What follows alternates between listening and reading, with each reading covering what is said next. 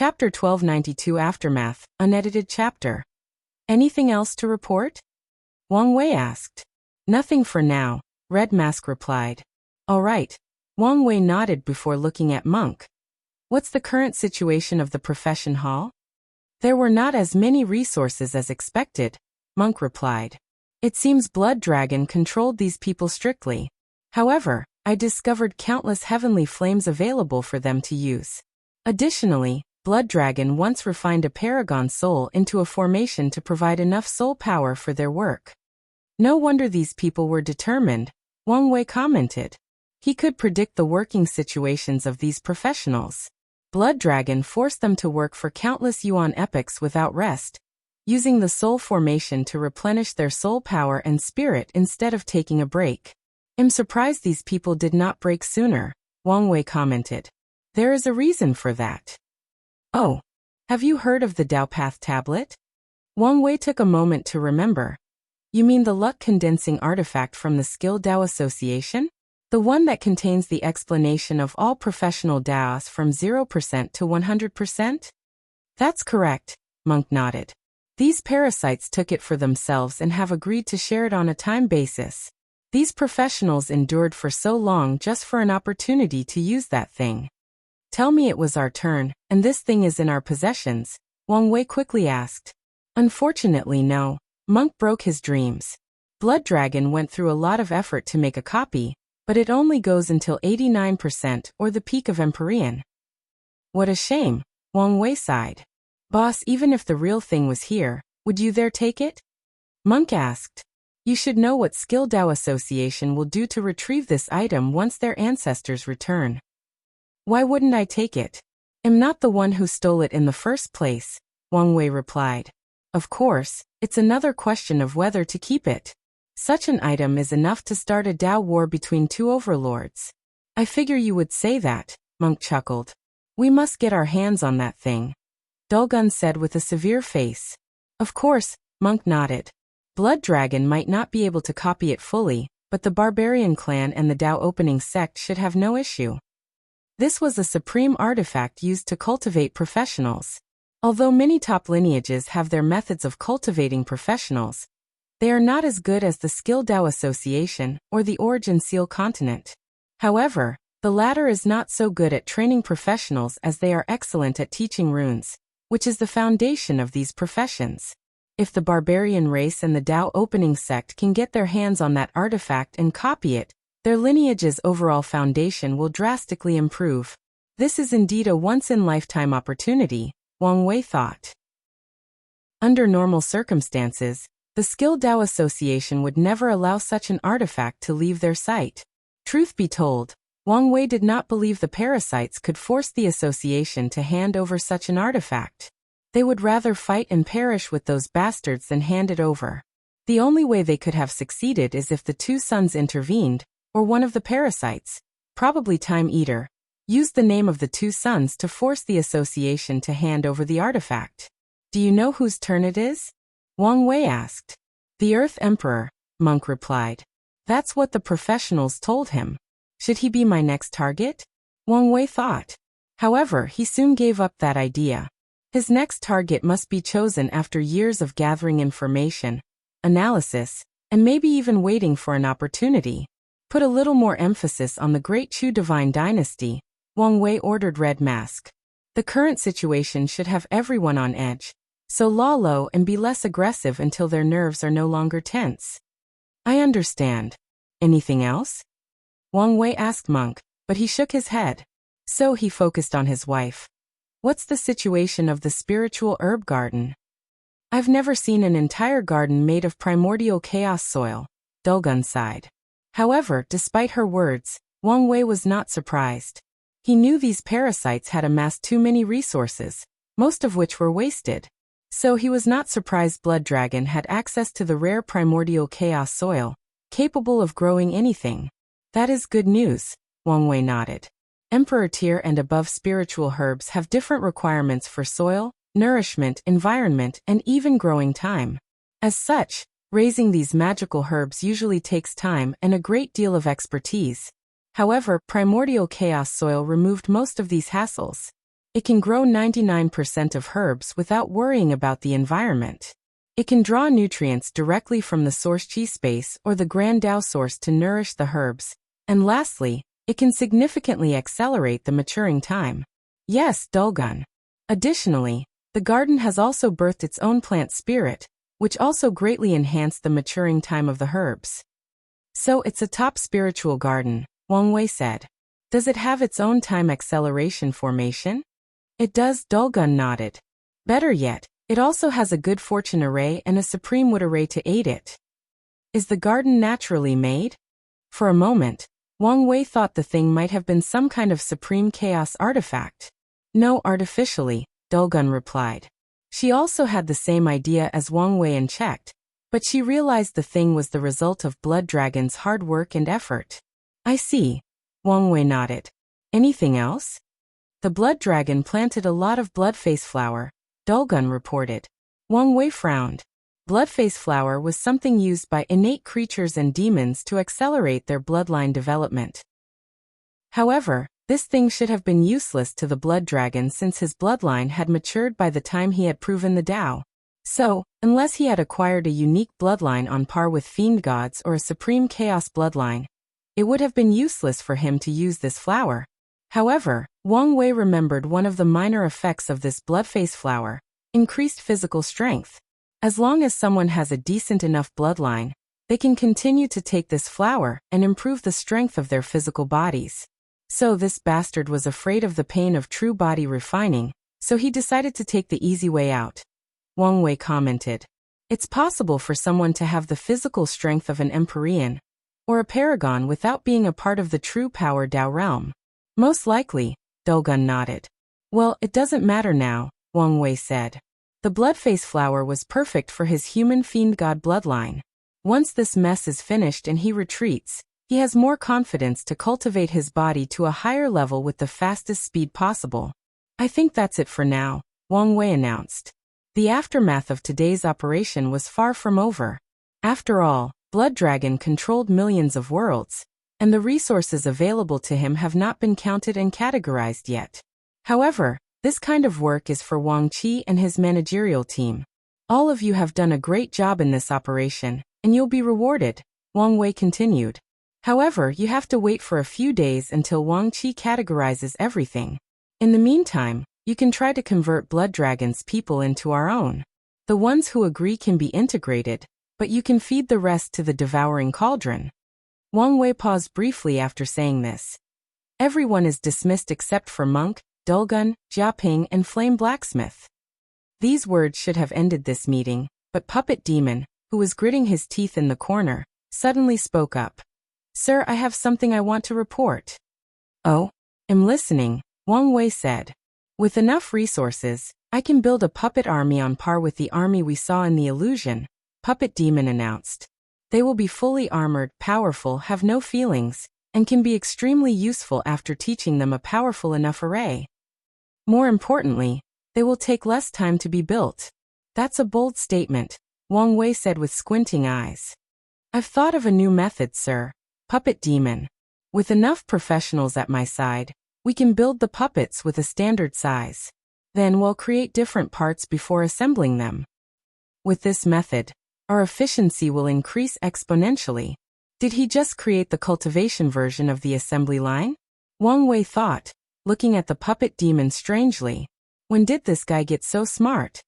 Wang Wei looked at him and realized what had happened. This guy felt the pressure.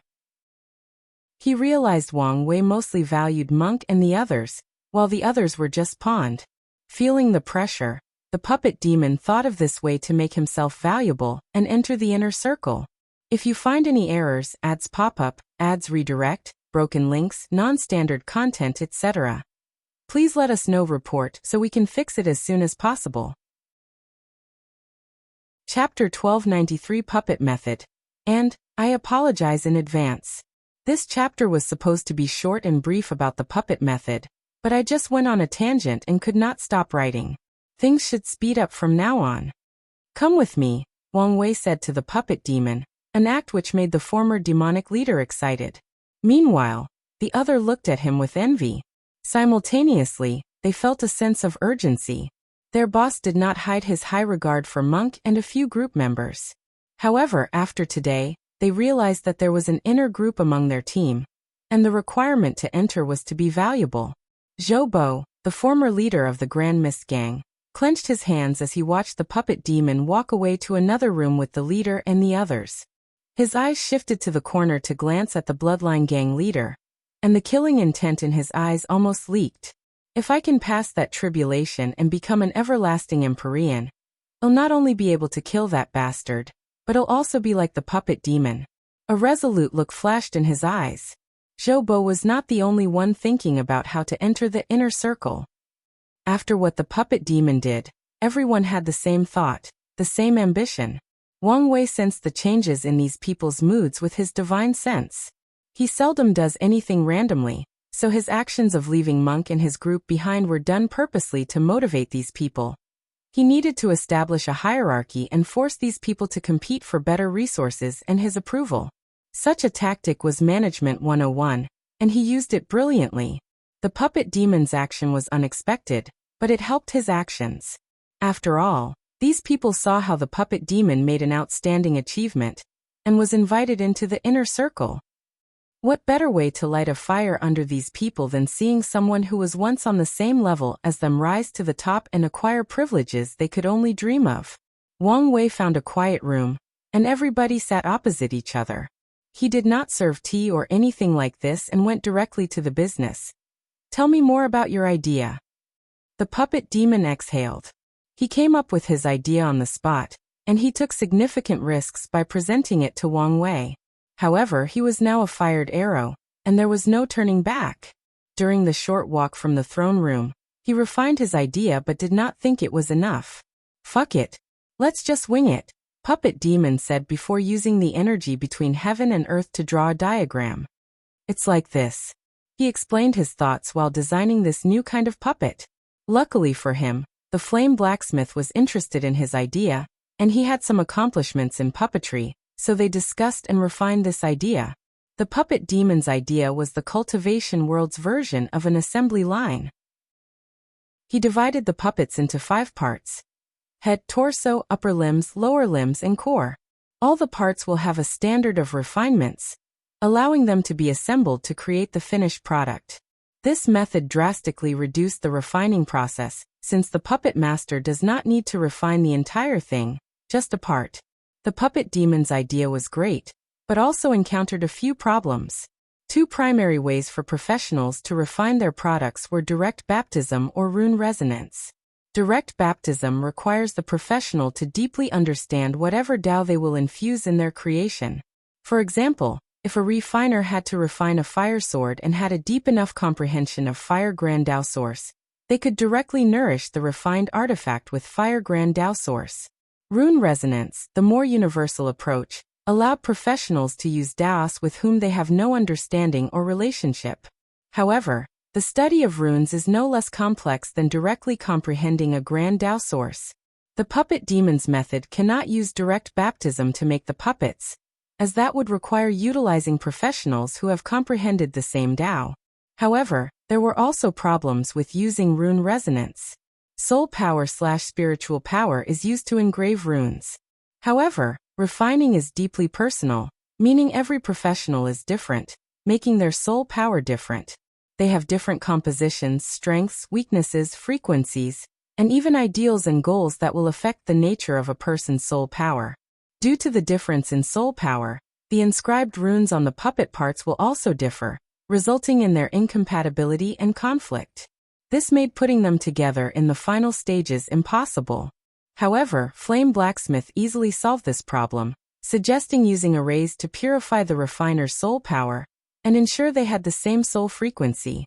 This problem was solved without an issue, but another arose, and it was in the same area of compatibility.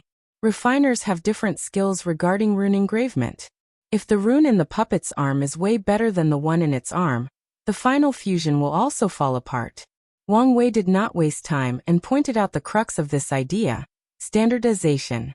Everything must be of the same standard. The puppet's body parts, the soul power used to engrave the runes, and the skill of the refiner. Only with this approach will they achieve their objectives of manufacturing these puppets at a record speed. Flame Blacksmith frowned after seeing the final result. This method can indeed drastically increase the speed of manufacturing puppets, but their strength will be average.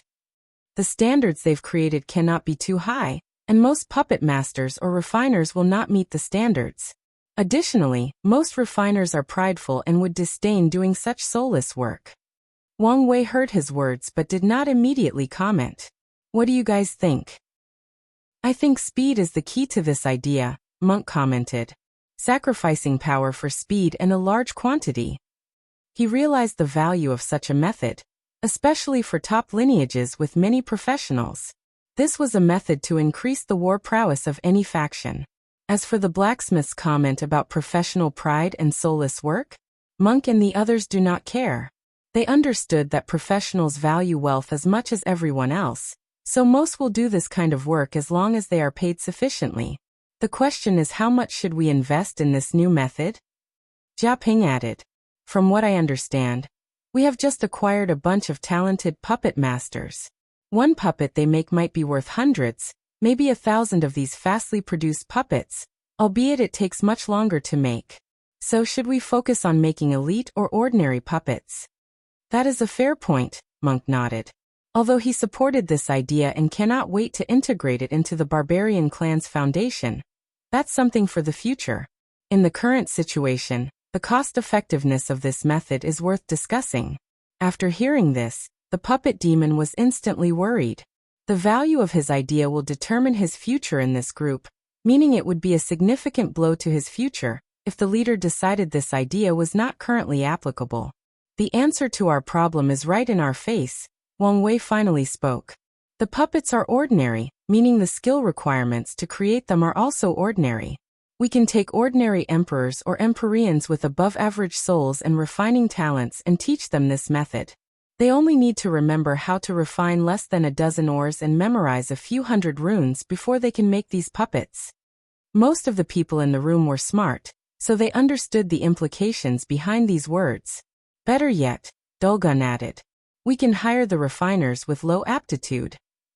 Many professionals in the world can only refine a few products, which takes too long, and their success rate is abysmal.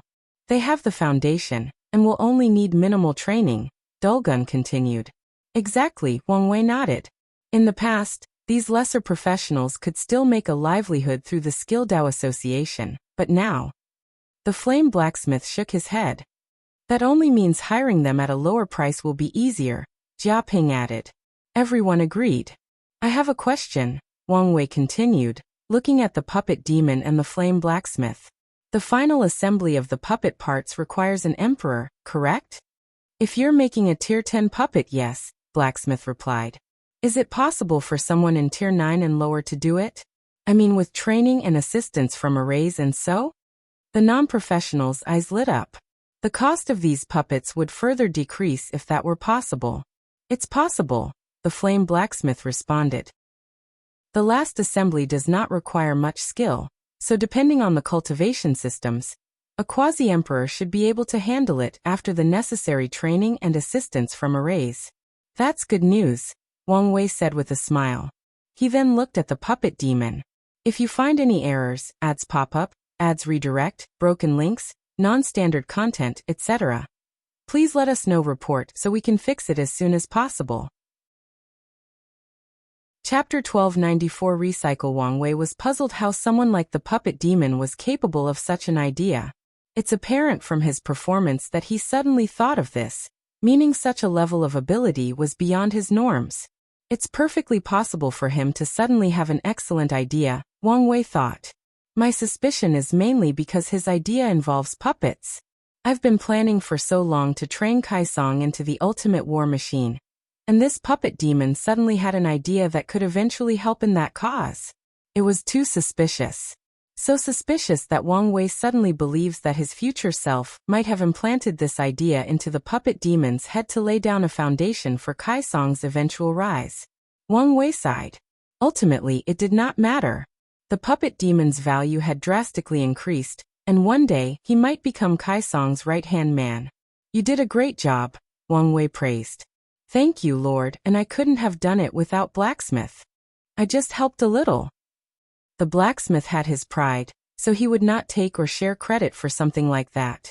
You'll be in charge of this operation, Wang Wei said, cutting them off. You'll have all the necessary resources, but you shouldn't neglect your training. I'll reward you with a few Tier 12 ores for you to make your puppet core. The puppet demon's eyes lit up. Building a Tier 12 core? Well, his skills were not enough for something like this. However, he could build the best Tier 11 core. And as long as he enters the next rank, his core will also evolve. Thank you for the reward, Lord. Wang Wei nodded. All of you have contributed greatly to this operation, so I'll also reward you. He gave them the longevity resources, along with the heavenly flame. Everyone thanked him. After all, who wouldn't want an extra life? However, the flame blacksmith had a hesitant look. Is something wrong? Wang Wei asked. I don't think I deserve such a high reward, flame blacksmith. Those were his genuine thoughts. He did not help much with the defensive arrays outside or the other arrays after they entered. It was Monk who killed everyone in their path and subdued all the resistances in the professional halls. As such, Flame Blacksmith felt he did not do anything to deserve such a reward. Just your help with Puppet Demon's idea is worth the reward, Wang Wei said. Plus, I have a mission for you. If you feel you haven't earned this reward, use this opportunity to compensate for it. Oh, you'll be in charge of these professionals, Wang Wei ordered. I need you to monitor their state while also creating an environment for them to feel a sense of belonging to our cause. Can you do it? I'll do my best, Flame Blacksmith nodded. That's all I ask for. Wang Wei nodded before summoning the sealed Shadow Clan, showing it to everyone. What an absolute waste of resources, Monk said. He figured out the same thing as Wang Wei, knowing the circumstances of giving birth to a Heavenwell Paragon. This should be a crime, Dulgun added. Jia Ping had a pained look on his face. Even at their prime, his dynasty might not have the resources to do something so atrocious. The puppet demon was confused but kept calm as if he knew what was happening. Meanwhile, the flame blacksmith shook his head and said, I thought Heavenwell pills were already the most wasteful things in the world, but this is another level. The alchemists of the Eternal Ascension world have explored using Heavenwells to make pills. The most famous was the Pure Source pill, which can allow a great emperor to instantly increase their cultivation by 20% without any side effects. Although this pill is only helpful for people with cultivation below 50%, it is indeed precious. However, this pill requires a minimum of 10,000 Heavenwells and an Empyrean alchemist. No sect or faction is willing to waste the potential birth of 10,000 great emperors to help one great emperor drastically increase their cultivation, so this pill rarely happens. As for its counterparts for Empyreans and Paragons, the former exists, but the latter is only a rumor. I had the same reaction. Wang Wei sighed before focusing on Dulgun. Is there a way you could recycle some of Heavenwells from the truth? Wang Wei had a few methods he could try, but based on his calculations, the final result would be abysmal. He could probably only recuperate less than 100 Heavenwells. He was unsatisfied with this number. Our clan has a ceremony that can reverse cause and effect. Dulgun replied after mulling it over briefly. The ceremony should be able to recycle 10% of the Heavenwell used. Wang Wei pondered. This number looked small but exponentially higher than his measly 100. But of course Wang Wei wanted more. Could it be higher?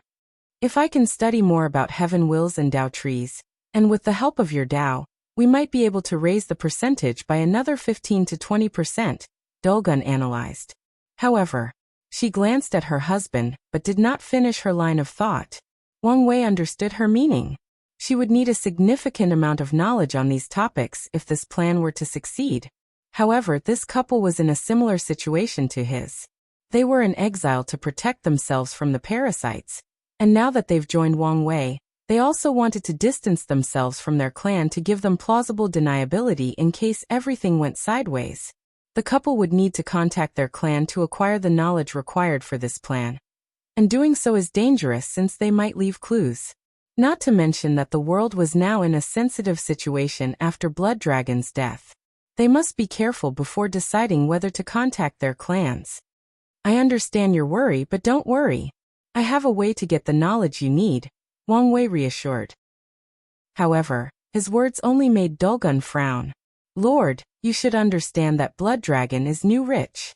Even if he had studied heaven's wills, his accumulation is nothing compared to our lineages.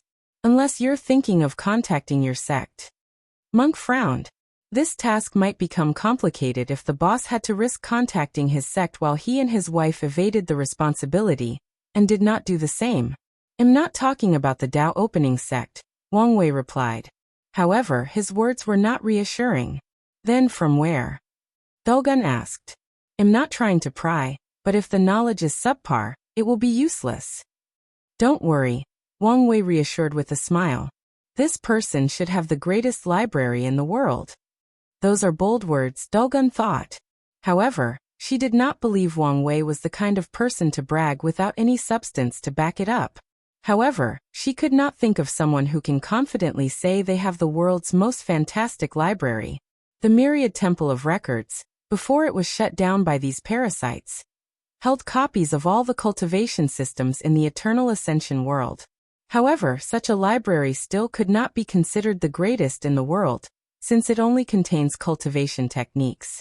Most top lineages will have a much grander library than the temple. Dulgun shook her head. Since she could not think of it, there was no point in overthinking. She had to believe in Wang Wei's words. Then it's settled, Wang Wei said as he handed her the seal. He did not mind their skepticism. However, he was not bragging. His future wife's Dao involved knowledge, so he does not doubt she has the most fabulous library in the world. Just thinking about it made him excited. Well, that's it for now, Wang Wei said to the team. There was nothing else for them, so he dismissed everybody. However, he also warned them not to let this victory get into their heads since they had a long way to go. Especially since this victory resulted from someone else's work. He also warned them to use the resources available to increase their strength as much as possible. Wang Wei already predicted that supreme unity is about to move, and a significant storm is about to envelop the world. Their team was powerful but far from enough to ensure everyone's safety in the upcoming chaos. Everybody left, but Monk stayed. Is everything all right? Wang Wei asked. Yes, Monk nodded. I have a technique that I want your opinion on. Monk condensed a talisman that flew into Wang Wei's hands. With a cursory glance, Wang Wei could tell this was a technique to enter the battle taboo realm. He expected this since he noticed Monk was slightly obsessed with Jiaping's talent classification. Wang Wei read the entire thing. The technique was a prototype and needed to be perfected, but the overall outline and purpose were already created. However, once he finished, his first words were, "Were you trying to kill yourself?" If you find any errors, ads pop up, ads redirect, broken links, non-standard content, etc., please let us know report so we can fix it as soon as possible. Chapter 1295 First Meeting. Monk was not surprised by these words. He wanted to enter the battle taboo realm, and since that involved achieving Paragon strength, he thought of using his clone ability. He would use countless resources to condense a Paragon tier clone before condensing it into a giant heart to absorb. The idea is sound and foolproof. The giant heart should push Monk's strength to the level of Paragon. However, after creating this technique, he realized his method was wrong. The final result of fusing with that heart will be his death through explosion. His body cannot bear the power/energy of that heart. He would need to open the gate of flesh to bear its power, but doing so would contradict his desire to enter the battle taboo realm. So, what do you think? Monk asked. You're missing the crux of entering the battle realm, Wang Wei said, thinking how to explain his thoughts best. From the Emperor to the Paragon realm, a cultivator will experience 3 extreme life transitions, each more potent than the other. The difference between the second Empyrean and third transition, Paragon, is exceptionally vast, and the process of entering the battle taboo realm is an attempt for a second transition life form to have the strength of a third transition life form. The process does not involve absorbing power or energy from the third transition, but expanding the container of the second transition life form without experiencing the third transition. Expand the container? Monk muttered. But how to expand it? Simply training the body or the soul won't do much since those have limits. He paused as he suddenly thought of something. It seems you've figured it out, Wang Wei said. Existence. Exactly, Wang Wei nodded.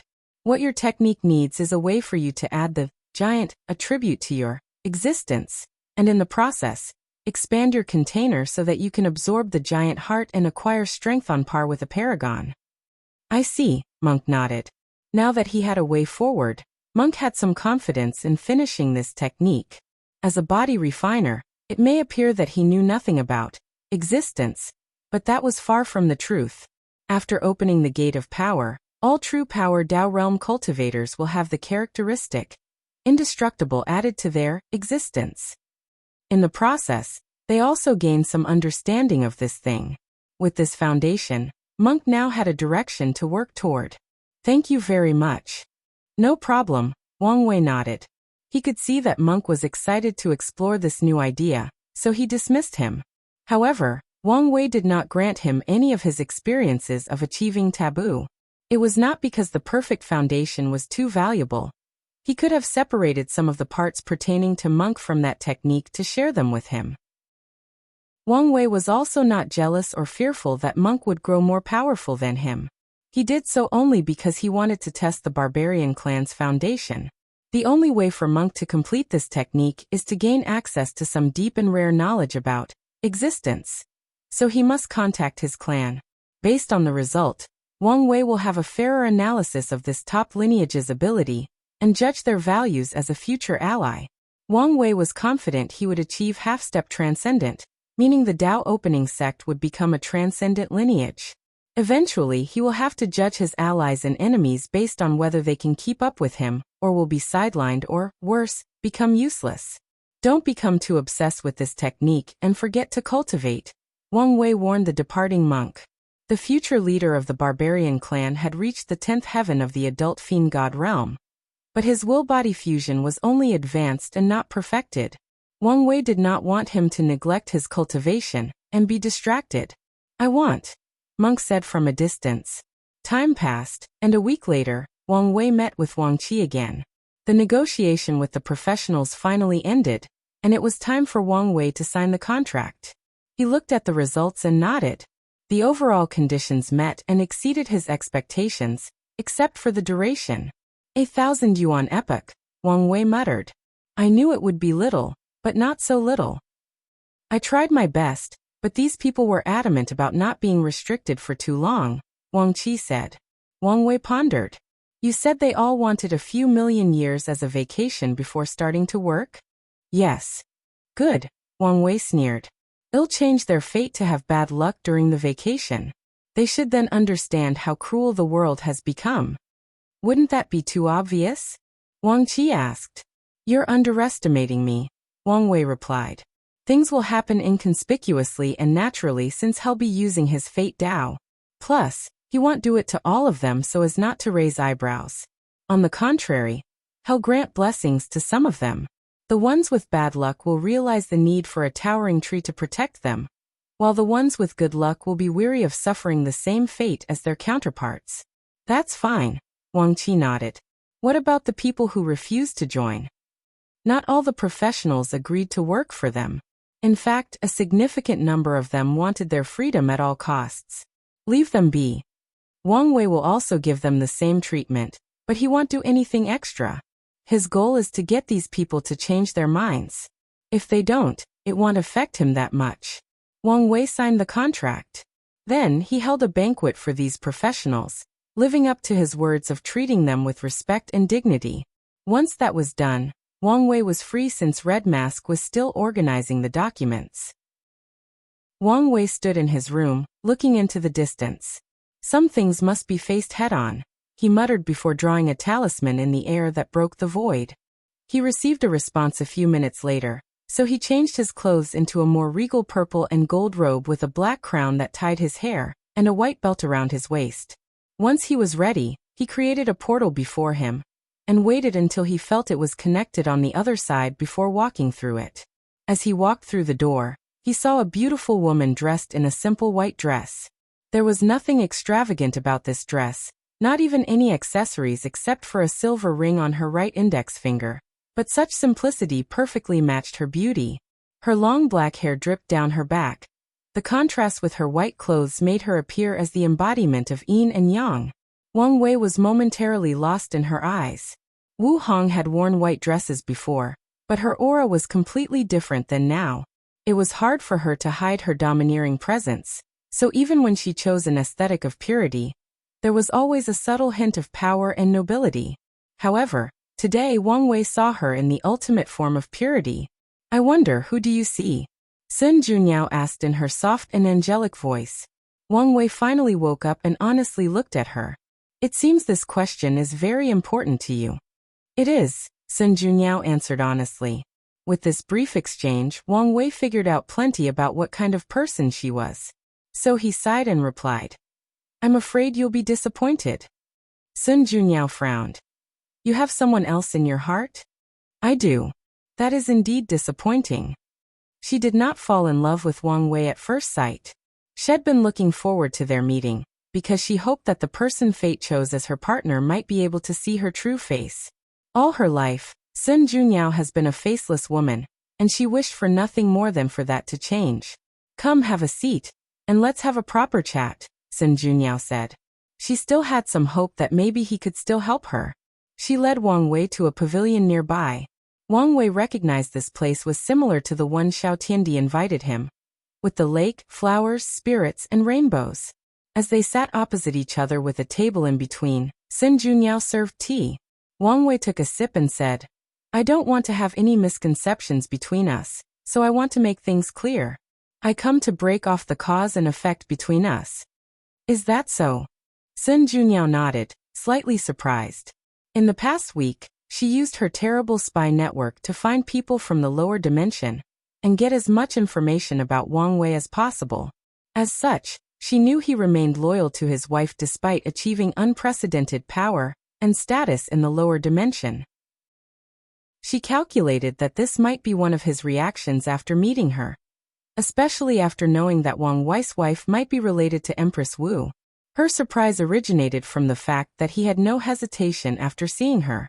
"If you find any errors, ads pop up, ads redirect, broken links, non-standard content, etc., please let us know report so we can fix it as soon as possible." Chapter 1296 Perfect Match. "I appreciate your frankness," Sun Junyao answered. Cultivators on her level have a different perspective about fated love. Some embrace it, some are indifferent, and others find it disgusting. Sun Junyao was in the indifferent category. She only had expectations for Wang Wei because she thought he might be able to help with her situation. Wang Wei secretly sighed in relief. What he feared the most was she made a big deal out of this. He checked the fate connection between them, and as expected, he discovered it was not as unbreakable as before. But it seems this is not enough to cut it off completely, Wang Wei analyzed.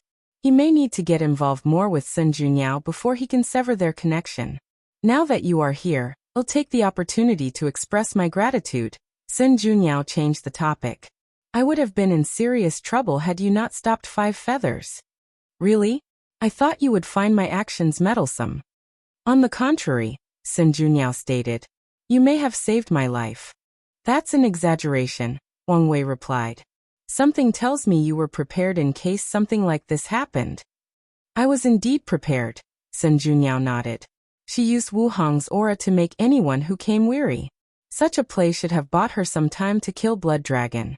However, if that did not work, Sun Junyao was prepared to use her palace, a supreme chaos treasure, to resist and even run away into the source chi space. "However, after seeing your battle, I realized how much I underestimated the power of a paragon," Sun Junyao added. She briefly observed their battle after killing Blood Dragon, and she was appalled by their display of strength. Additionally, she checked the aftermath after leaving the Dragon Palace. As such, Sun Junyao understood how difficult it would have been to fight off 5 feathers, especially if she were distracted trying to finish Blood Dragon as soon as possible. She could not tell the final outcome without Wang Wei's presence, but she knew the chances of things going sideways for her and the people of the palace were pretty high. "I accept your gratitude," Wang Wei nodded. "While on this topic, can I ask whether you've discovered Blood Dragon's Tao imprint?" "I have," Sun Junyao nodded. "Why are you asking?"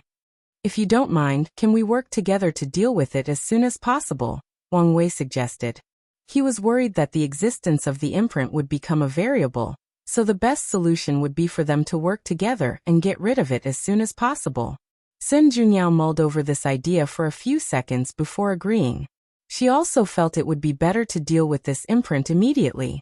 The last thing anyone in the world wanted would be for that stupid dragon to revive himself. She waved her hand to summon the Grand Dao Source, directing Wang Wei to a seal area with a unique rune. How do you want to do this? Sun Junyao asked. I have no experience dealing with a paragon's imprint, so let's just attack with all our strength and respond as things change, Wang Wei suggested.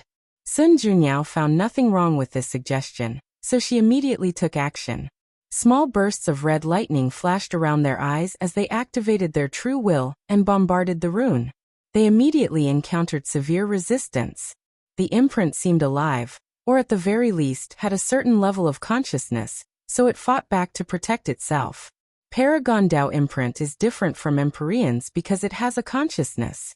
Unlike Empyreans who have to order their imprints to hide before their death, Paragon imprints will act on instinct and do it without instruction. However, such ability is the most basic of abilities. The Dao imprint is how regular paragons ensure their survival, so it became imperative that they developed ways to protect it. As such, there are plenty of Dao imprint techniques, including creating false Dao imprints to lure the enemy away, the imprint developing hiding and battle instincts, and even the ability of an imprint to attach itself to other lesser ones to camouflage and hide itself. Sun Junyo's way of getting the Blood Dragon's Dao imprints saved them a lot of trouble. Otherwise, it would have been a struggle for them to search for that imprint.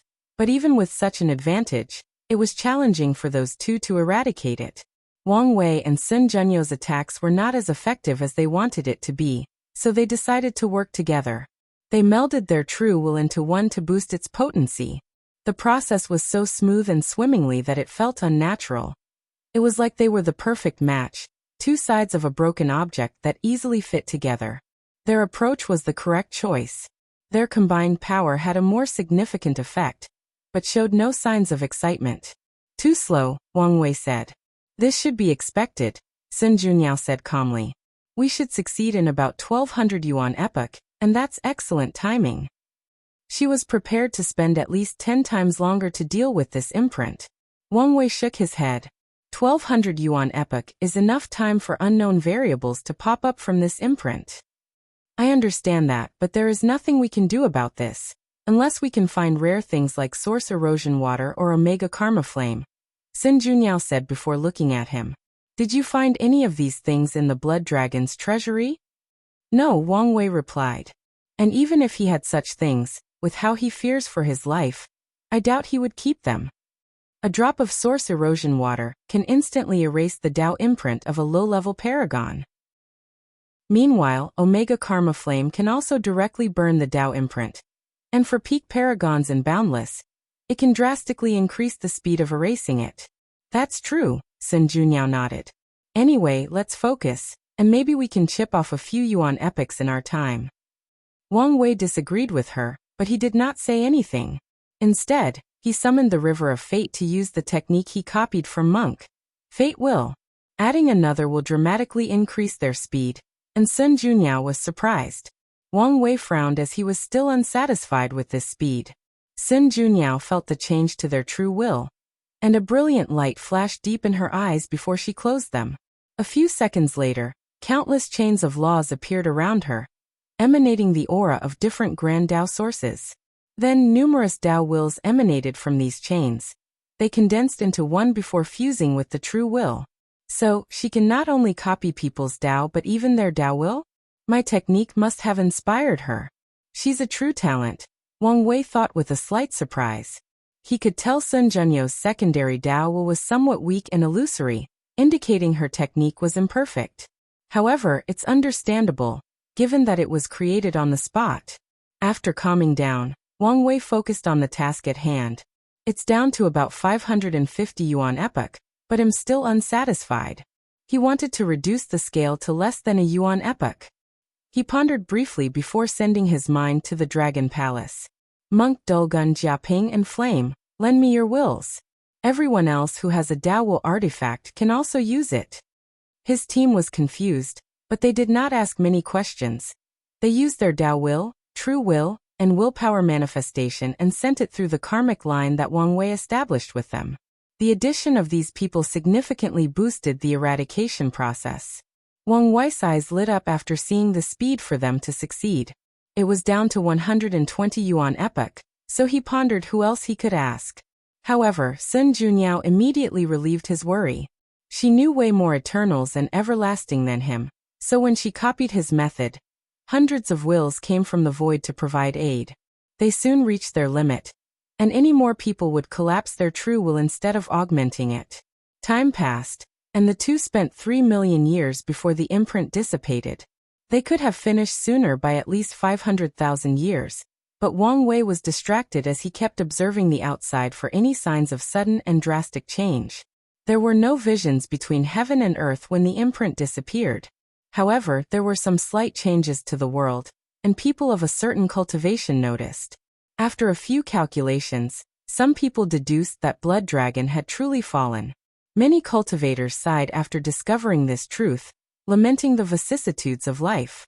Mortals pursue immortality, while immortals strive for eternity. However, even noble beings like boundless paragons have not achieved true eternity. So, what chances do they have? If you find any errors, ads pop up, ads redirect, broken links, non-standard content, etc., please let us know. Report so we can fix it as soon as possible. Chapter 1297 Deepening Karma. This was quite the experience, wasn't it? Sun Junyao sighed, her body relaxing as the tension dissipated. This experience was unique, not only because it was her first time attacking a Paragon's Dao imprint, but because of Wang Wei's presence. They were perfectly in sync, like two peas from the same pod. Sun Junyao understood why he was her fated lover, or maybe they fit so well because of that. Of course, her perfect harmony with Wang Wei was not the most memorable aspect of this experience. In the past 3 million years, she has made rapid progress regarding the application of true wills, and her understanding of Dao imprints reached a higher level. This experience will drastically reduce the time she needs to adapt to battles at the Paragon level.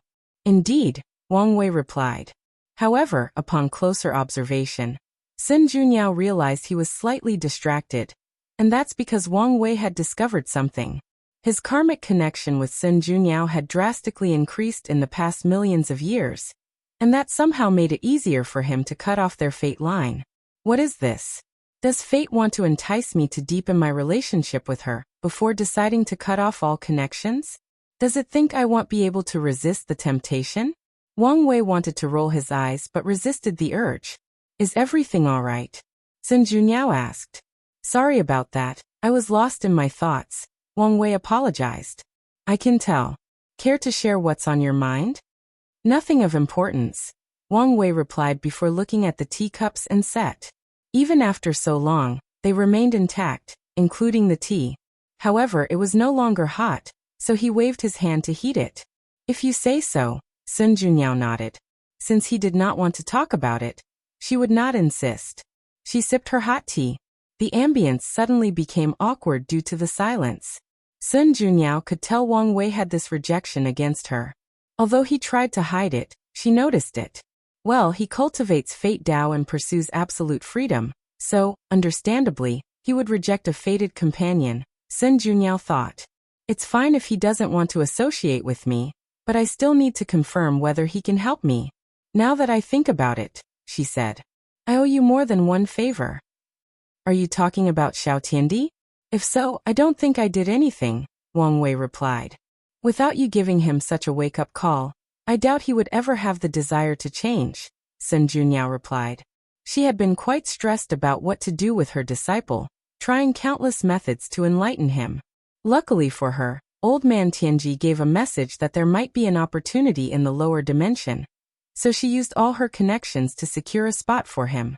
Maybe you're right, Wang Wei nodded. Sun Junyao frowned at his response. You seem guarded, she said. This is unlike you. And you presume to know me? No, but I know enough to know this is not how you normally behave, Sun Junyao responded calmly. Her words made Wang Wei ponder. She's right. There is no point in being reserved or alienating her. I don't need to be influenced by the events of my alternate self, nor care about what fate is planning, and I especially do not need to worry about how Wu Hong would feel based on my relationship with her. In fact, I should act above board instead of being suspicious. My apology, Wang Wei said. It seems I've been overthinking a lot. I understand. After all, overthinking is one of the few foibles of the wise, Su Junyao. How about we play one civilization chess match? It's a great way to appease the mood and get to know each other. Good idea.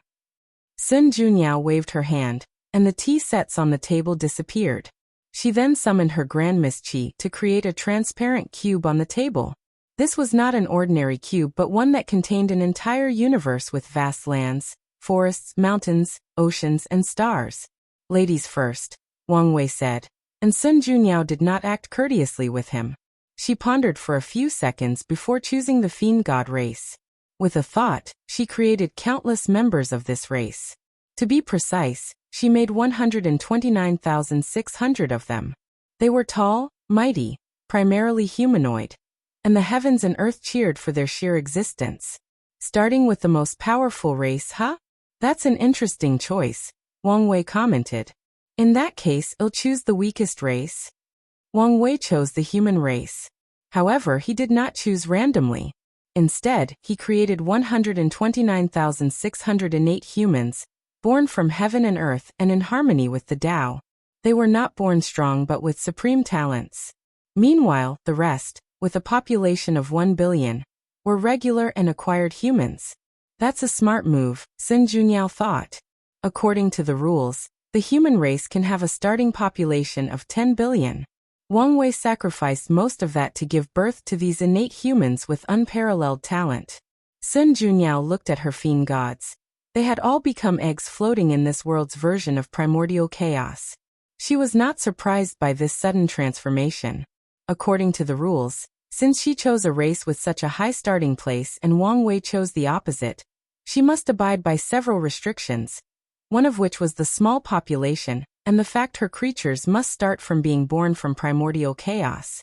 She looked at one of the eggs, who was technically the first creature ever born in this world. Sun Junyao's next move was based on that.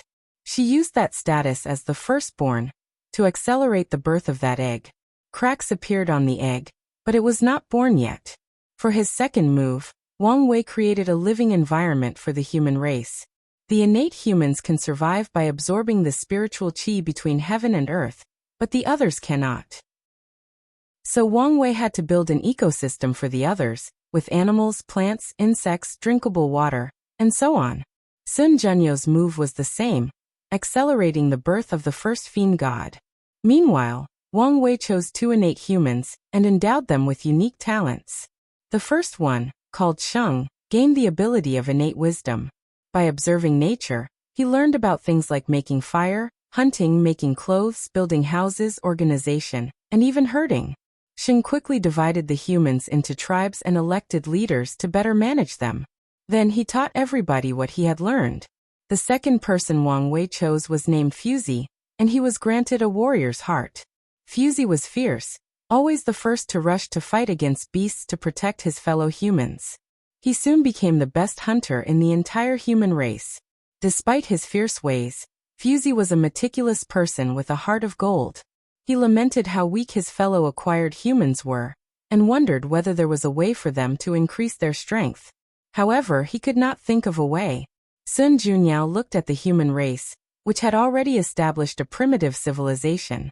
As she glanced at Fuzi, he predicted what Wang Wei's next move was, and thus became a little worried. So for her next move, she sacrificed some of his luck to ensure Pan, the first fiend god, would be born early. Such an act ruined Pan's origin and lessened his talent, but she would make it up to him later. Wang Wei already had a plan, so all he needed to do was execute it. So one day, while hunting, Fuzi found 2 tigers fighting over a spiritual herb. As he observed them, he suddenly entered a trance in which his mind had absolute clarity. He saw every minute detail of the tiger's muscles, breathing, how they exert force and even the fierceness of their spirit. Without realizing it, Fusey started mimicking the tiger's breathing and movements. At first he looked stupid, but with each passing second he mimicked these movements before changing them to fit the human physique without losing the effect. Boom!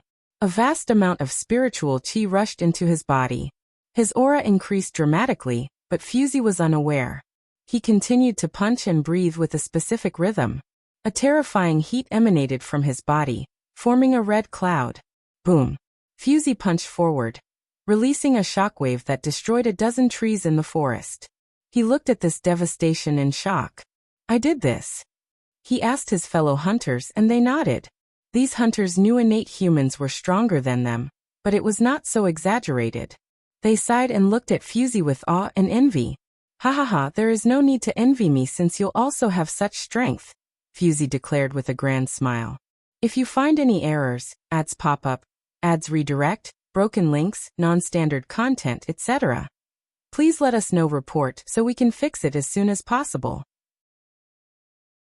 Chapter 1298 Civilization Chess, unedited chapter. Fusey returned home with a wide grin. He could not wait to share his new technique with everyone in the tribe. From now on, his fellow humans no longer have to worry about dying while hunting. They can now truly rule over this land. Unfortunately for him, reality slapped him in the face. Sheng vehemently disagreed with popularizing this method to everyone in the race. He used his golden tongue to explain to Fusey all the disadvantages of everyone having such power. Moreover, the other elders agreed with him, so Fusey had to shelve his idea. Finally, the Human Elder Council agreed that this method would only be shared with a few members of each tribe, and there would be strict rules on whom to pass it on. So from now on, a new social class of warrior with high status appeared in the human race. Although Fusey was angry, there was nothing he could do about it. After all, the human race did not belong to him alone. So he chose to redirect his frustration to this new method. He wanted to perfect it and maybe even find a way to acquire even more strength. Sun Junyao calmly looked at the changes in the human race. So he chose the martial art path? That makes sense, given how universal this system is. Martial art is a renowned power system of the human race throughout all heaven's myriad world. In many chaos worlds, the human race's rise to power starts with martial arts. They imitate beasts and the powerful creatures around them to eliminate their innate weakness. Sun Junyao focused on her race. For her turn, she changed the world's flora, giving birth to countless spiritual ores and herbs with different effects. Amongst these new creations is the transformation lotus flower, whose purpose is to accelerate the birth of innate creatures. Wang Wei was not surprised by this move. This is the regular operation of civilization chess, when people choose powerful races from the beginning. Sun Junyo's move was decent since she was preparing for the birth of her races instead of forcing them to be born early. He focused on his humans. The human race is currently the most powerful in the chaos universe. But why is that? Could it be because they are a race born with the highest understanding of all races? That's only a part of it. Another primary reason is the human spirit. Humans always believe they can conquer nature, so no matter the situation, humans will fight and rise to the occasion. They will sublimate themselves during moments of despair, allowing their races to overcome all kinds of catastrophes and obstacles. Wang Wei already has a path to guarantee the rise of the human race, so why would he not use it? In this chess world, one of the many animals he previously created suddenly became enlightened and gained wisdom. It absorbed the spiritual chi of heaven and earth to increase its strength rapidly. The creature, previously a regular tiger, was now a demon. The tiger called itself the demon race and started to gather other animals, awaken their wisdom, and conquer them. Suddenly, the human race had another competitor in this world. Using blood and war to train the human race? This approach is cruel but effective, Sun Junyao thought. For a brief moment, she considered sending Pan to the human race area to eliminate them. However, Sun Junyao knew this was an unwise move since, with Pan's current strength, it would take him more than 10,000 years to reach his destination. By then, who knows how powerful the human race will be. Instead, Sun Junyao influenced Pan to leave his birth area and explore this new world. She activated his luck, and as expected, the first fiend god discovered countless rare spiritual herbs, especially the transformation lotus. Meanwhile, the human race continued to develop. Wuxia continued to build his training method, giving birth to warriors with divine abilities like controlling flames or flying in the sky. However, internal problems manifested in the human race due to the lack of an enemy. The primary cause is the inequality between warriors and ordinary people, especially the strict control of training methods. Sheng started a plan of separation, expansion, and merit to deal with the situation. The warriors became nobles of the human race and lived in the inner area. Regular people lived in the middle, while pioneers lived in the outer region. Pioneers' job was to explore areas outside the human race's domain and create new tribes. The pioneers were given basic training methods, and if they had sufficient accomplishments, they could gain access to real training methods and become nobles. Sun Junyao looked at the human situation. She could tell with a glance the flaw of this pioneer system. It can take a few generations of development before a pioneer has enough achievements to receive the training method and become a noble. Most pioneers did not live long to see that day, so they relied on their descendants to fulfill their wishes. Normally, such a flawed system could be exploited. She only needs to influence someone in the human race to rise and cause internal problems. However, she saw that Wang Wei was already prepared to fix this flaw. He is methodical and thinks hundreds of steps ahead, Sun Junyao analyzed. The moment I chose Fiend God as my starting race, he had a plan to maximize the rules and restrictions placed on me. I should have taken this game more seriously. She understood that her chances of winning were not looking good with how the human race was developing. However, she would not give up so easily. After all, the game had just started. Although she was having a bad start, it didn't mean it was over. Instead, Sun Junyao influenced Pan to leave his birth area and explore this new world. She activated his luck, and as expected, the first fiend god discovered countless rare spiritual herbs, especially the transformation lotus. Pan returned to his birthplace and started to help his fellow fiend gods transform and appear in the world. Meanwhile, with the expansion, the human race finally reached the demon race area. As expected, a massive war immediately started between these two races. The human race was immediately overwhelmed by the horde of demons rushing into their territories. The situation escalated further when the demon race realized that eating humans could increase their souls and intelligence.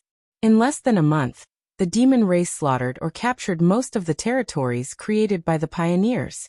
The nobles in the central area gathered to discuss this war, and they soon realized the horror they were about to face. The demon race had much superiority over them. First, there is the advantage of population. There are too many animals compared to humans, and most animals will come to adulthood in a few months to a few years, while humans have to wait 15 to 18 years. Secondly, the demon race had its own racial advantages. They were not as intelligent or wise as humans, making their comprehension lower. However, they had a powerful body, especially after being nourished by spiritual qi, and they were more sensitive to energy than humans, meaning it was easier for them to get started in the path of cultivation. The third and most important advantage of the demon race was their emperor's generosity. The demon emperor did not have as much of a reservation about spreading his qi-absorbing method to his kind. Although he kept a backhand to ensure his supremacy, he was still way more generous than the human race, resulting in a situation where the number of demons outmatched human warriors by a considerable amount. Such a revelation almost resulted in the clash of the human race's two titans, Sheng and Wuxia. The latter was furious that the former stopped him from making the training more widespread hundreds of years ago. Otherwise, the human race would not be in such a precarious situation. Sheng knew he did nothing wrong. If that method were not adequately controlled, the human race would be in a state where countless tribes fought with each other after everybody acquired such powerful strength. However, he knew this was not the time for an internal fight, so he admitted his fault and asked Wuxia to focus on the current situation. The two then agreed that a great change was needed to survive this catastrophe. Firstly, the training method would become available to every pioneer while they chose people with excellent talent to cultivate in the middle area. Such a tactic can be considered recompensation for the pioneers while also motivating people in the middle area to become pioneers and participate in the war. The second change they decided on was to mobilize 90% of the nobles and move them to the frontier to stop the demon race's advancements. Unfortunately for these two, their decisions received immediate resistance. The nobles were fine with spreading the training method to the pioneers since they needed people to fight this war, but they insisted that the best training methods should be kept for themselves. They also disagreed with training anyone from the middle area. If these people wanted power, they could only go to the frontier. As for their mobilization to participate in this war, they refused. They were nobles and not just because of their strength. Many were innate humans or descendants of them, so how could they put themselves in danger? After living such a long life of pleasure and luxury, these people were not warriors but people with strength. The situation was tense, and the human race was about to collapse internally. However, something happened that none of these nobles anticipated. The two titans became ruthless and slaughtered anyone who resisted the two orders. It did not matter who it was, even their fellow innate humans. They killed anyone who resisted. Wuxia was, without a doubt, the strongest warrior of the human race. Meanwhile, Sheng was in the top 10 in terms of strength and held the most political power. With these two working together, the nobles had no choice but to obey and head for the frontier. If you find any errors, ads pop up, ads redirect, broken links, non-standard content, etc., please let us know report so we can fix it as soon as possible. Chapter 1299 Terrifying Woman, unedited chapter. After the human nobles finally responded and fought against the demon race, a tragedy of blood and sacrifices occurred. The demon race was brutal by nature, and even with the demon emperor's suppression, these animals spent all their lives following the cruel laws of nature. All the powerful demons reached their position by killing each other, so how could these lazy and entitled nobles be a match for them? In the first 6 months of this battle, 90% of the nobles died at the hands of the demon race. One of the most tragic causes was the innate humans. Wang Wei created 129,600 of them, and in the current era, about 110,000 of them still survive. However, in the past 6 months, only 18,000 innate humans survived. The human race bled in this war. However, with this tragedy comes strength and stability. The surviving nobles and pioneers became the pillars of the human race. Through war, bloodshed, and the spirit of sacrifice, these people became unparalleled warriors and the backbone of their races. After this baptism of war, the human race changed. They knew they were not the highest predators they once believed to be, and strived to do whatever was necessary to survive and establish themselves at the top of the pyramid. Wuxia, their most powerful warrior, truly matured after the 6th month. He always had a heart of gold, so seeing his fellow humans suffer so tragically affected him the most. He wanted to become powerful and end this war, but he soon discovered that one man could not win this war. He made a breakthrough in the 3rd month of this fight and slaughtered everywhere. However, the demon races sent 2 of their 10 demon kings, and they were equal to Wuxia in terms of realm and strength. At that point, the human race despaired, especially after knowing the demon race was even more powerful. Luckily, Wuxia proved worthy of the title martial ancestor. After several months of fighting and learning, he killed one of the demon kings and severely injured the other. While the human race was sublimating through war, the fiend gods were leaving their cocoons one after another. Sun Junyao felt relieved that she finally had made the crucial first step in developing her race. For her turn, she created a secret realm before luring Pan and many of the clan's elders into it. The secret realm contained an inheritance, and after experiencing it, Pan finally made up for his lack of origin, and the other members sublimated their cultivation. However, this was not the primary goal of this move. A gray and dull table stood at the center of this secret realm, and after the fiend god reached it, they saw a vision of a race calling themselves the Chaos Demon Gods. They saw the rise and fall of this powerful race. At their pinnacle, the current fiend god paled compared to the Chaos Demon Gods. The fiend gods were born noble and they knew it. However, their noble birth also paled compared to the Chaos Demon Gods.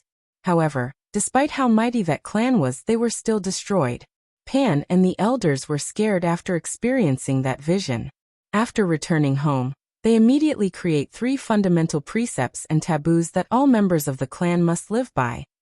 There is always a sky beyond the sky. It's taboo to think you're the best. We are born noble, but that does not mean you can rely on your status to live a comfortable life. Laziness and complacency are the second taboo. Never underestimate anyone. All races, no matter how weak, have the potential to reach the top of heaven and earth. Underestimating any race due to their birth is the third taboo. Pan and the elders felt the chaos demon god's fate was a warning from heaven of what would happen to their clan. So they used these precepts as the foundation of their rise and prosperity. From that on, there is no such thing as a fiend god that relies on its bloodline to grow slowly. From birth, everyone must experience a strict training regimen to ensure their full potential is developed. She knows about the chaos demon god? Wang Wei thought.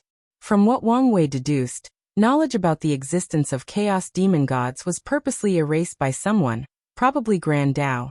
The fact that there is any news information whatsoever is a testament to how powerful the chaos demon gods were. However, only a few top paragons will know of their existence, and cannot even share it with people of lower cultivation realms or strengths. How deep is this woman's spy intelligence? Wang Wei wondered. He was amazed. Compared to her, his fate shadow guard. He shook his head not to think about it.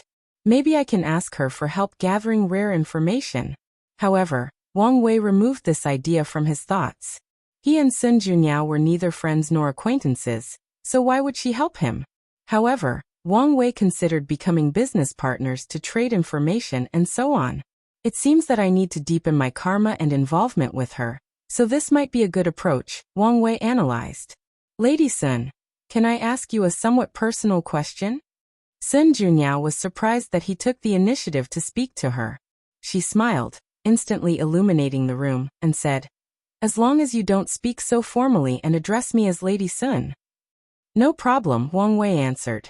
Since he wanted to do business with her, it was no problem to become familiar with her. Maybe they can even become acquaintances and eventually friends. How good is your information network? Wang Wei asked. That is an interesting question, Sun Junyao muttered. How to answer this? It's probably the best in the world. Oh, Wang Wei was intrigued by her confidence. I know it sounds like I'm bragging, but it's the truth, she explained. And despite having this position, it doesn't mean I deserve it. Can you elaborate? Wang Wei asked. At the beginning of this era, the overlords and top lineages were forced to close up their mountains, and their intelligence network had to be suspended. To be precise, they could not operate efficiently under the light. I used this opportunity to rise. More importantly, I made a bargain with them. Regarding their network, Wang Wei asked, thinking of something incredible. That's right, Sun Junyao nodded. It was easier for me to act openly and in the shadow than them, so I became the intermediary for their networks, allowing them to bypass the blockade of the moons and suns. When you say them, how many are we talking about? About 80%. Wang Wei took a deep breath. He did not expect her to be such a terrifying woman. What does it mean to be the intelligence distributor to 80% of all the top lineages of the world? This means there is little that Sun Junyao wishes to know that she cannot.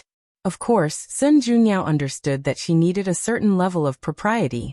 If she started to delve into the secrets of these factions, not only would their cooperation stop, but they would do everything possible to eliminate her. What's with that look? Sun Junyao asked. I'm reconsidering whether I made the right choice, Wang Wei replied seriously. I only need to sacrifice my dignity and body, and I will have the most beautiful woman in the world and such an intelligent network. No matter how you look at it, I'm not losing in this situation.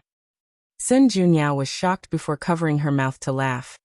You're the first man I've met who openly admits he wishes to rely on me instead of providing the world to me. I'm just telling the truth. Sun Junyao shook her head. She knew a person like him had their pride and would never do such a thing. Little did she know that if her surname were Wu instead of Sun, Wang Wei would be shameless enough to sell his body for her spy network. So, why did you tell me such an important information? And so casually? Wang Wei asked. Because I felt like it, Sun Junyao replied casually, which was probably a half-truth. Plus, so what if I did? How many people would believe that such a weak woman like myself has such power? And even if they did, what can they do about it? You're only partially correct about that, Wang Wei replied. After what you did with Blood Dragon, most people will believe you're that capable. That's true, she nodded, smiling, thinking how she had successfully changed her reputation and how the world viewed her. She then focused on Wang Wei. The real question is, why did you ask me such a question? I was hoping we could cooperate, Wang Wei said. I value your information, and am willing to pay a fair price for it. So what do you think? If you find any errors, ads pop up, ads redirect, broken links, non-standard content, etc., please let us know. Report so we can fix it as soon as possible. Chapter 1300 Help Yourself Sell Information? That's not out of the realm of possibility, Sun Junyao uttered. She knew her situation. After killing Blood Dragon, she was now in a precarious situation as the moons would no longer tolerate her. The woman already envied her, and now was the perfect opportunity for them to enact their twisted vengeance. As for the man, they are even worse since they now have an excuse to catch and treat her as their plaything. Wang Wei had the destiny to eliminate these bastards, so whether he asked or not, Sun Junyao planned to work with him. She hadn't decided on the exact nature of the cooperation, but they could start with exchanging intelligence. So, what do you want in exchange? Wang Wei asked, feeling her hesitation. You might as well be straightforward. You know what I want, Sun Junyao replied, looking him in the eyes. However, Wang Wei instinctively replied, You can't have my body. The severe atmosphere was instantly broken, almost making Sun Junyao laugh out loud. However, she controlled her eyes and replied, Who wants your body? My mother told me that pretty boys must protect themselves when going out, Wang Wei said seriously. I didn't understand what she meant then, but now I do. I didn't think there were such aggressive women in the world. He sighed, feeling that he needed to protect himself or some woman would take advantage of him. Sun Junyao was shocked. The information said he was free and easygoing, capable of changing his personality like an actor in a play. She knew this, but it was different for her to experience it herself. You're quite the character, aren't you? She commented. I'll take that as a compliment, Wang Wei smiled. But seriously, you know what I want. Wang Wei was briefly silent. I can't help you. You can't or won't. Both. Why not be truthful and say you want? Sun Junyao said, her demeanor devoid of her previous weak and pure aura. Although you try to hide it, I can sense the perfect aura in your body. It's so pure, so you must have used it to make that perfect tear. With such deep knowledge of perfection, don't tell me you can't help. Wang Wei squinted his eyes. Then, there is your relationship with Senior Wu, Sun Junyao continued. With your relationship with her, there is no way you couldn't ask her for help. With the two of you working together, each with their own expertise, the chances of creating a method are very high. How do you know my relationship with her? I talked to the people who recently ascended, Sun Junyao replied. That shouldn't be enough to come to a conclusion, Wang Wei said. Then he remembered something. He had revealed he knew about her true face during the conversation. It seems you figured it out, Sun Junyao said. Only a few people know about my true face, and the only way for you to learn about it is from her. Wang Wei nodded before sipping his tea. Well, Sun Junyao asked. I think it's a fair deal. You help me and I help you. I think we can make a great team. Wang Wei was calm. He sighed before uttering.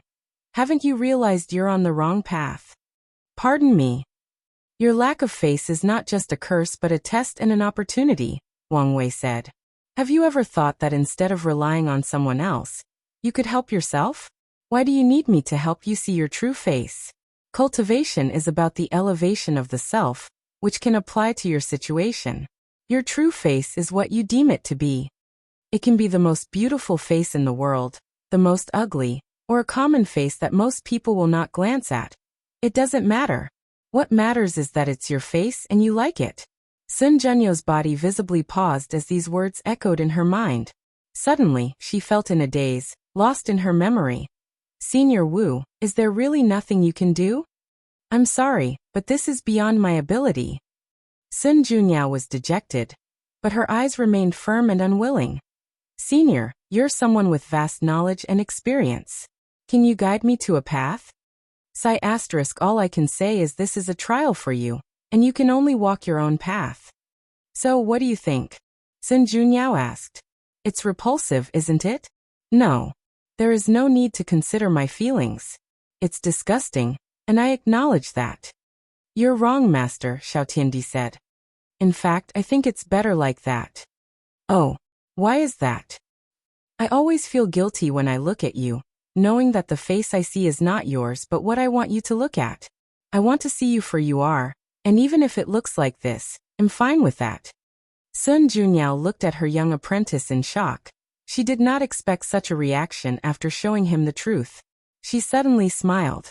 From now on, she truly acknowledged this disciple. From now on, no matter what happens, whether he is an unparalleled genius or mediocre, she'll treat him as family. Sun Junyao woke up from her daze and instinctively touched her face. She stopped midway, not daring to finish.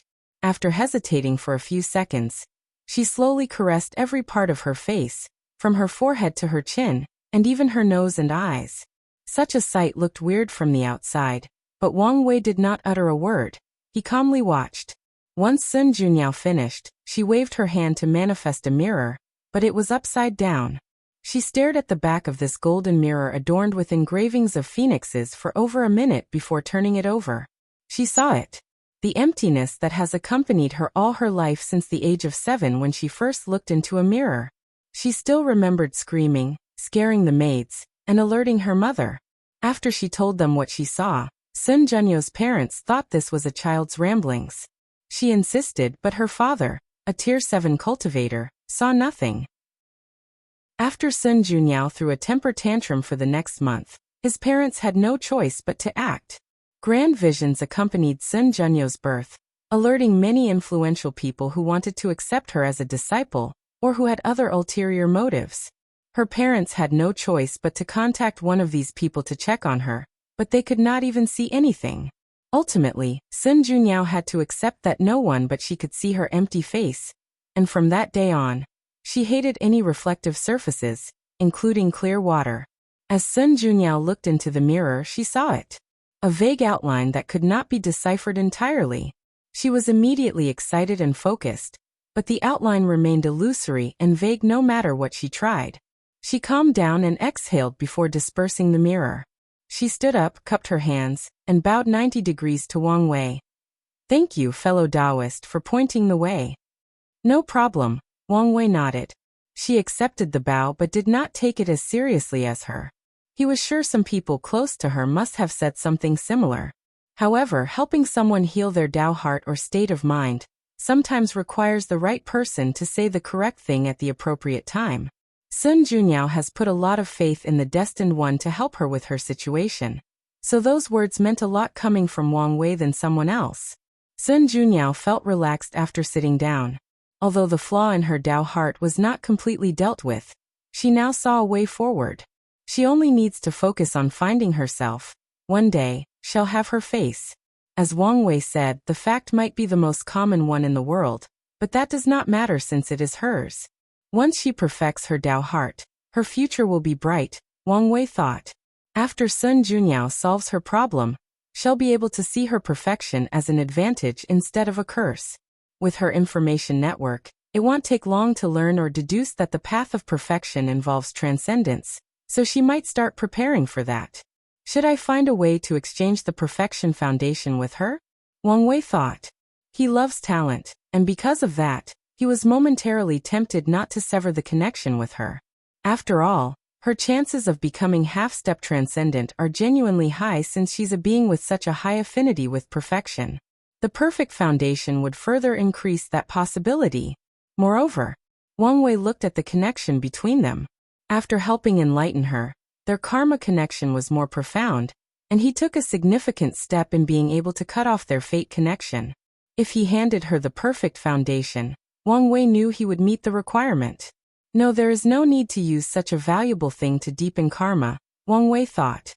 He could take his time, and was confident he could resist whatever temptations fate could throw at him.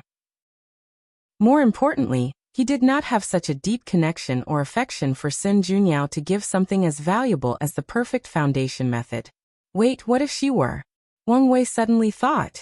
She doesn't have a top lineage behind her, so it's possible to lure her into the Dao opening sect. Sun Junyao could be classified as a transcendent seed, meaning that any faction would fight tooth and nail for her. If you find any errors, ads pop up, ads redirect, broken links, non-standard content, etc., please let us know report so we can fix it as soon as possible. Chapter 1301 Not Feasible, Unedited Chapter. The more Wang Wei thought about this idea, the more in love he fell with it. Just like he did with Dong Lifan, he can do the same with Sun Junyao. This was simply perfect. Her situation is not ideal, Wang Wei thought. In the upcoming era, everybody will be competing for the path of transcendence. And as someone without a potent faction to protect her, she'll become a delicious piece of cake to fight over. Additionally, there is also the issue of her network. Many sects will be thankful for her help, but many will also wish to eliminate her to ensure she did not learn any crucial secrets related to them. If you add her unparalleled beauty, her life will truly be full of ups and downs, meaning I can use that to lure her into the sect. Sun Junyao's life will not be easy when this era ends without a powerful backer. She still has enough time to build a faction, but even if she does, it won't change much. After all, the new era will be full of paragons and primal. Even Wang Wei is not confident he'll reach the later stages of the paragon realm, let alone Sun Junyao. If any of these top lineages are determined to eliminate Sun Junyao, she'll have to struggle for survival, unless she hides in the lawless zone. But even such a method is not 100% guaranteed. After all, the paragons of the upcoming era cannot compare to the waste that is these parasites. Even if their power is sealed to the Empyrean realm, a peak paragon is still a peak paragon. No matter how I look at it, she has no choice but to find a backer, and the Dao opening sect is perfect for her, Wang Wei thought excitedly before he remembered something. No, the sect is not her best choice. The origin seal continent is, he realized. She already has a pseudo-master-disciple relationship with the future wife, so her best choice would be to join her. Wang Wei had no doubt his future will be able to protect her. Wu Hong built the origin seal continent into one of the 13 overlords, showing her personal and political power. Additionally, she'll be even more potent in the new era once she healed her injury and reforged her foundation.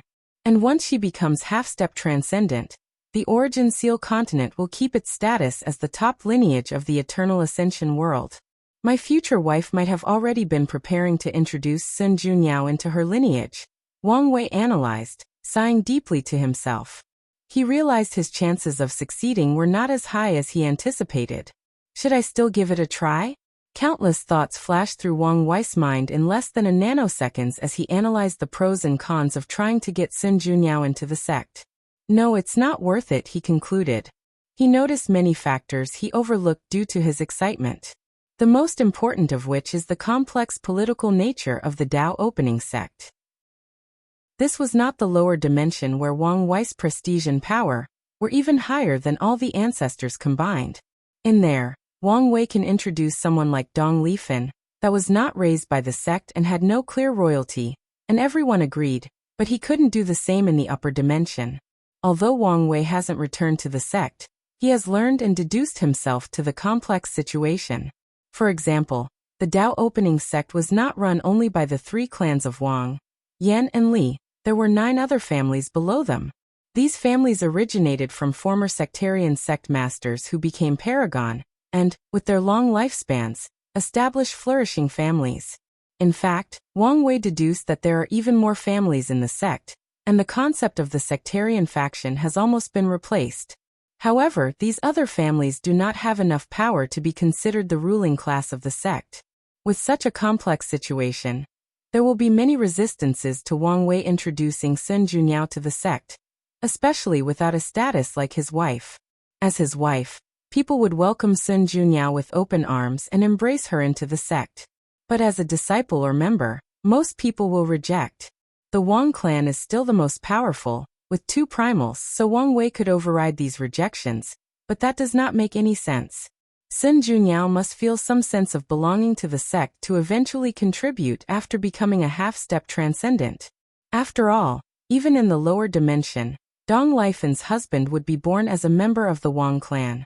Ultimately, since Wang Wei cannot introduce Sun Junyao to the sect with a guaranteed status like a wife, there is no point in recruiting her. There is also the issue with Wu Hong, he thought. Although he had pure motives for recruiting Sun Junyao, what if she misunderstood him? If he did it behind her, it would appear like he was sneaking around. He told her the truth, but it could appear to be manipulative. She's not the kind to be suspicious and question my motive and loyalty, but I have to look at the bigger picture, Wang Wei analyzed.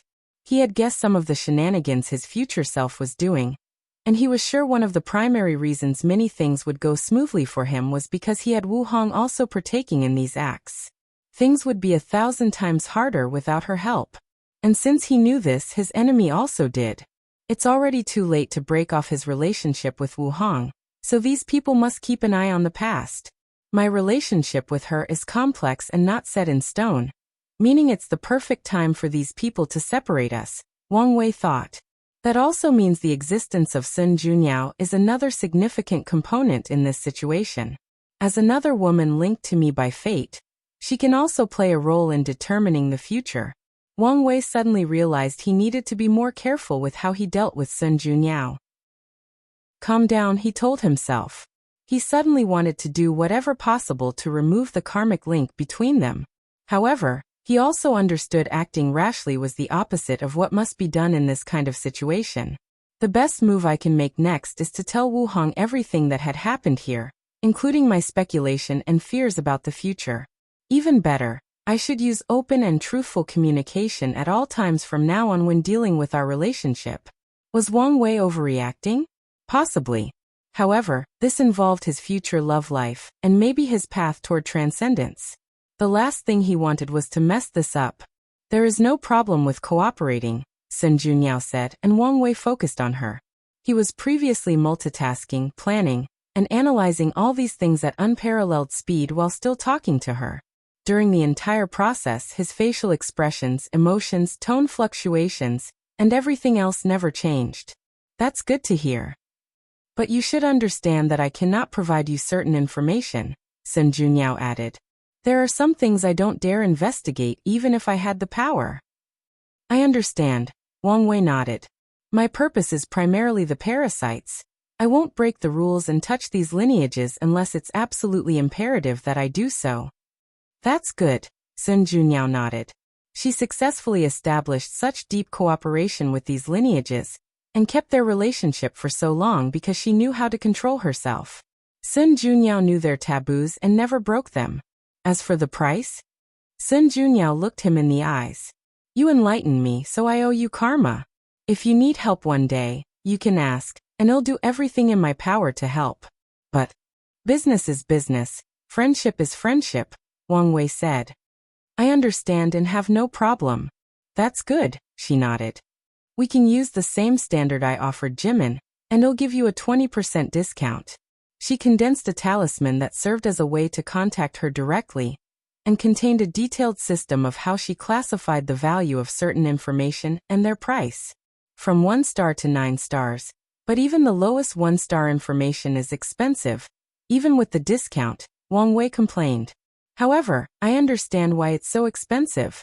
Sun Junyao chose the elite path of selling information, meaning people who buy information from her already have a decent spy network, and only buy things they cannot find themselves. Why do I find this setting suddenly became weird? Wang Wei thought as he looked at this information. He knew Sun Junyao had an extensive network, but now, she was more than that. She had become a broker of information, selling news to the elite. She reminded him of an anime character from Earth named Joker in the underground. This woman is more complex than I gave her credit for, Wang Wei concluded. If you find any errors, ads pop up, ads redirect, broken links, non-standard content, etc., please let us know. Report, so we can fix it as soon as possible. Chapter 1302 Not Compatible. Aren't you worried about revealing your identity? Wang Wei asked.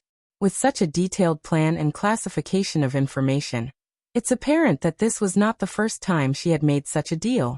However, Wang Wei was sure she never revealed her identity when selling news to people like him. It's not as big of a deal as you think, Sun Junniao replied softly. A few individuals know her identity, including Empyrean Kong and Empyrean Jimin. Trust is crucial in her line of work, so when dealing with certain clients, she had to reveal her identity to establish trust. It's also a way to give these people her weakness and make them more willing to work with her. Of course, none of these people dared to offend even if they knew her weakness. Who dares to offend someone who can know what kind of underwear someone wore a few 100,000 years ago? There is also the soft power that Sun Junniao has. She can summon an army of cultivators to work for her with a few words and some fake tears. No one wants to offend someone with that kind of power. More importantly, more people should have figured it out by now. Sun Junniao has only dealt with elite, or people with excellent networks. So she knew what she did to the blood dragon would have helped these people figure out her identity by now. I'm guessing some people were not surprised by what you did, Wang Wei sighed. That's not completely accurate, she corrected him. They were not surprised that I could do it, but definitely shocked that I dare do it. That makes sense, Wang Wei nodded. While we're on the subject, did you get any reward from Heavenly Dao for killing that horny dragon? Hee, young Master Wang. Sun Junniao chucked as she put her hands before her mouth to hide her teeth. Such information is worth at least 5 stars. Do you still wish to know? Wang Wei's lips twitched. How come their calm, peaceful, and natural conversation was suddenly corrupted by the unpleasant existence of money? He shook his head. Since he was not willing to pay, he chose to peek. Sun Junniao was surrounded by the power of perfection, which was excellent at anti-divination. However, Wang Wei used his own perfect aura to offset hers, allowing him to find some information. Paragon Slayer title, he said with slightly raised eyebrows. This was a rare title with harsh conditions, the first of which was that someone from the lower cultivation realm had to do it themselves. According to heaven and earth, paragons were noble existences, so anyone with lower cultivation lucky enough to kill one of them will receive a luck backlash instead of a reward. So, unless they have the protection from the fortune of a powerful lineage, the fate of anyone trying to acquire this title will be miserable, not considering the difficulty of even succeeding. The only way for someone to receive this title is to kill a paragon that has lost its favor from heaven and earth. The description of losing favor is broad and complex, but a perfect example is those parasites. That's rude, Sun Junniao said with a frown. She waved her hand and reinforced the anti-divination techniques around her. With her copy Dao, she had many of them, and now that she was on guard, it was not feasible for Wang Wei to use the same method with his perfect aura. Indeed. I apologize. It seems I've become too comfortable, Wang Wei replied calmly. Sun Junniao looked at him. She could not tell whether he was telling the truth, or if he did it on purpose to alienate the good vibe they had between them. Or maybe he did it for a completely different reason. He was hard to read. This man's mind is too complicated, she thought. Dealing with such a person can be quite exhausting. She did not mind someone extremely intelligent, but there are also times when intelligence goes too far and ruins things, especially regarding emotional matters. Maybe it wasn't such a bad thing that he wants nothing to do with me. We're probably not compatible, Sun Junniao thought. It was already hard to accept he had to share him, but thinking how she would have to spend the rest of his life with someone with such a deep mind, she shuddered. Even if he truly opens his mind and heart to me one day, can I believe him? She knew the answer as soon as she asked. Sun Junniao sighed.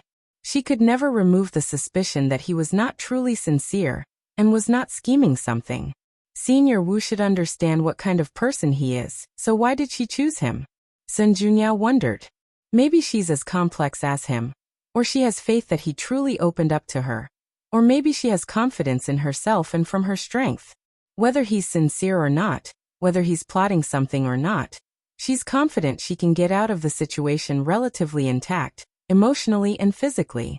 As for me, I would probably lose myself in a relationship with him. Sun Junniao knew herself quite well. With the flaw in her mind, it's easier for her to be manipulated. She knew this. And that's why she never truly trusted anyone and never searched for a Dao companion. What's more, the fact she had to hear from someone else that she needed to help herself showed a tendency to rely on others. With such flaws in character, she knew she would lose her sense of self in a relationship with a person like a woman. Yes, it's indeed a good choice. Sun Junyao decided to cut off the last thoughts she had about him. Although this was their first meeting and she never had any high romantic aspirations, she did consider him after learning about Wang Wei. After all, he was handsome, talented, and had a great background. What woman would not be tempted? However, during today's events, she felt their personality did not match, and their relationship might be ill-fated. Wang Wei muttered, looking at Sun Junyao. The benefits for the Paragon Slayer title include an increase in luck, an increase in the amount of time allowed to comprehend existence after entering the Paragon realm, and what Wang Wei valued the most, aura, ability that boosted strength when dealing with an opponent of higher cultivation realm. After knowing this, he deduced some basic information on the best way to acquire this title, but he realized it was useless. Apparently, heaven and earth judged him by different standards. It's a remarkable feat for anyone to slay a paragon, but for someone like him, it's expected. So if he wanted the title, he would need to kill 3 paragons while in the Empyrean realm. As Wang Wei was lamenting that it was unfair, he noticed a strange change from Sun Junyao, so he looked at her. Our karmic connection has weakened. What happened? Sadly, he could not deduce anything from the myriad of emotions in her eyes because he knew little about it. Wang Wei only met Sun Junyao recently, and in the past 3 million years working together, they did not utter a single word. Through how she operates her true will and other actions, he had a basic understanding of her, but as they conversed, he had to constantly update the character model he made for her. I feel an opportunity coming, Wang Wei thought. So let's take a look. He used his heart-reading technique, a mind-reading technique he created by combining Buddhist mantra and Yen Liling's ability. He took a quick peek into Sun Junyao's mind and found her thoughts from the past 10 seconds. He was so fast and sneaky that she did not notice anything. So she gave up on me because we're not compatible? That works in my favor, but why do I feel something is weird? Sun Junyao's change was sudden, too fast, and more importantly, due to a random action he did. She was right about Wang Wei's mind being too complicated, but she also exaggerated the situation. Wang Wei's previous rude behavior was not done with malice or any calculations.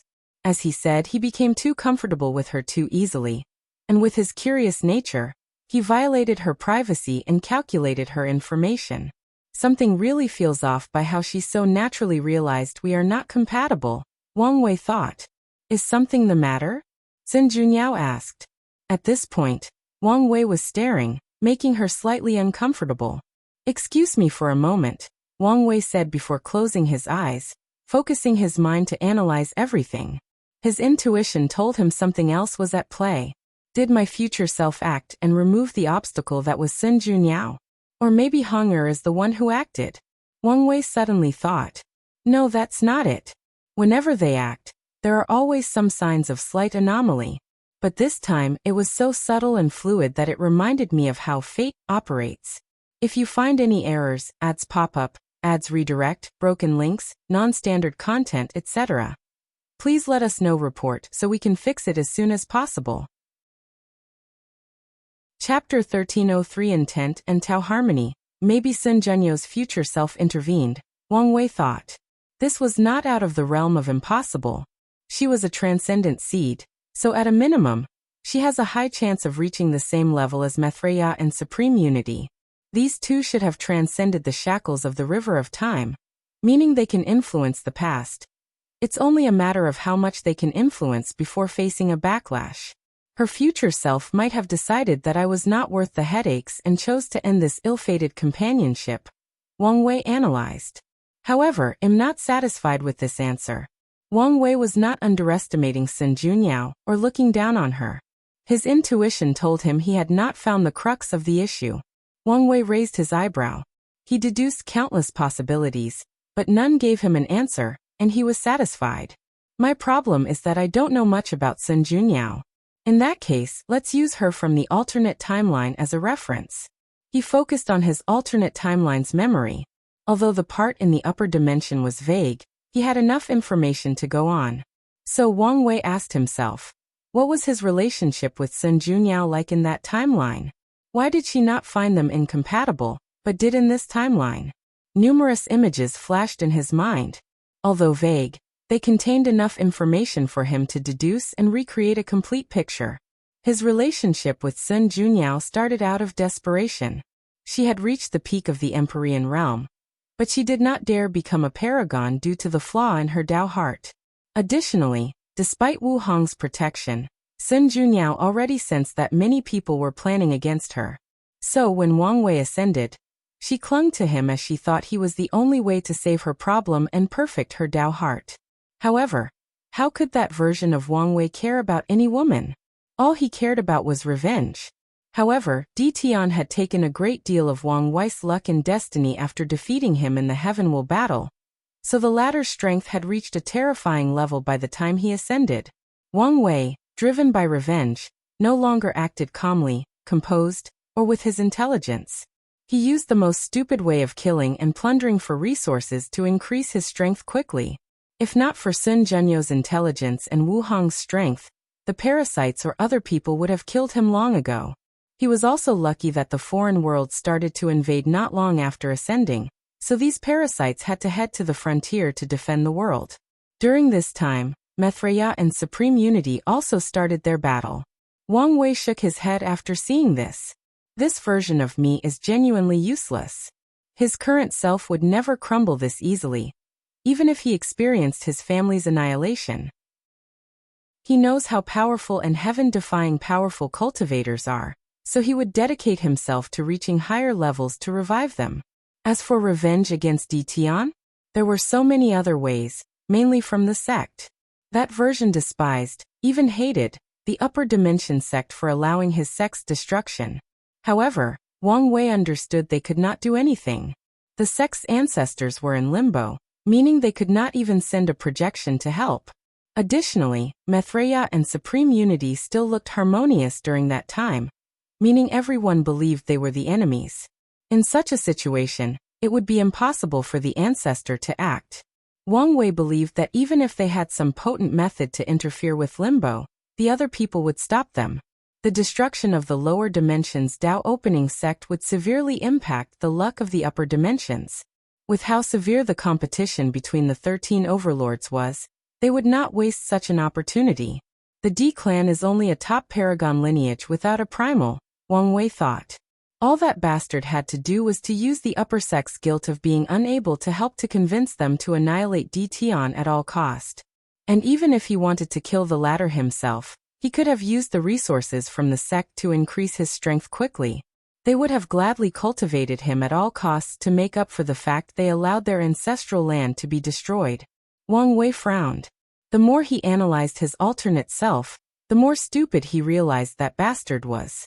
He understood being overwhelmed by vengeance, but there is such a thing as calm fury. Why must he use the riskiest and stupidest method if he wanted to be alone and plunder resources? Couldn't he have plotted the entire world from the shadows to get the resources he wanted? The Supreme Outlaw trial was more beneficial to me than I thought, Wang Wei concluded. The trial forced him to master his emotions, understand his true self, control his weaknesses, and change his way of thinking and acting. So the trial's purpose is not just to determine a person's worthiness to wield certain Daos, but also a method of molding these Dao lords and overlords into the monster they were, Wang Wei analyzed. Grand Daos' relationship with these monsters has always been like that. It feared their capabilities but also spent time and effort to mold them so that it could see what they could do. Let's focus, Wang Wei thought as he continued his deduction. After many years and relentless effort, Wang Wei finally allowed Sun Junyao to have a small part of his heart. So did she get what she wanted?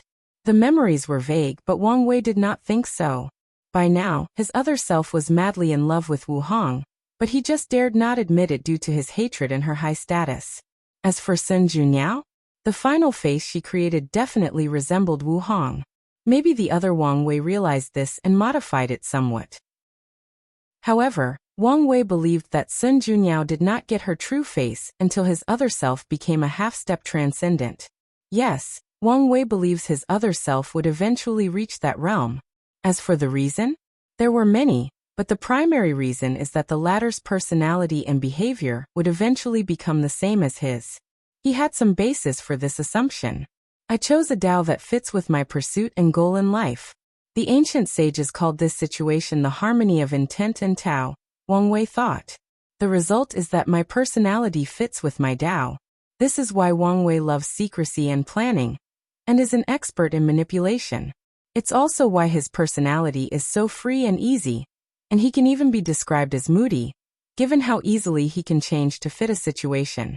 This situation does not apply only to himself. Wu Hong has a natural domineering aura, because her ambition was once to prove her worthiness to the world by suppressing everything. Now her goal is probably to seal everything between heaven and earth, including all 3,800 Tao sources, and even Grand Tao itself. Yan Hai, or the Sword Empress personality, is sharp, aggressive, and even arrogant because her path or pursuit is to heaven. This heaven does not refer to the sky, space, the world, or even heavenly Tao.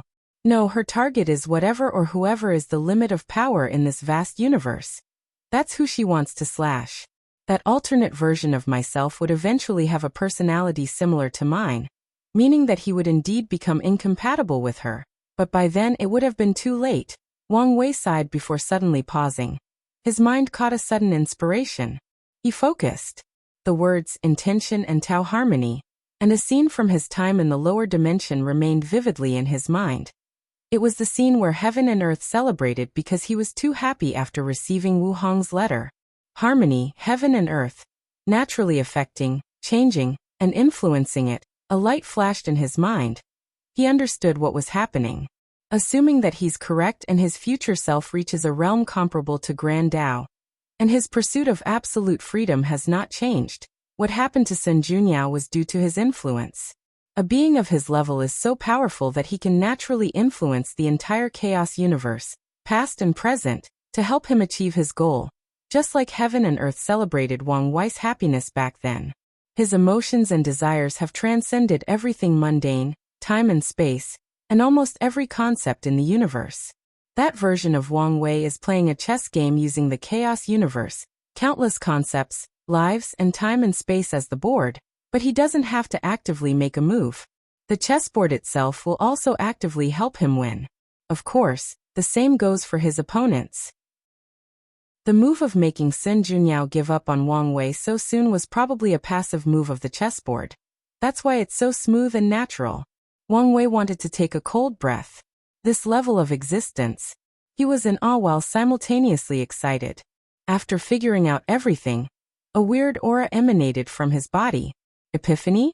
Sun Junyao thought, a little surprised. Wang Wei opened his eyes, not hiding his excitement.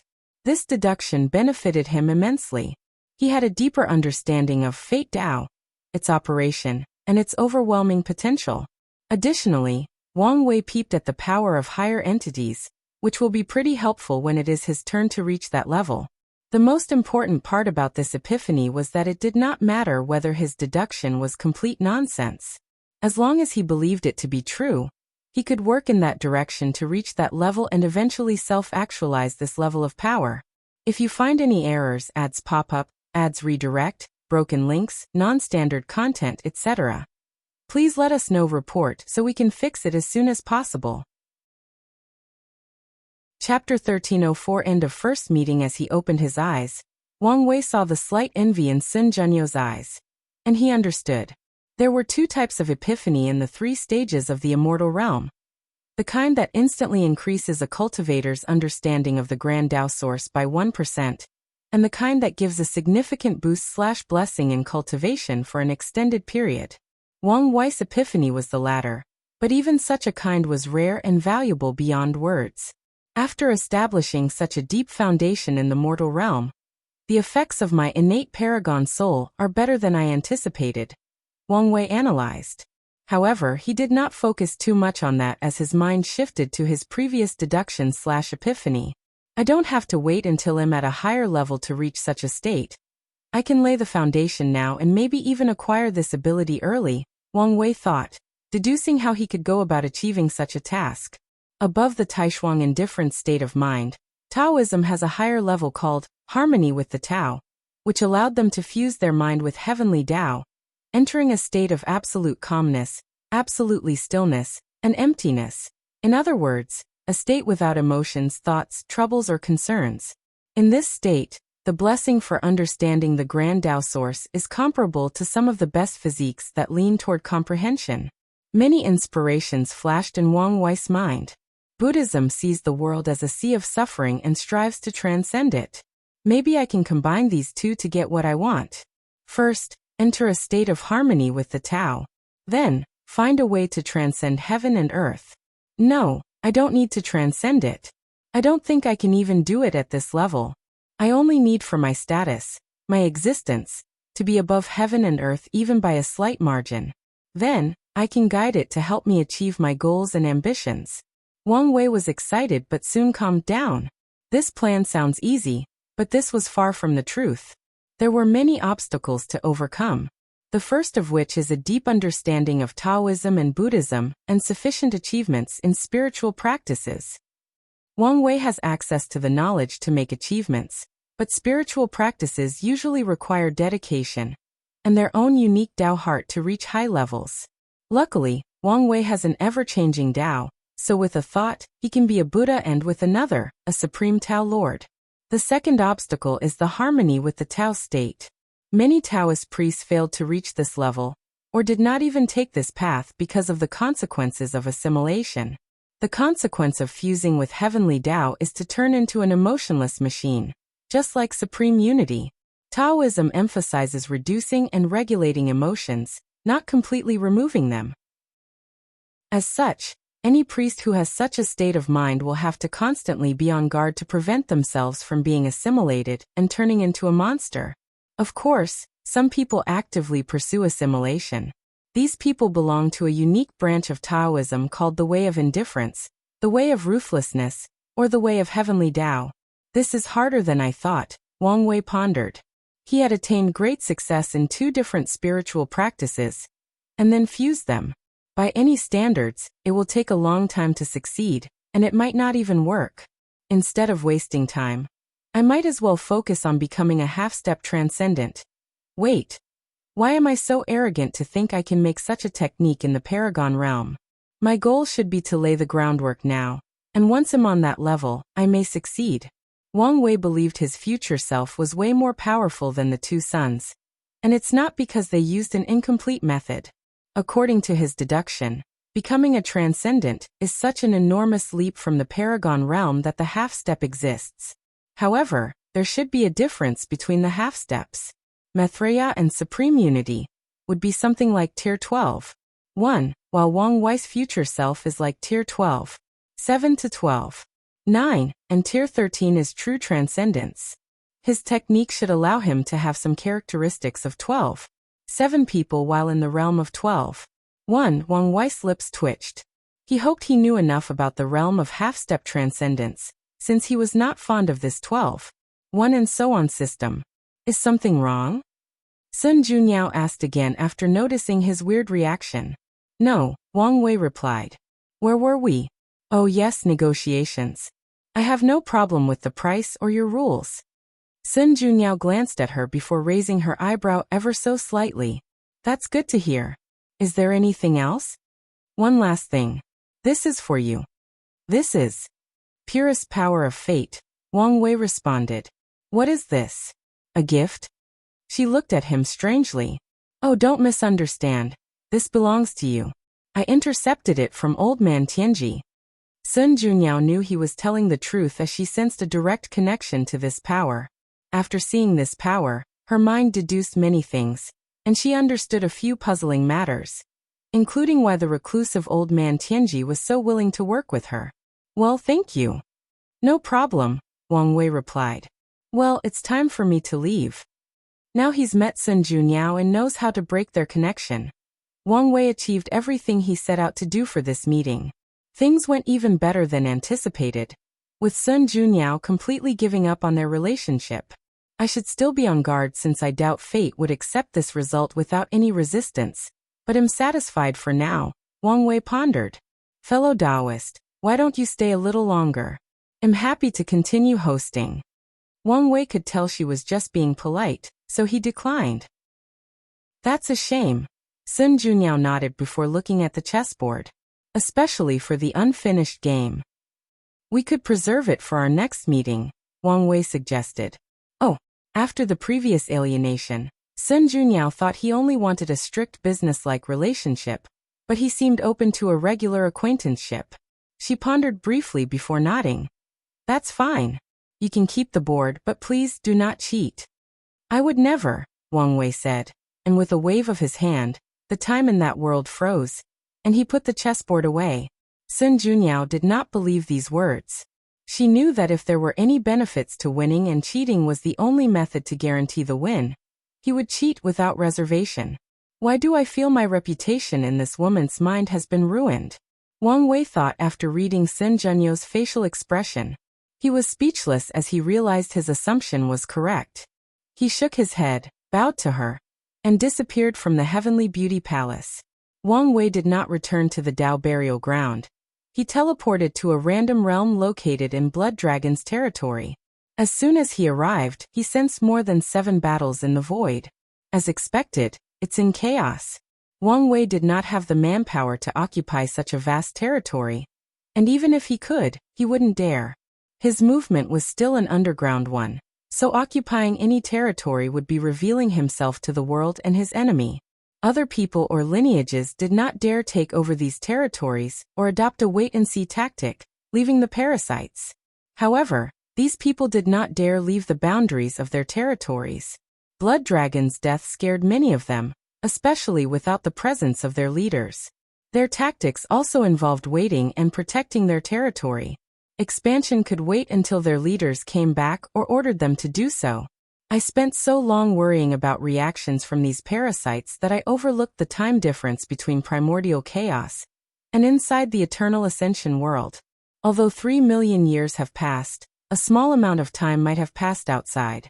More time might have passed, but these people could not intervene or react because the war had significantly intensified.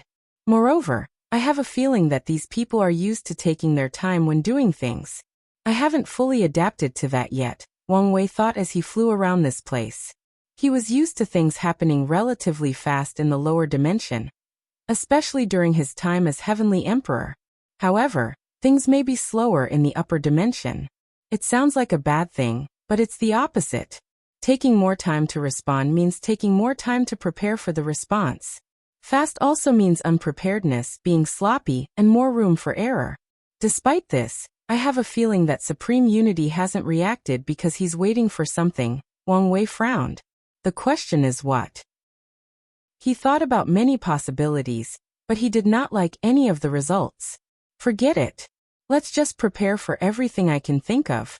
Anyways, I have nothing but time. If you find any errors, ads pop up, ads redirect, broken links, non-standard content, etc., please let us know. Report so we can fix it as soon as possible. Chapter 1305 Relief. Sun Junyao walked into a long corridor with a furrowed brow. A few palaces saw and quickly saluted, but she was too lost in her thought to notice. Soon, she arrived at her destination. Master, Xiao Tiandi quickly said. Are you all right? Sun Junyao finally woke up and smiled gently. What can happen to me? She walked to the slightly elevated podium and sat down, and her apprentice followed. The announcer, Sun Tong, appeared next to the two and served tea before sitting next to the palace lady. Xiao Tiandi controlled himself, so he would not immediately ask 1,000 questions by slowly sipping his teeth. Palace Lord, what happened? What took you so long? For the most part Sun Junyao told him what happened but in too much detail. So by some twist of fate, he did you in a way. Sun Tong nodded, feeling relieved. She has said something similar to the palace lord for many years, but her words could never get through. However, she's happy that the latter finally awakens regardless of who helped her. What do you think of him? Sun Tong asked, and Xiao Tiandi perked up to listen. He's a scary man with immense power, talent, and a deep mind, Sun Junyao replied seriously. I understand why Little D saw him as a rival. Xiao Tiandi rolled his eyes. He hated that nickname, But no matter what he tried, his master refused to stop calling him that. However, I recommend you prepare yourself, Sun Junyao said directly to him. Master, you don't think I'm good enough to compete with him? Xiao Tiandi asked, feeling he was looked down upon. Sun Junyao sighed. It's not a matter of whether you can compete. I know you have the talent. The issue is you're too late. He's way ahead of you, and if you want to catch up. Sun Junyao shook her. If it were the past, she might have said something about the finish line. After all, back then, everyone was stuck in the peak Paragon realm. So even Wang Wei reached that level. It was only a matter of time before Xiao Tiandi caught up. However, there was now a path ahead, meaning there were many uncertainties. Xiao Tiandi was quiet. One cruel truth about geniuses is that once you're surpassed, there is a chance you'll never catch up.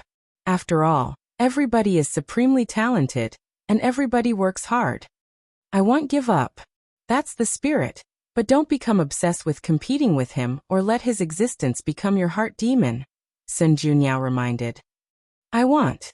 Sun Junyao nodded approval. She sipped her tea before asking Sun Tong. What has happened during my absence? That's it. What do you mean? Come one palace lord, Sun Tong said with shining eyes. You said it yourself. He's handsome, talented, powerful, and has a great background. On top of everything else, you two were ordained by fate. You forgot to mention his wife, Sun Junyao said. Minor detail. How is that minor? You know what, I won't even entertain your thoughts, Sun Junyao said. He's indeed an excellent man, but we are not compatible.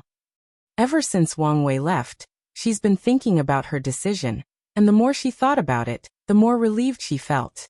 She sensed that she had avoided a catastrophe by avoiding that man. Is that so? In that case, it's for the best, Sun Tong nodded. She wanted the palace lord to find someone to spend her life with, but it also had to be the right person. She didn't mind if the person had other wives as long as they treated the lady with great sincerity. However, if she felt they were incompatible, there was no sense in pursuing such a companionship. Xiao Tiandi, quietly listening to this conversation and drinking his tea, felt a sense of relief after hearing these words, and his body relaxed. He did not want his master to get with Wang Wei, and it was not because the latter was his peer or due to the immoral emotions he recently developed. He wanted nothing more for her to find happiness, and had gladly accepted as long as someone could give it to her. However, he had already figured out that his master was not compatible with Wang Wei. His master has a flaw in her mental state, which is something that someone like Wang Wei can easily take advantage of. However, this was not his main concern. His primary worry was that his master had trust issues. Sun Junyao lived her life amidst wolves who wanted nothing but her body and beauty. Living in such an environment already made her weary of the people around her, but the straw that broke the camel was when she discovered her parents had sold her to the highest bidder. After learning this truth, Sun Junyao became discouraged at the world and mistrusted anyone who came close to her. She ran away from home and never met with her parents again. When her mother died, she did not show off, participate in the funeral, or even send words of condolence. When her father came to see her, asking to help revive her mother, she coldly refused. Luckily, Sun Junyao had Sun Tong, the maid who raised her, accompanied and protected her. No matter what she did or said to drive Sun Tong away, she remained steadfast in her loyalty and desire to protect her young lady. It's that unwavering dedication that melted Sun Junyao's heart, allowing her to have faith and trust people again.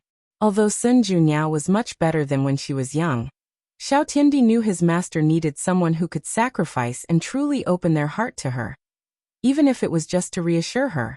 Someone like Wang Wei, who has many secrets and countless thoughts, schemes and plans, cannot be 100% with their partner. Master, I'm glad you're okay, but I have some inspiration, so we'll go cultivate. Oh, all right. Xiao Tiandi bowed before walking out of the room. What's wrong with him? Sun Junyao asked. A light flashed in Sun Tong's eyes. He's been a little stressed lately, so he might need to relax a little. Is that so? Keep a close eye on him. We don't want him to regress to his old self. I don't think that will happen, but I will. Sun Junyao nodded. Anything noteworthy to report? Two things, Sun Tong reported. The Tao opening sect responded that they agree with our proposition, but the summoning ceremony is more complex than they anticipated, so it may take a while before they finish their preparation. It's good news that they're willing to help us in the first place, Sun Junyao smiled. True, Sun Tong agreed. Regarding the second thing, it's about the world's changes since 3 million years ago. Xiao Tiandi stood in his cultivation room, looking at the sky in a daze, for hours without moving a muscle beside his face. What am I doing? How could I suddenly fall in love with my master? Oh, who am I kidding? I probably always loved her. He smiled wryly. Regardless of when it happens, it doesn't change the fact it's wrong. Due to the long and exaggerated lifespan, cultivators do not have so many rules and restrictions about their partners. So, unless they are from a religion like Buddhism, which altogether forbade relationships, Taoism, which takes master-disciple relationships seriously, and the literature way, which is strict on etiquette, most people will not care about a master marrying their disciple. On the contrary, this kind of union is rather common sense, as masters and disciples spend much time together and know each other intimately. This known fact is one of the contributing reasons, besides his talent, the parasite schemed against Xiao Tiandi to turn him into a waste.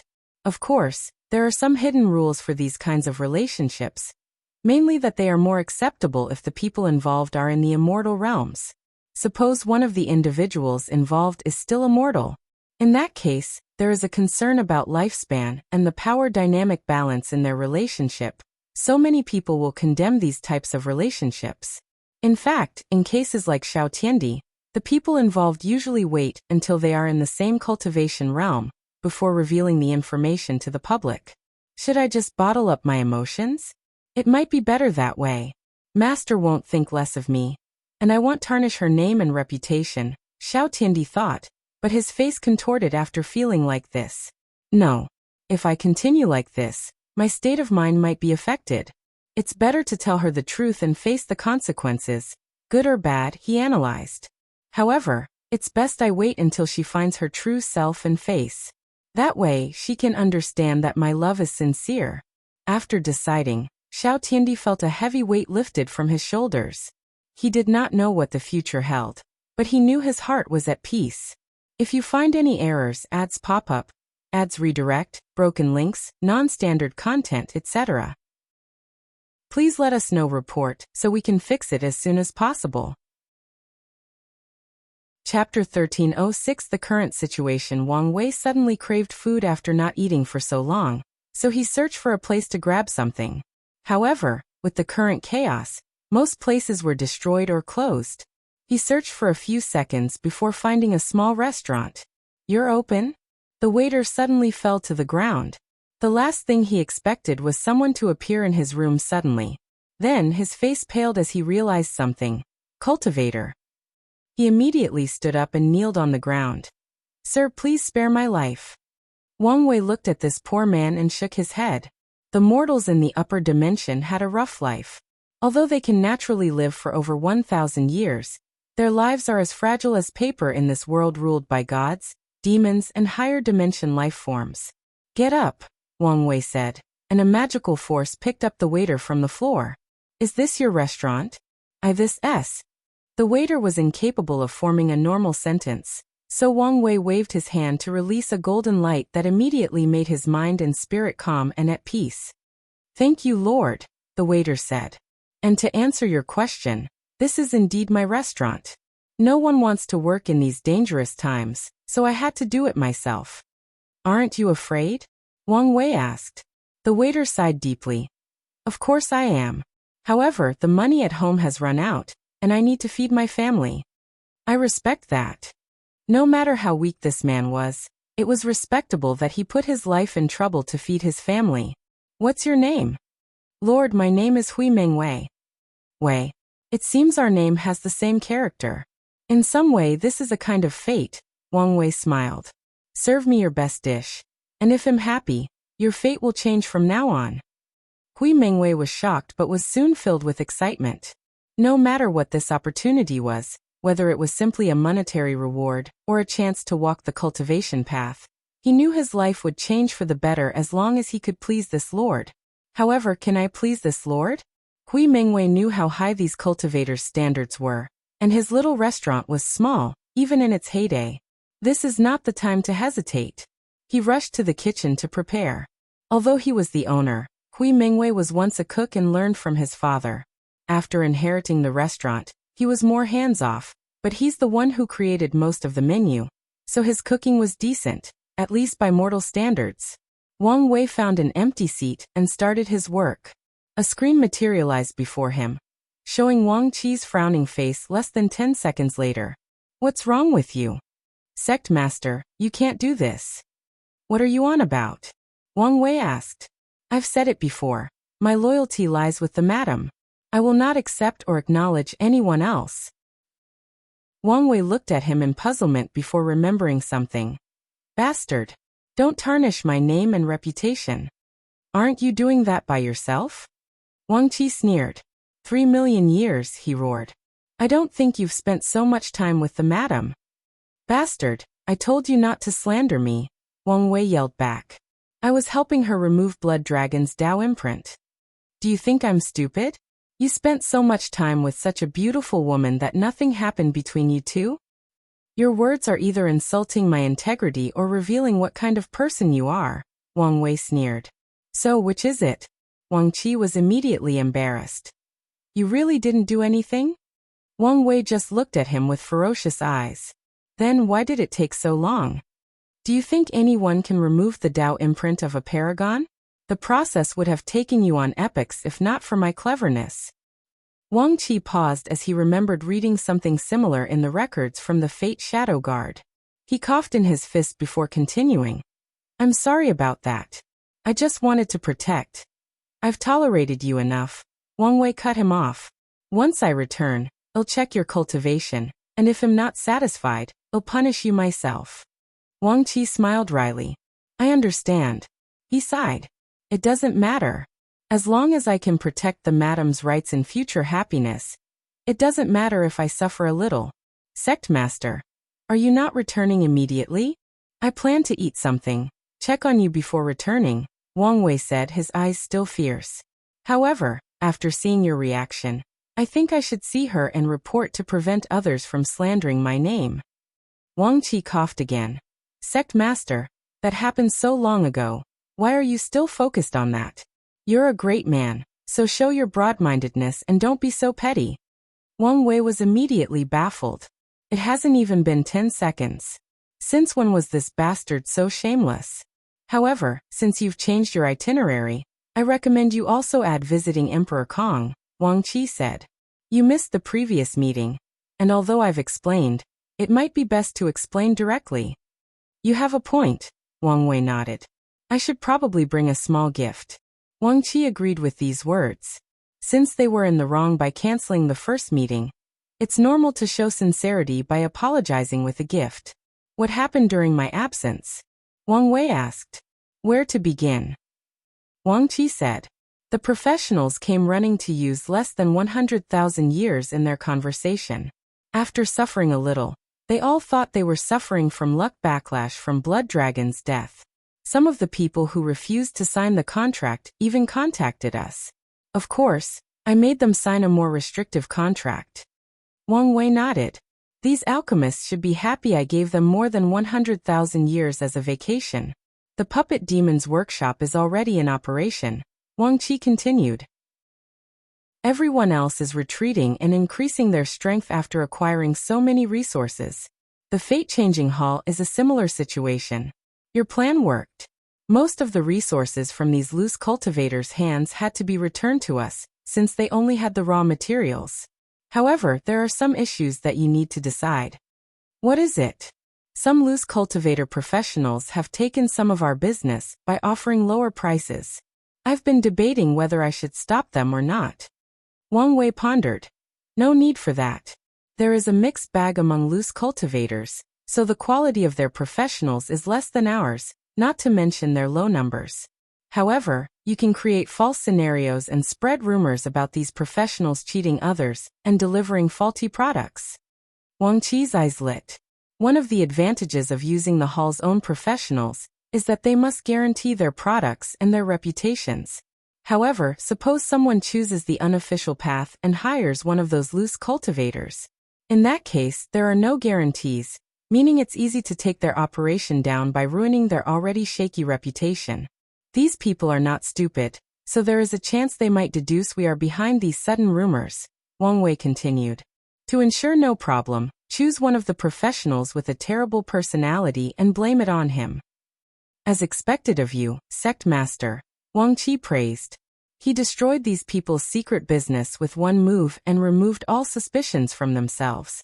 No amount of bootlicking can save you, Wang Wei sneered. Anything else? Internally, there is nothing else to report, Wang Qi explained. But a few noteworthy things happened outside. Firstly, the sect sent news that the trial would take longer than anticipated. If they take too long, I might not need it by the time they're ready, Wang Wei frowned. It probably won't take that long.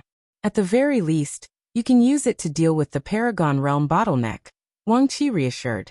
You may be right. Continue. The rebellion was not happy with us, probably envious of our wealth. However, they said nothing out loud but asked us to sell them information. Did you agree? Of course, after all, they are now our own. Oh, Red Mask has taken over most of the lower and middle-level officers.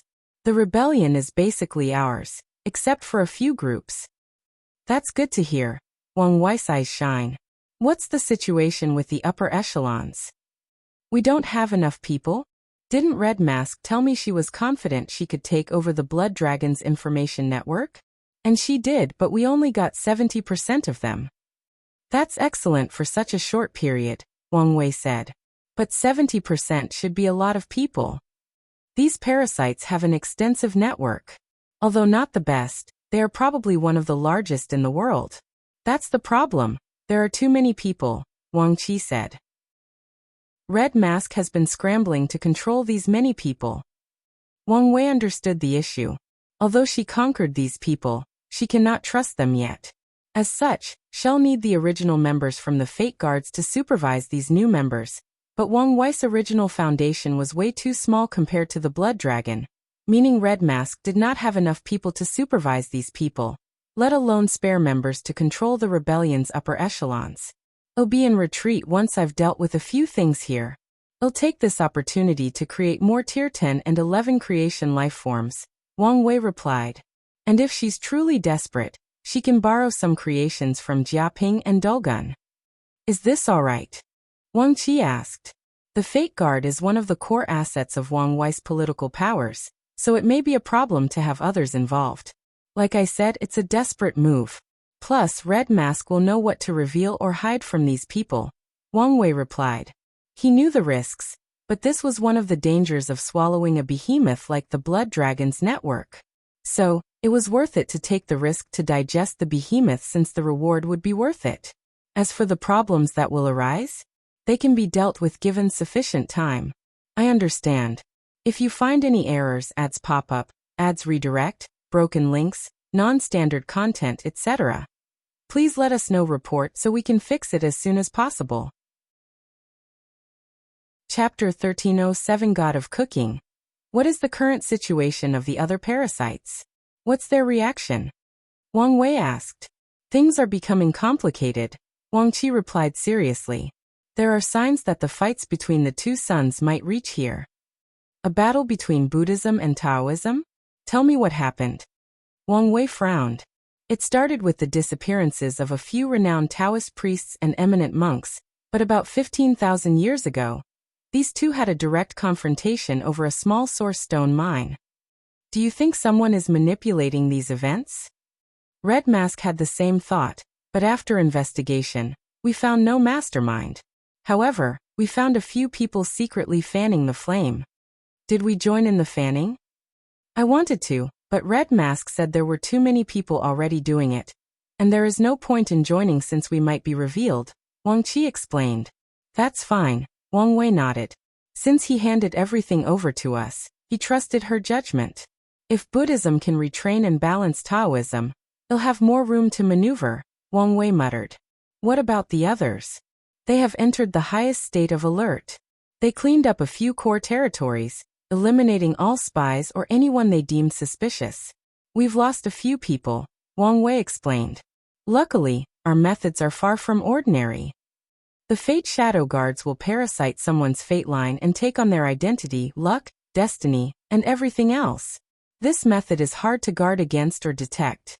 Although they lost some members, they still retain a decent amount of them. From what we know, they've been doing a few things since that day.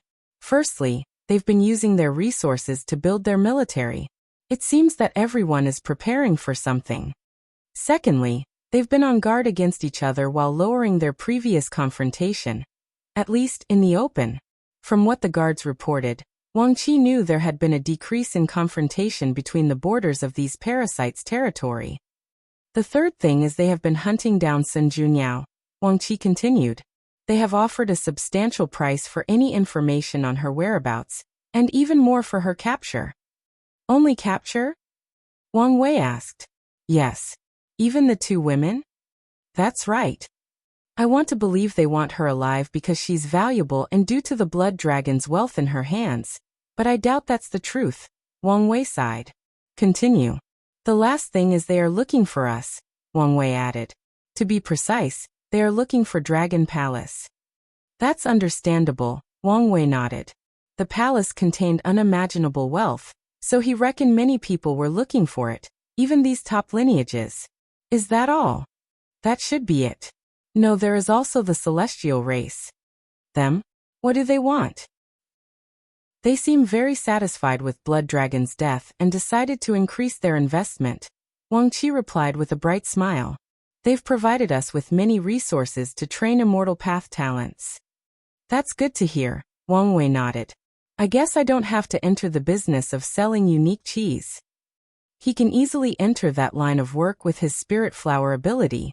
However, Wang Wei's original target was the rebellion, and a means of amassing wealth. He resisted the urge to launch this plan, because of his relationship with the Celestial clan. However, now that the rebellion was under his control, he was wealthy beyond words, and his relationship with the Celestial race dramatically improved. There was no need to ruin their friendship by stealing their business, and he could still use the cheese to train his people. Alright, I'll check with Red Mask. The screen changed, and Red Mask appeared. She reported everything to Wang Wei, and he dealt with the issues she could not decide on. Afterward, Wang Wei checked on the fate-changing hall before he was completely free. I finally have a good foundation, Wang Wei thought. After digesting Blood Dragon's network, his Fate Shadow Guard will finally be able to compete on a global scale. Then, with the fate-changing hall, the rebellion, and the lawless zones people, he can build a potent military force to compete with the parasites. The only thing missing is the Paragon tier powerhouse, and that can be solved after entering the taboo realm, Wang Wei thought. It would be even better if Monk could also succeed. Wang Wei smiled brightly.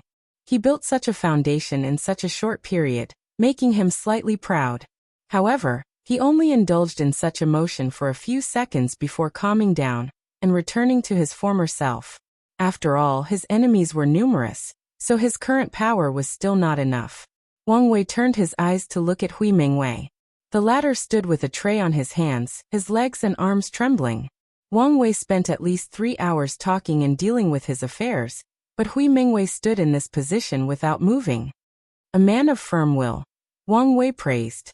Of course, he noticed the latter when the food was ready, but he did not say anything just to test him. Put the food on the table. Yes, my lord, Hui Mingwei nodded. I must apologize since the food is now cold. It's fine, Wang Wei said. With a thought, he returned the food to its state a few hours ago and tried it. By his standards, this food tasted like garbage. However, by his mortal standard, it was excellent, especially the noodles. This noodle is not bad, Wang Wei said. Thank you, my lord, Hui Mingwei swiftly said. This is a family recipe that has been refined for more than 10,000 years. That is indeed impressive, Wang Wei nodded. Mortals in the upper dimension can live up to 500 years, and if they take care of themselves and even practice some basic martial arts or health preservation techniques, they can live twice as long. Unfortunately, most die in a catastrophe created by cultivators before reaching such old age. So the Hui family can survive for more than 10,000 years, which is a sign of their luck and prosperity. Previously, I only wanted to give up a small opportunity, Wang Wei said. But now I have changed my mind. Wang Wei's original plan was just to praise the food as long as it was decent. This might not appear much, but it was praise from an Empyrean and one that is loved by fate. Hui Mengwei's chi luck would soar with his words only, and his family would be blessed with more than 100,000 years of good fortune. As long as they used that fortune correctly, it would not be impossible for them to become a cultivation family.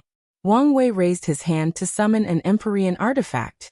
He activated his purpose manipulation technique to change the functions of the artifact. Should I give him a system? Maybe even memories from Earth? No, that will only cause trouble. In that case, let's rebuild these Earth cuisines in another way.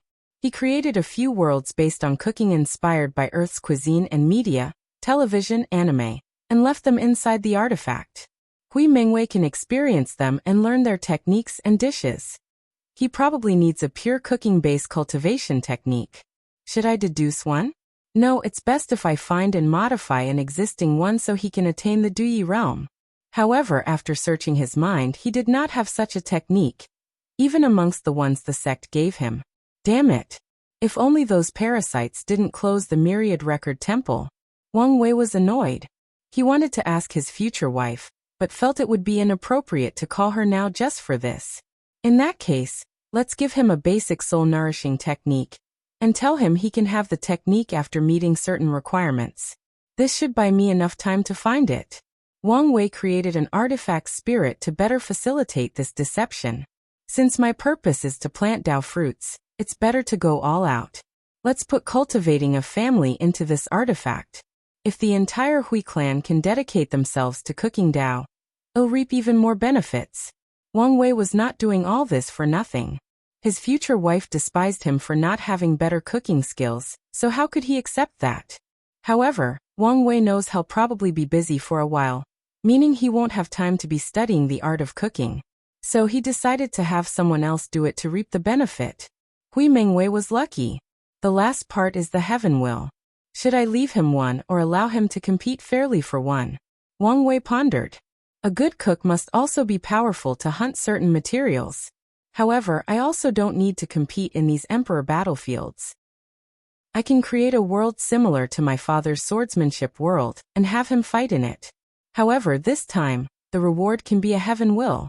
Wang Wei finished the artifact before looking at Hui Mengwei.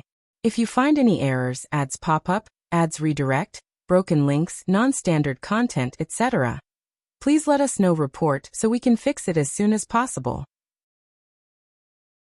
Chapter 1308 Cracked Line Unedited Chapter Wang Wei looked at the trembling Hui Mengwei and said, "Calm down. I wouldn't have waited so long if I wanted to do something to you." "Sir, I'm just too excited and can't control myself," Hui Mengwei swiftly answered.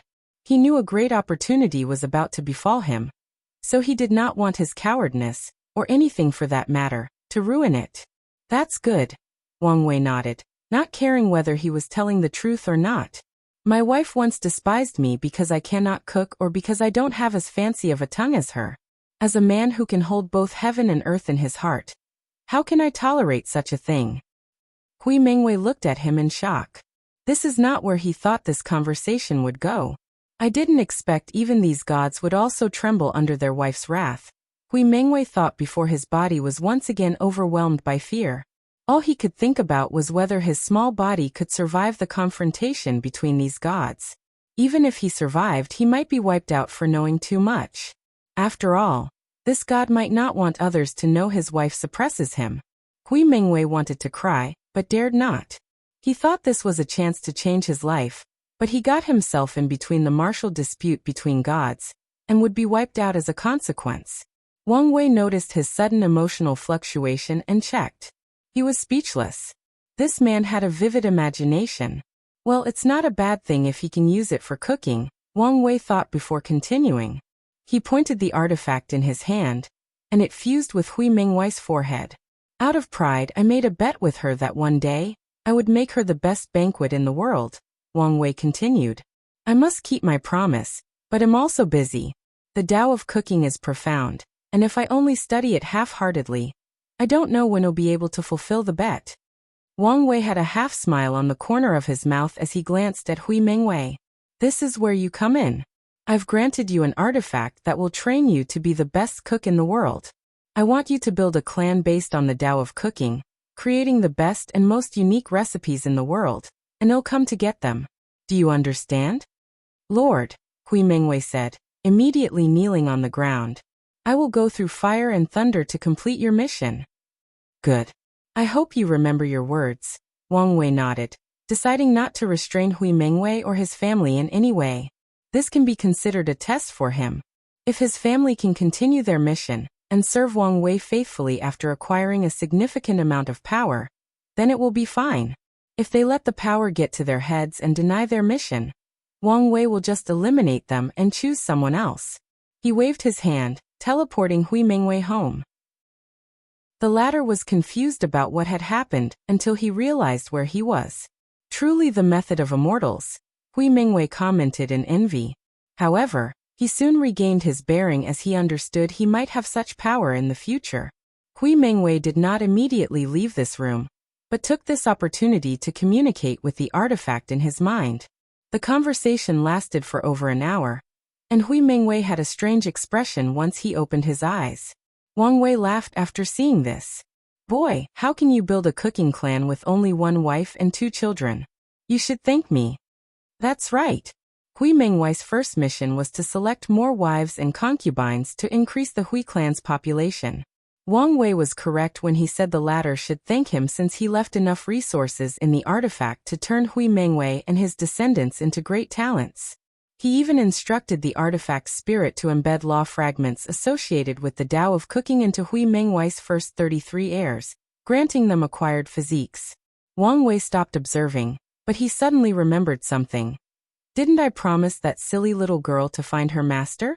I remember Blood Dragon took him away, but I don't think he was part of the personals we killed or captured. Wang Wei frowned. No need to think so much about it. Blood Dragon should have records of what he did with it. I'll find out when I read through all the information from his network. Before then, let's put her talent to use. He pointed to the void to create a master-student karmic relationship between the little girl and Hui Mengwei.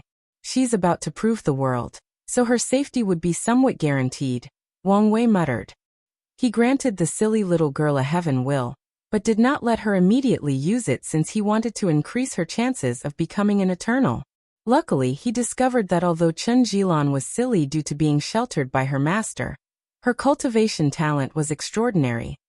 It wouldn't take much for her to become an eternal emperor. Wang Wei's eyes focused in the distance to the 7 people fighting without restraint.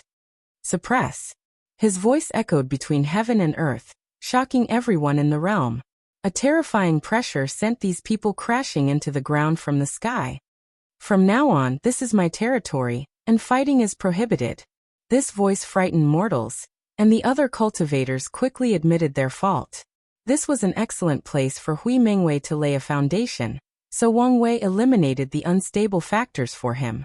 Wang Wei condensed some of his chaos flame, and fused it with this territory as a deterrence. He then changed the secrets of heaven and earth. Anyone who tries to investigate the powerhouse that has taken over this place will only find the source to be this chaos flame that has gained sentience. And it has nothing to do with Wang Wei, the destined one. Boy, look how much effort I've taken to ensure your growth and prosperity. Don't make me waste my efforts, Wang Wei thought before disappearing from this place. Where should I go next? He thought. He should have gone directly to see his future wife and explained. But I feel doing this would make me look even more guilty, even though I didn't do anything. Wang Wei was entangled. He wanted to explain but didn't want to appear too desperate, as if he had done something wrong. He sighed. No matter what world, dating is never easy. He waved his hand to send 2 talismans. One for his future wife to tell her of his arrival, and the other to Emperor Kong. Ultimately, Wang Wei chose to see Emperor Kong first before meeting her. After all, he didn't do anything wrong. I should also show some sincerity, but it can't be too obvious. Wang Wei's eyes changed, and he saw his karmic lines. All these lines never touched his body due to the karma unbound body, leaving only one attached to him like an unmovable leech. Wang Wei materialized a sword and used his father's, Absolute Cut Sutra, to cut off this karmic line. The effect was 10% better. Father's technique is truly unique, especially regarding attack potency, Wang Wei commented as he looked at the cracked karmic line. Unfortunately, he could not completely sever the causal link, but it was good enough that it cracked. She should understand my sincerity. Wang Wei's destination was the Holy Academy realm, where Emperor Kong established the main branch of the Emperor Enlightening Academy. This entire realm was countless times larger than the lower dimension, and was a grand city. This should be the outer area? Wang Wei thought as he walked through this vast city. There were no mortals in this place, only cultivators. The concentration of energy in this area is excellent, considering it's the weakest part of this city. However, there seems to be something else in the air. Wang Wei sensed his environment as he walked. Eliminating resentment, restless thoughts, calming the soul, and an understanding boost for cultivators below Tier 10. This should be a righteous chi array. Emperor Kong's foundation is more profound than I anticipated. It's one thing to use this kind of array for a few selected areas for talented students, but something else to use it on such a large scale for everyone to use. From what Wang Wei knows, the outer area is for guests and people waiting for the academy to recruit members. Yet such an environment is already top-notch, so he could wait to see the inner and central areas. While Wang Wei was observing everything, someone flew with incredible speed and landed before. He was surprised since there were flying restrictions even in this outer area, but he understood as soon as he saw who it was. If you find any errors, ads pop up, ads redirect, broken links, non-standard content, etc., please let us know. Report so we can fix it as soon as possible. Chapter 1309 The Academy. Wang Wei looked at the young man before him dressed in a blue literary robe, giving a free and easy atmosphere as if he were an ambitious scholar who wanted to measure the world with his feet. He compared it with the sage-like elderly man in his memory. Headmaster Baihan? No, I should call you young Master Baihan, Wang Wei said calmly. Baihan looked at him, a complex feeling flashing in his mind. At one time, this person was his junior and someone he saw as a threat. But now the latter became his father's peer. Baihan exhaled softly to compose himself. He cupped his hands and bowed. Emperor Wang, it's an honor to see you. My father, the dean, sent me to welcome you. Wang Wei looked at him and sighed. Time is truly a fascinating subject if you look at it through the lens of the human experience. Young Dean Bai, I'm glad I'm no longer your heart demon. Baihan smiled wryly. I was young back then, so don't take what happens to heart. His father spent much effort to enlighten him, allowing him to realize Chi of Calamity influenced him in the lower dimension, and that Wang Wei had become his heart demon. I'm not that narrow-minded, Wang Wei replied. Come one, lead the way. No problem. Baihan flew into the distance and Wang Wei followed. The outer area was vast, and even while flying countless times faster than light, it took them more than 30 minutes to reach their destination. Wang Wei realized Baihan wanted to give him a tour instead of directly sending him to their destination, so he enjoyed the sight. There were many people. More importantly, he saw 10,000 different races. Teaching myriad races without distinction? It seems your father is truly walking the path of a sage, Wang Wei commented. Most sects are racially based, including the Tao Opening sect. Although they recruit other races, the human race is the main, while only a few highly talented foreign talents will be recruited. The academy has always met to teach all sentient beings, but in the lower dimension, we had to focus on the human race due to the political climate, Baihan said. However, here, we have much room for development. There is also the fact you can't offend the demon race by excluding them, Wang Wei added. This academy was the only one opening because Emperor Kong made a deal with the parasites, but he only opened it for humans. The Blood Dragon and Five Feather would have slapped him into oblivion. There is that too, Baihan nodded. When is your academy's next recruitment? We recruit people every 50,000 yuan epoch, and the next time is still about 2,000 epochs away. That's not a long interval. Resources are strictly controlled and not infinite, so most factions will not recruit people easily. Some factions will only recruit people every million yuan epochs. Of course, They have recruitment halls that will search for talents in the meantime, but no mass recruitments will occur. We promised to train a few elites for the moons, so we must recruit more consistently than others, Han explained. Wang Wei nodded. They soon reached their destination. Wang Wei saw another part of the city in the distance, but he knew this was just a mirage. Then, like the academy in the lower dimension, Han activated a token, and they entered another world where the inner area was located. The first thing Wang Wei saw were countless towers. They were everywhere in this enormous city, and there were many of them, at least 10,000. He also noticed that each tower contained a unique aura or charm. What are those? Wang Wei asked. The different schools, Han explained. The academy's philosophy is to teach based on a person's talent or ability, so the dean divided the teaching into different schools. There is the School of Alchemy and School of Array that teaches profession. The School of Heart focuses on training the Tao heart. The School of Willpower teaches people with high willpower but low talent. The School of Enlightenment teaches people with high understanding but terrible physical qualities. The School of Combat for people with fighting talent, and so on.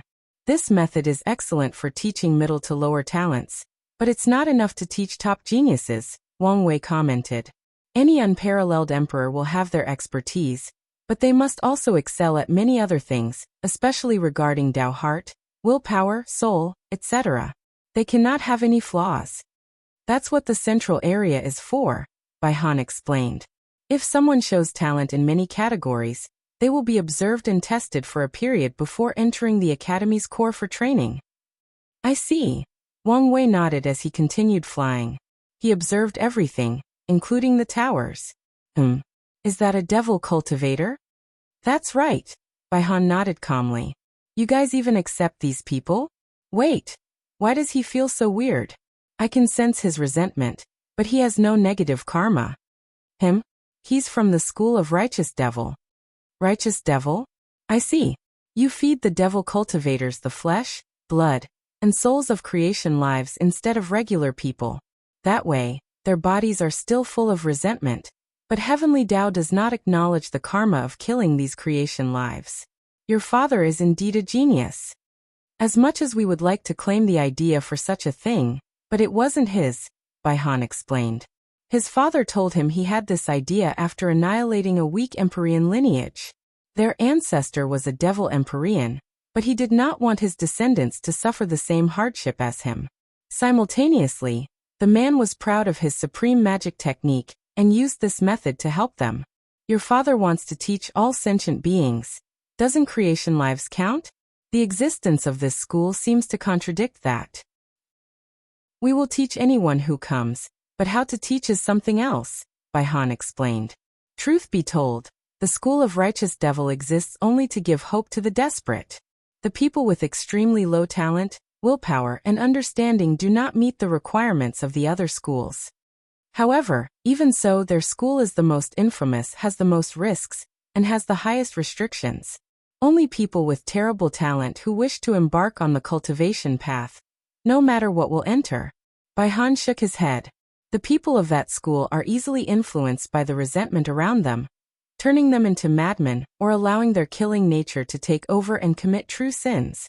As such, the people in that school are closely monitored, and their teachers have strict requirements for training their state of mind and Tao heart. Leaving hope for the desperate? Indeed a sentiment for a broad-minded sage, Wang Wei praised. The Tao opening sect only cultivates elites, so there is no way for them to have such a branch in their midst. However, the nature of the academy is different, so it made sense that Emperor Kong would do this. Have there been any great emperors born in that school?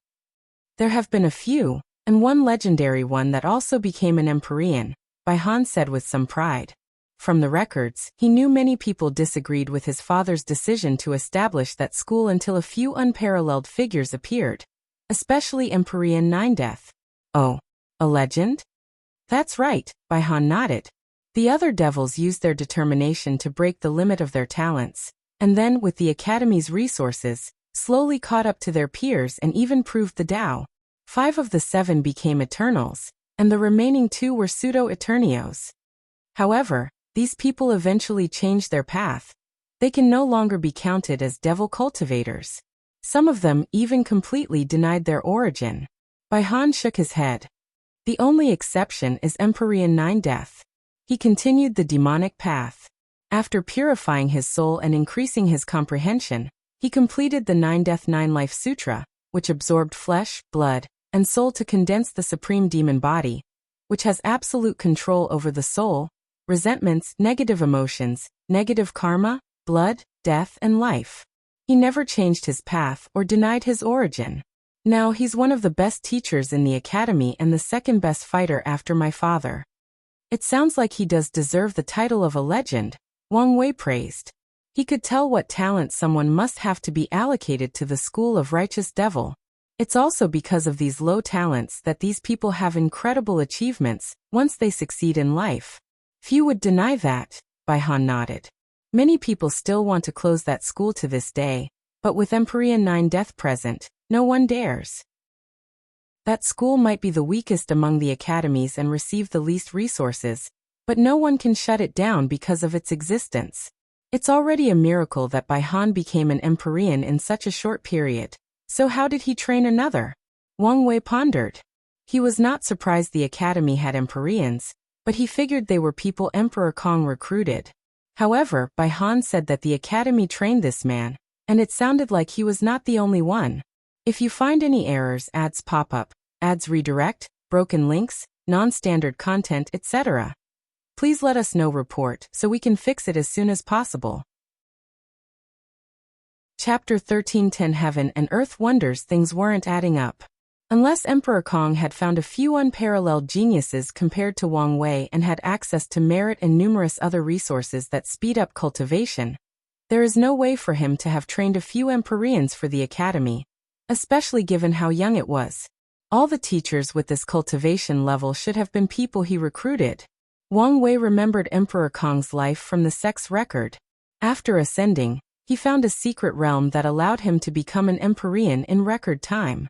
Such an event brought him some fame, but for the most part, Emperor Kong was inconspicuous. After all, he was a loose cultivator with no background. Many factions invited him to join him, but he refused and disappeared from the world.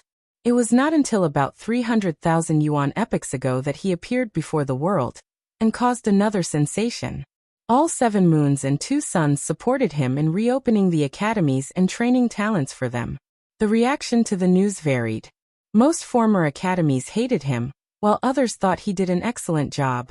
After all, their role in this world is to teach, and in the current environment, Emperor Kong's existence has brought some hope to many sentient beings.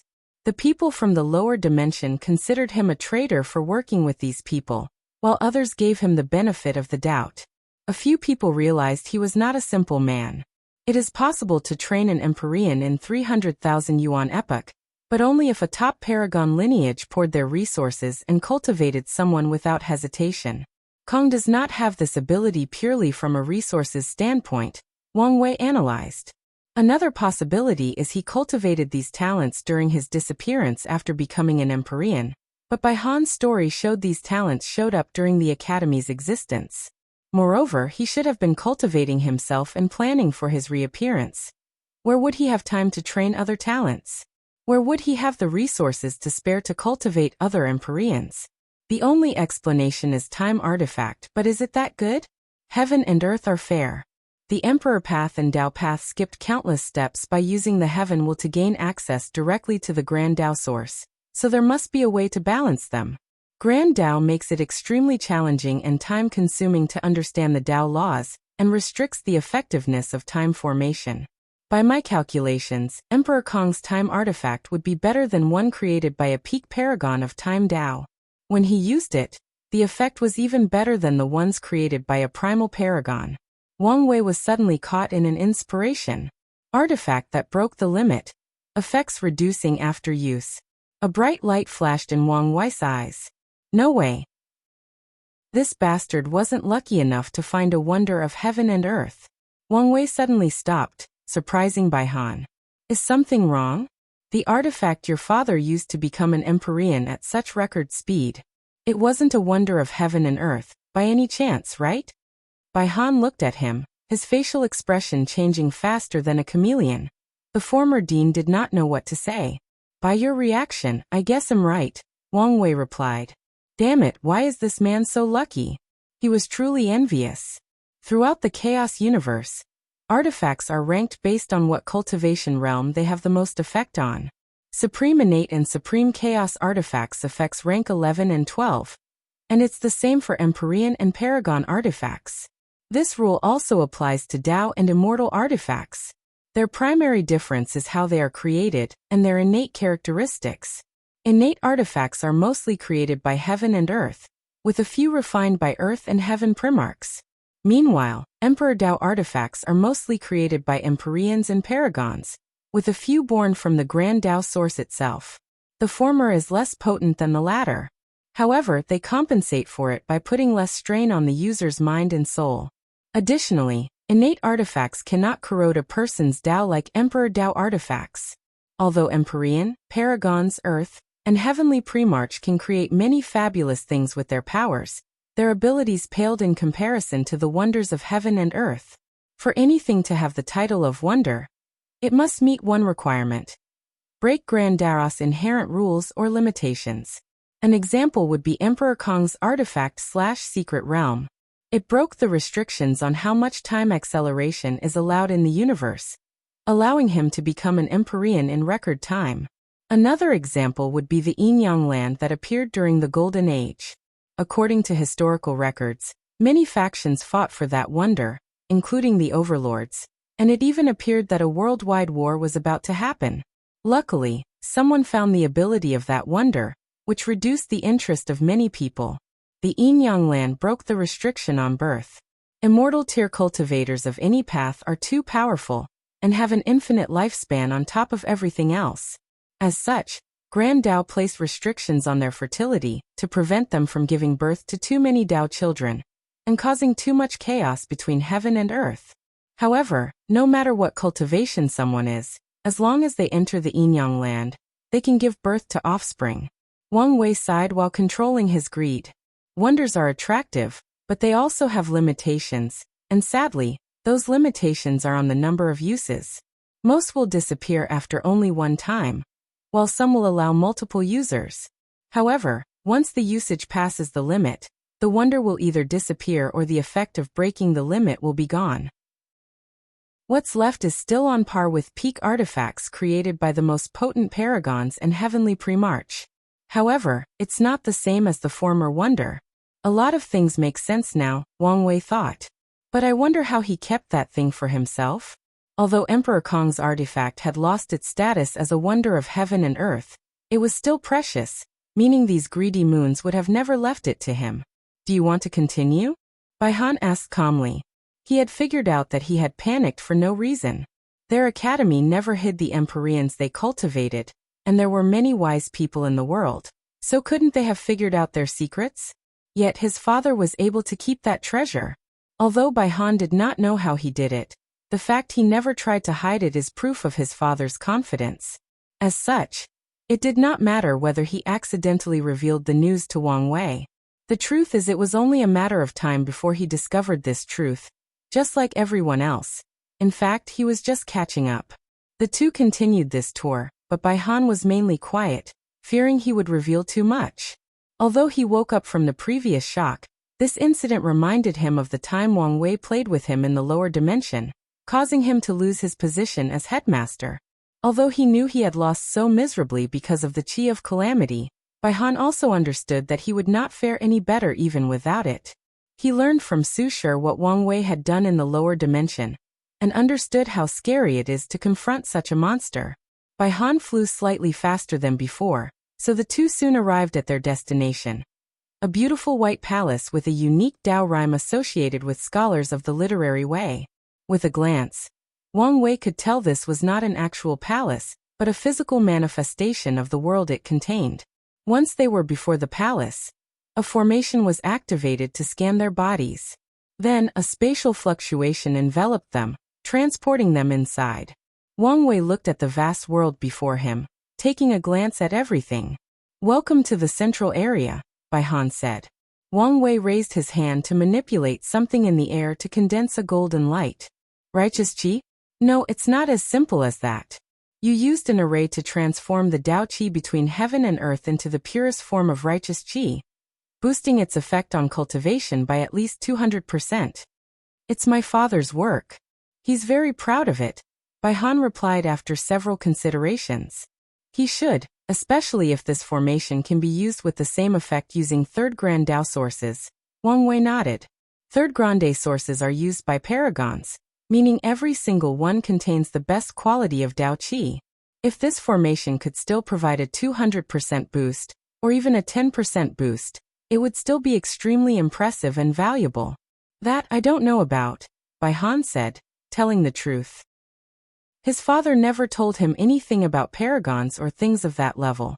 If you find any errors, ads pop up, ads redirect, broken links, non-standard content, etc., please let us know. Report so we can fix it as soon as possible. Chapter 13:11 Meeting Emperor Kong. Wang Wei understood. Most factions will not tell their disciples matters higher than their cultivation. He was unique in the sense that he was already involved in things about transcendence, while still a little mortal. What is your role in the academy? Wang Wei asked while observing the surroundings. Are you a teacher or a student?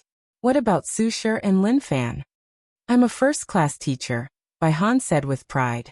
As for them, they are high-level students. First-class teacher? So, does that mean Empyreans are second-class, and Paragon will be third-class? Quite ambitious. What emperor is not ambitious, especially the ones who rose from the lower dimension? Bai Han replied. True that, Wang Wei agreed. What's the difference between students and teachers? Teachers' purpose is, well, to teach. Students are trained to be elders or guardians of the academy. They are the protectors and main fighting force. Does that mean students are the academy's future goon, and the teachers are future deans? Wang Wei asked in a strange tone. Of course not. Bai Han immediately denied it. According to my father's rules, students can become teachers, and teachers can revert their status to students. The resources available to them are the same. The main difference between them is their focus. Students focus on their cultivation without worrying about training others or giving lectures. However, they must also take missions to contribute to the academy. Meanwhile, teachers cultivate by training others. Wang Wei understood the system. The literary way can increase its strength by cultivating students. As long as their students have specific achievements, let's say, proving the Tao and becoming emperor, they can receive feedback that can dramatically increase their strength and cultivation realm in proportion to how much they contributed to their students' success. It's not impossible for someone with low talent, but is an excellent teacher to use the literary way to prove the Tao, with a heaven will, but they must contribute immensely to their students' success or train multiple students and have a net positive influence in their accomplishment. Are there any requirements to become a teacher? Wang Wei. Yes, and there are a few, with the primary ones being that all teachers must condense their righteous qi or cultivate an auxiliary technique with the same effect. That's a wise move, Wang Wei praised. Righteous qi can give birth to literary talents, which vary based on the scholar's path. However, since the academy took the teaching path, all their condensed talents are biased toward that area. As such, it's normal for the academy's teacher to have skills that can help their students. A perfect example is Lin Fan's former teacher, who had the talent to create the ideal training plan for his students. There is also Bai Han's talent called preaching, which can drastically increase a person's understanding after listening to his sermon. Wang Wei chatted with Bai Han as he observed the environment. He saw numerous sights, teachers giving outdoor lessons, students hunting in the forest, and even finding fortunate encounters. He also noticed countless hidden dimensions in this world, and guessed they were the Academy's training secret realms. I wonder if Emperor Kong has any decent secret realm to train the body. Should I ask him? Wang Wei thought. Forget about it. My future wife should have the best of the best. They soon reached their destination. A beautiful lake with a walking road directly connected to a small pavilion floating in the middle of the water. Please, Bai Han said, pointing to the path. His demeanor was that of a true scholar who follows etiquette. Thank you, Wang Wei nodded. Although he did not care for these kinds of customs, He would respect them since he was in someone else's place. Emperor Kong was standing with his hands behind his back, a small table and 2 chairs next to him. His black scholarly robe perfectly accentuated his sage-like face, overshadowing what modern people call middle-aged uncle charm. Fellow Taoist, I would like to once again apologize for missing our previous meeting. There is no need for that, Emperor Kong said with a gentle smile. Based on the previous situation, I might have cancelled the meeting. Emperor Kong was not just saying these words out of politeness. After the significant event that was the death of a paragon, he had much to do, so there was a high chance he would have cancelled on Wang Wei had the latter's people not sent words beforehand. Thank you for your understanding. Please, Emperor Kong said, and Wang Wei sat down. Do you want tea or wine? Wang Wei's body visibly paused and Kong, who was observing his every move, noticed. Is something wrong? I've participated in many meetings and just realized people rarely offer wine. They usually directly give me tea. Now that I think about it, I also only offered tea. Don't fellow Taoists like tea? Kong asked. That couldn't be. He remembered the information stating that Wang Wei's favorite tea was called Longjue. People who don't like tea don't have a favorite. That's not it, Wang Wei replied. It just dawned on him, hence his reaction. I'll take the wine. Good. Emperor Kong waved his hand to materialize 2 wine cups with a purple liquid. This is called the Immortal Dreaming Wine. Have a taste. Wang Wei raised his wine and took a whiff. His eyes lit up as even the smell was intoxicating. He sipped it before closing his eyes. His mind immediately entered a trance where he saw a beautiful woman dancing. Many transparent red silk sheets were around, preventing him from seeing her face or body, but even her silhouette was enchanting beyond words. Her dance was graceful and ethereal, like an immortal from the heavens not sullied by the rains and dust of the mortal world. He instinctively chased after the woman, but whatever he did he could not catch her. Meanwhile, her dance became more elusive, less ethereal, and more teasing. Wang Wei soon reached the final silk sheet, and the dance finished. He hesitated briefly as he looked at the silhouette opposite him until he heard her voice. Come. He removed the obstacle and finally saw the beauty behind. She had his future wife's face. She smiled at him and blew him a kiss. Then Wang Wei opened his eyes from the dream. What an immortal dreaming wine, Wang Wei praised. Emperor Kong chuckled. Who did fellow Taoists see? It couldn't have been Miss Sun Junyao, right? I should ask you that question. You jest. I'm a happily married man, Emperor Kong swiftly said. His wife was not pleased with his friendship with Sun Junyao. Even after explaining countless times it was more of a business relationship, so he immediately ended this topic after realizing he could not get more information from Wang Wei about what happened that day. What do you think of the academy? Emperor Kong asked, changing the topic. It's wonderful, Wang Wei replied sincerely. I'm sure it's nothing compared to your sect, Emperor Kong replied humbly. I wouldn't know, Wang Wei said as he sipped his wine. Unfortunately, he was conversing, so he had to cancel the dreaming effect. However, I mean what I said. It's beyond impressive that you can build such a foundation in such a short time span. In this era, every faction was being weakened or destroyed, but the Emperor Enlightening Academy rose and prospered. This is due to Emperor Kong's years of planning, calculations, and ability to adapt to the situation. Emperor Kong smiled. Although he never showed it, he was indeed proud of his accomplishments. However, they were far from enough, so he constantly reminded himself that this was the beginning. While you're here, I'll take this opportunity to thank you. For what? For Su Shi Lin Fan and everything you did in the lower dimension, Emperor Kong explained. The rise of the lower dimensions sect brought me tremendous luck blessing, and your presence even saved our academy. Oh, Wang Wei understood the first part, but he had no idea what Emperor Kong meant by the latter. These people were unhappy with the prosperity of the academy, so they were planning on suppressing me, Emperor Kong explained calmly. However, they soon were distracted by your presence to the point they'd forgotten. Then, before I had to do anything, the world changed drastically, and they entered the frontier. That's just a manifestation of your great destiny. Wang Wei did not take credit for this as he did nothing to deserve it.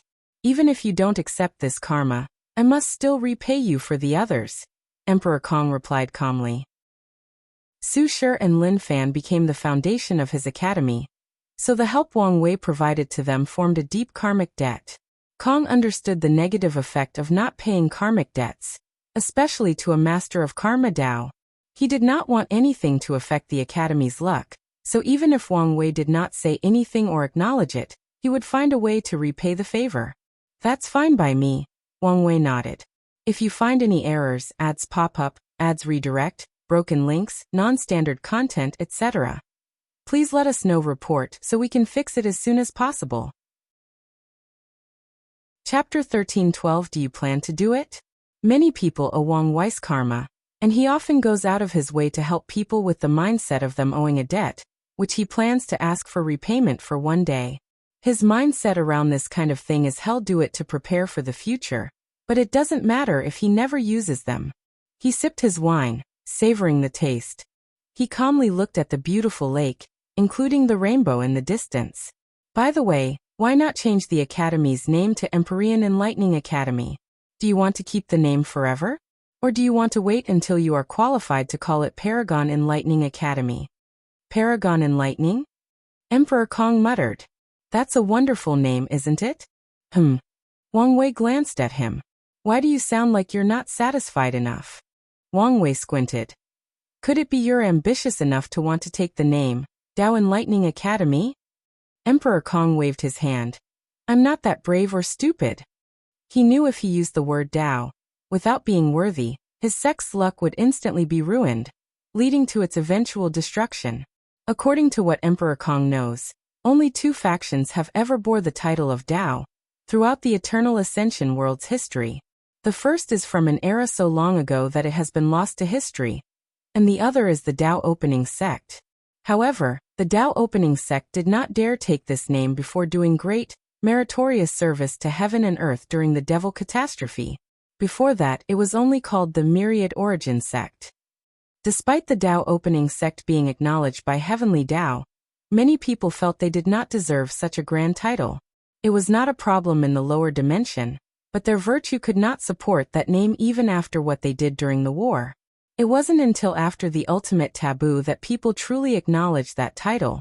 To you and open the Dao to the entire chaos universe by making the way of transcendence more accessible, so the whole universe can accept the Dao Opening Sect having such a title in their name. So what is it then? Wang Wei asked. Paragon is not the limit of cultivation, is it? Emperor Kong responded. An academy that trains transcendent. Wang Wei chuckled. Ambitious indeed. Oh, fellow Daoist, do you think I'm over my head? Emperor Kong asked. I'll be frank, Wang Wei said after taking another sip. I believe, without a doubt, you can build an academy on par with the 13 overlords. However, I have not seen any signs that you have the potential to reach that realm. Is that so? Emperor Kong said calmly, showing no signs of being affected by Wang Wei's words. He sipped his own wine. I was under the impression you thought highly of that girl Su Shi. I do, Wang Wei admitted. However, I have divided transcendent potential into 3 levels. He did not continue talking but instead waved his hand to isolate the surrounding sights from prying eyes, and put the surrounding cause and effect in disarray to prevent divination or calculations. The first class consists of people who have established a transcendent foundation. These are the people with the highest possibilities of achieving transcendence. Some can even be called transcendent seed, Wang Wei boldly declared. The transcendent foundation that Wang Wei is talking about is not just his perfect foundation and its effect. He's talking about people who have at least achieved the 9 extremity foundation and entered the taboo realm in at least one of the 3 immortal realms, or have some of the essence of transcendence, like Sun Junyao. These people have a much higher chance of achieving half-step transcendence than everyone else. In that category, Wang Wei considered himself the best because of all his achievements, like Mortal Emperor, 10 Supremacy Foundation, becoming a Heavenly Emperor, and linking an entire era to his existence. All these things have contributed to his transcendent foundation. Transcendent foundation? Emperor Kong asked with a serious look. However, Wang Wei only smiled but did not answer. The second category is the people talented and intelligent enough to create a method of transcendence. Wang Wei continued. There is a vast difference in this level as well. Some people only have a vague idea, some are already working on turning this idea into a reality, and ultimately, only a few will succeed. Emperor Kong swallowed the wine. The third level? He did not ask Wang Wei to elaborate further since he knew he wouldn't get much of an answer. The final level is where I placed you, Su Shi and Lin Fan, Wang Wei explained. This level belongs to people who have the talent to achieve transcendence only if they receive an already made and completed technique. Wang Wei can already predict how brutal the path of transcendence will be. Countless geniuses who used to be the shining stars of the chaos universe will realize their incompetence and insignificance before that barrier called transcendence. To be fair, you three masters and disciples have the potential to establish a transcendent foundation. If you know the requirements, Wang Wei continued. Additionally, I don't know enough about you to determine whether you can be classified in the second category. Emperor Kong calmly refilled his cup. Although he looked calm on the surface, his mind was experiencing great turmoil. Was Wang Wei lying? This was Emperor Kong's thought after hearing these words. He had his reasons for thinking such a thing. Firstly, this is something that Wang Wei would do, lie to further his goal. And what would those goals be? It's evident to Emperor Kong based on how he dangled information about transcendence over him like a hunter using a carrot to lure a rabbit from their hiding hole. However, certain things made him doubt his judgment. As soon as Wang Wei uttered the words, Transcendent Foundation, the first thing he thought of was Sun Junyao. Perfection has always been a taboo in the world, and most people who pursue this path usually end up miserable. But what was it a taboo? Emperor Kong was wise enough to link Grand Dao's ban on perfection to its connection to the transcendent path. So, he immediately thought that Sun Junyao might belong to a unique individual in Wang Wei's first category. Numerous thoughts flashed in Emperor Kong's mind. He analyzed all the information he knew about transcendence and re-evaluated them based on Wang Wei's words. Sadly, he realized he knew too little. Emperor Kong sighed deeply. Our foundation is too shallow. He suddenly realized how much weaker his academy's foundation was compared to these top lineages who have cultivated countless peak paragons who have already started their journey toward the next realm. He instantly removed all his pride in building the academy to such a level. Although he always reminded himself that he had a long way to go, today's events showed how true these words were. Emperor Kong decided to take Wang Wei's bait. He knew he might have to pay a steep price, but getting his hands on such a valuable piece of information would be worth it. Fellow Taoist. He stopped as he realized Wang Wei was looking into the sky, and he finally sensed a mysterious aura, so he also raised his head.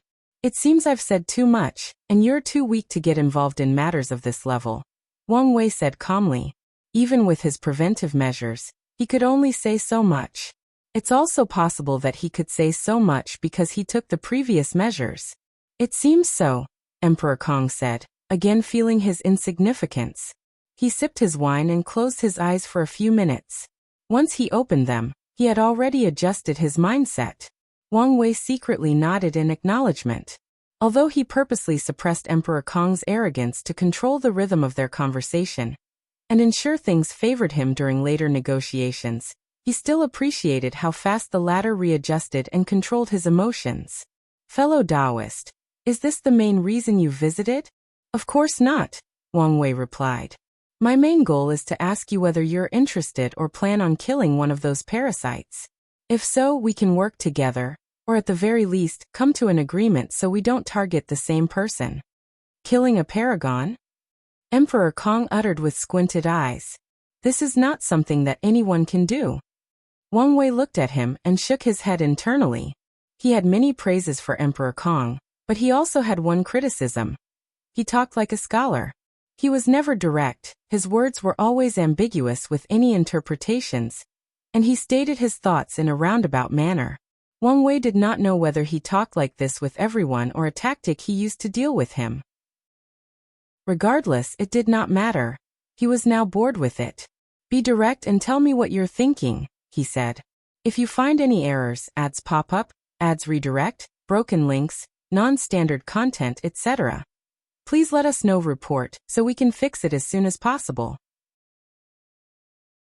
Chapter 1381 Tribulations. Despite Wang Wei's words, Emperor Kong remained quiet. The situation was more complex than it appeared. His academy was too entrenched in the lives of the parasites, so he had to make his following decisions carefully. Additionally, he was extremely wary of the person next to him. If he were not careful, Wang Wei would sell him and have him count the money. I have to think about this carefully, Emperor Kong replied, once again giving an ambiguous answer. What an annoyance, Wang Wei thought.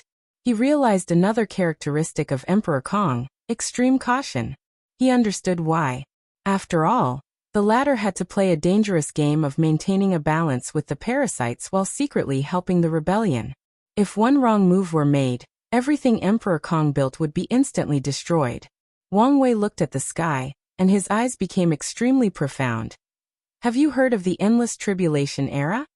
Yes, it's the era before the golden era, Emperor Kong replied. Time Eater almost erased this world's history. He even used his chronospirit to block the river of time to prevent certain capable people from peeking at the past. Of course, such a method does not affect these top lineages, but it did disrupt everything and everyone else. I heard that era is our world's version of the Null Era, with civilization restarting, Emperor Kong added. He spent a lot of time and effort, and with Sun Junyo's help he acquired much knowledge of the world's history. However, Emperor Kong's effort went as far back as the Golden Era, and he knew little about what came before. All sentient beings with intelligence have one thing in common: the desire for improvement or evolution, Wang Wei stated calmly. No one can escape this fact, including Grand Dao. He sipped his wine and emptied the cup. Emperor Kong waved his hand to refill it, breaking etiquette since he should have used a teapot. However, he did not care about that since he had a feeling Wang Wei was about to reveal some outlandish information again. Heavenly Dao also wishes to improve, and it happened in that era, Wang Wei continued. In the lower generation, during my generation, Heavenly Dao skipped your son's time to bring all the luck and destiny of that generation to mine, creating a prosperous era. Meanwhile, true Heavenly Dao did something even more extreme. 81 Tribulations, Wang Wei stated with shining eyes. During each tribulation, the eternal ascension world was ravaged by war, famine and countless catastrophes, but each time they survived, civilization rebuilt itself, and the world's luck reached a new peak. Emperor Kong listened attentively while drinking. He compared what Wang Wei said with the information that he had, deducing what he said was the truth, what his motive was, and so on. Do you know what the final tribulation was? Wang Wei asked. Emperor Kong pondered briefly. The innate acquire war. You would think so, but no, Wang Wei shook his head. That war was the 80th tribulation and ended that era. Afterward, the human race became the protagonist of heaven and earth, and the eternal ascension world became one of the many worlds where acquired life is in the dominant position. It can also be said the world determines its position in the eternal battle between fiend gods, paragons, and heavenly primarchs. Wang Wei moisturized his throat. After the war, the world's luck reached an unprecedented height and entered the Golden Era. In some previous eras, it was common for the total number of paragon to be less than 3 digits. But at the peak of the Golden Era, all the overlords had at least hundreds of paragons, and some were in the thousands. Wang Wei sighed. He had to give credit to Heavenly Dao. It took the risk of using this tribulation method to drastically improve the eternal ascension world's overall strength and power. However, how risky were those 81 tribulations? If any of them went wrong, the world's cultivation civilization would be destroyed and have to restart. The eternal ascension world might have spent countless eras trying to recuperate from the devastation. During the Golden Era, many extraordinary talents rose up, Wang Wei continued. For example, my ancestor Qiyuan. He started the First Origin War, turning the myriad emperor world into the destiny center of the lower dimension. However, was this the only effect of that war? Of course not. The world's destiny also shifted from the aboriginals born in the upper dimension to the people from the lower dimension. How could the people from the other world communities allow Qiyuan to bless his home world at the detriment of their own? The First Origin War should have ended with these people banding together to defeat the Tao Opening sect and the others from the Myriad Emperor world. Yet, that's not what happened. The explanation for this is Qiyuan convinced many people from other world communities to side with him, and the reward was what Wang Wei said: destiny shifting to them. After the war, more and more people from the lower dimension grew, until they became the dominant force in the upper dimension. I suspect the first war was in preparation for the Second Origin War, Wang Wei analyzed. He had no definite proof of this matter, but he derived this conclusion after researching the historical text. Another extraordinary talent of that era is, of course, Empress Wu, and her situation is related to you, Wang Wei said, looking at him. What do you mean, fellow Taoist? Emperor Kong was genuinely confused. Many major events happened during the Golden Era, but the most significant is the Devil Catastrophe, the 81st and last tribulation. Emperor Kong squinted. Heavenly Tao went all out for this catastrophe. It even acted a little bit reckless by pushing the limit of that tribulation beyond the level of Paragon. Emperor Kong immediately remembered some of the rumors he had heard about the Devil Primogenitor, and his squinted eyes became even smaller. Heavenly Tao's risks paid off. The Golden Era survived the last tribulation, and the world's luck reached another unprecedented height. Qiyuan took this opportunity to launch the Second Origin War. He successfully opened the transcendent path to the Chaos Universe, and made the Eternal Ascension world the semi-destiny center of the universe. Emperor Kong frowned. What does this have to do with Empress Wu and me? Yes, I'm getting ahead of myself, Wang Wei said. By the end of the Devil Catastrophe, the status of the 13 Overlord was already established. The Grand Sect Alliance, the Tao Opening Sect, the Myriad Clan Union, the Limitless Exchange Hall, the Tao Beginning Palace, the 10,000 Buddha Haven, the Great Qin Kut, the Pre-March Origin Temple, the Tribal Sacred Mountain, the Sword Path League, the Skill Tao Association, and the Divine Faith Heaven. What am I missing? The Origin Seal Continent, Emperor Kong replied calmly. As the saying goes, 9 is the extreme, 12 is completion, and 13 is transcendent, Wang Wei continued. Everyone knew there was one last spot for the top lineage, and as I'm sure you've already guessed, such destiny fell on Empress Wu. With unparalleled talent, she built the Origin Seal Continent, and became the last overlord. Wang Wei sighed. She's a wonderful woman, isn't she? She's probably the strongest of all the primals in that era in terms of direct combat. However, her lineage is slightly better than that of Limitless Exchange Hall in terms of the number of primal strength.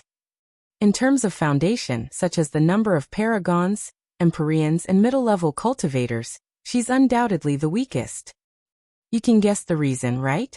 She's too young, and her foundation is the weakest, Emperor Kong replied with a sigh. That's right, Wang Wei nodded. Her rise was only during the middle to late stage of the Golden Era. No matter how wonderful she is, it could not change this fact. Wang Wei looked at the sky, especially the sun. There used to be 7 moons and 2 suns in the sky, but they were now gone. Heavenly Tao has already planned everything, Wang Wei said with a deep voice. It knew Qiyuan's methods could only summon these inferior, banned and flawed methods of becoming half-step transcendence. Ban. Who can ban these methods? Emperor Kong thought, his heart shaking. Why am I so stupid? Of course it's Grand Tao. So that's why that event became the ultimate taboo. Heavenly Tao knew how prideful these people from the Golden Generation were. So how could they accept such flawed methods? Wang Wei continued. So, it selected a few people. Emperor Kong's expression became serious, and looked at the bright sun. These people were supposed to be guardians and pathfinders. They were supposed to protect the world while the others recuperated from the damage of the ultimate taboo. When the time was right, everybody would work together to perfect the method and open a new era. Wang Wei was not spouting nonsense. Methreya was one of the most brilliant talents of the Golden Era, ascending to the position of Prime Buddha, and controlling the 10,000 Buddha Haven, which became the origin and head of all Buddhist factions in the world. How could such a person not be arrogant? How could such a person accept becoming the weakest type of half-step transcendence? Wang Wei doesn't know much about supreme unity, But his situation was probably similar. Can you guess where this story is going? He asked. The Guardians turned into usurpers. Emperor Kong sighed. They changed the trajectory of their and the world's fate, destroying the advent of the new era. Destroy? More like delay, Wang Wei chuckled. Heavenly Tao has great ambitions, and it's been planning for so long. Wang Wei had his suspicions about Heavenly Tao after hearing what happened with Wu Hong and the Curse Master. If my theory is correct, it's been planning for a few transcendent factions, he continued. Maybe not 13, but definitely more than 3. He looked at Emperor Kong. And am willing to bet the last spot went to you. Although Emperor Kong had some guesses about where this conversation was going, his body still trembled after hearing these words. He tried his best to control his emotions, but it was not so easy this time, so he had to sip his drink and use the alcohol's effect to calm down. If you find any errors, ads pop up, ads redirect, broken links, non-standard content, etc., please let us know. Report so we can fix it as soon as possible. Chapter 13-14 Do I Have a Choice? Unedited chapter. The destiny of a transcendent faction? Who does not want such a thing? Destiny and luck are two of the supreme Tao, meaning that as long as Emperor Kong played his cards correctly and made no severe mistakes, he was destined for success. However, the latter could not care about any of that. On the contrary, an overwhelming fear rushed from his mind into his toes. Emperor Kong knew the severity of this kind of news. As long as another word of this conversation gets out, his academy will be annihilated the next day. There is no basis for Wang Wei's words besides his analysis. Of course, with enough effort, these top lineages can deduce whether he's telling the truth or spewing nonsense. However, it did not matter whether he was telling the truth. Some people would instead eliminate a potential threat to take the risk of being wrong. That's why Emperor Kong was sure his academy would not survive if anyone learned of this conversation. A deep killing intent flashed deep in his mind, but it dissipated with the same speed. Emperor Kong already knew he was not Wang Wei's match because his intuition immediately warned him of danger after thinking of silencing the latter. Additionally, he has already investigated and knew that Wang Wei had a method to battle a Paragon's projection. The Academy currently had no Paragon arrays since he did not dare install one. That also meant he could not use any assistance to kill Wang Wei.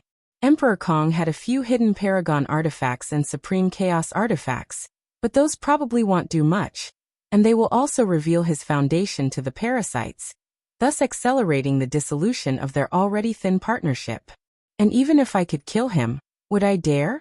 Emperor Kong thought, lowering his shoulders as he slumped on his chair.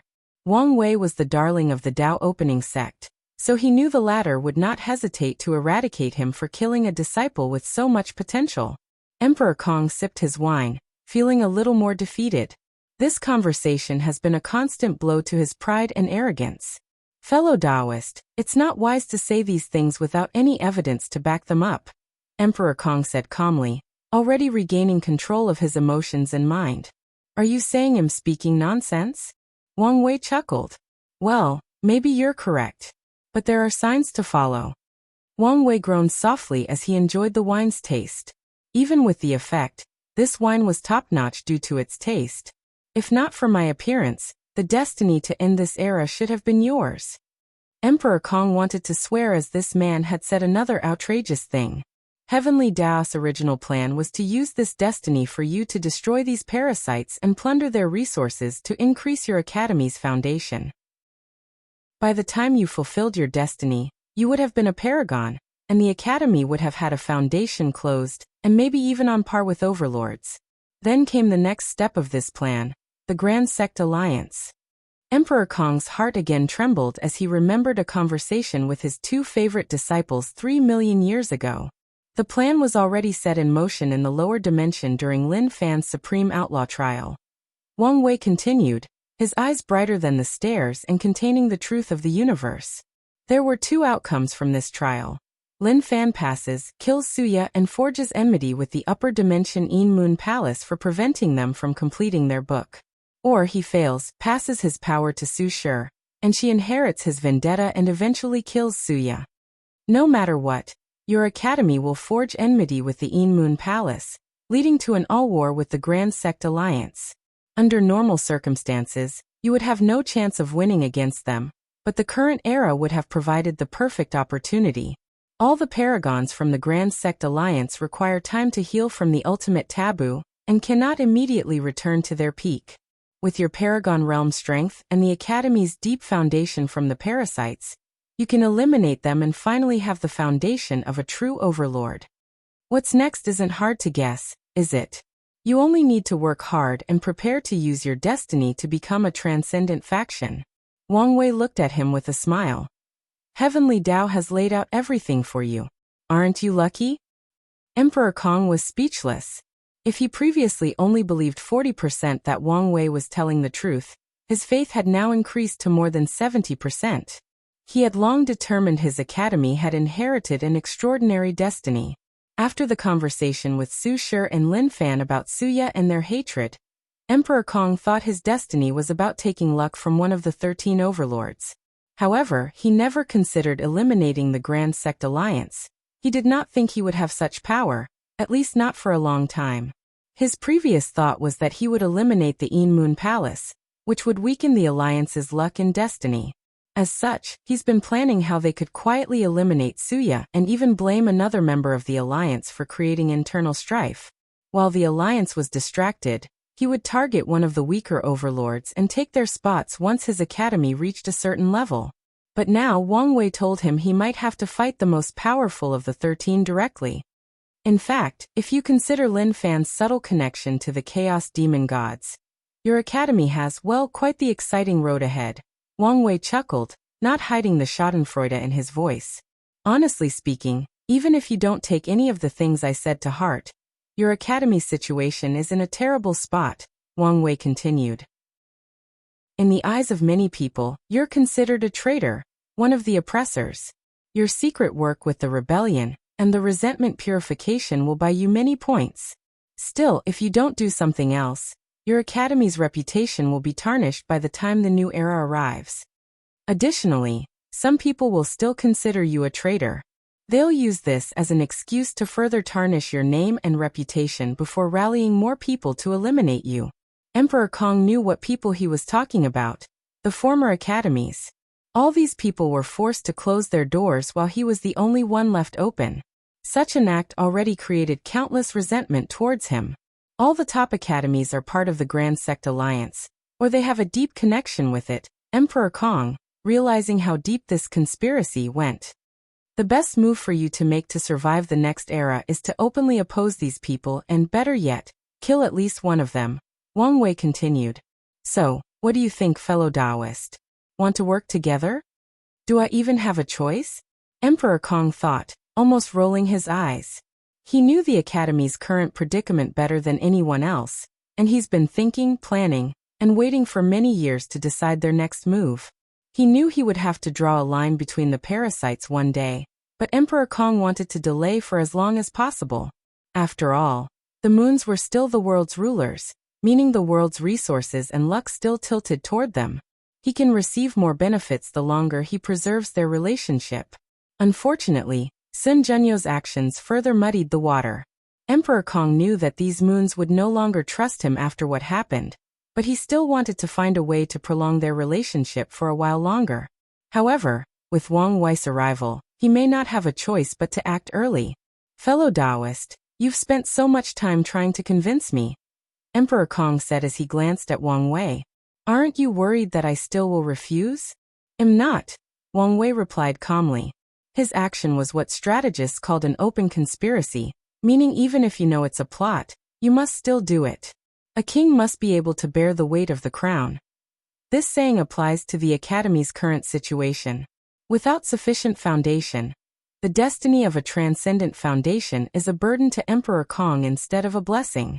The latter no longer has the destiny to end this era, so he won't walk the path of killing these parasites and plundering their resources.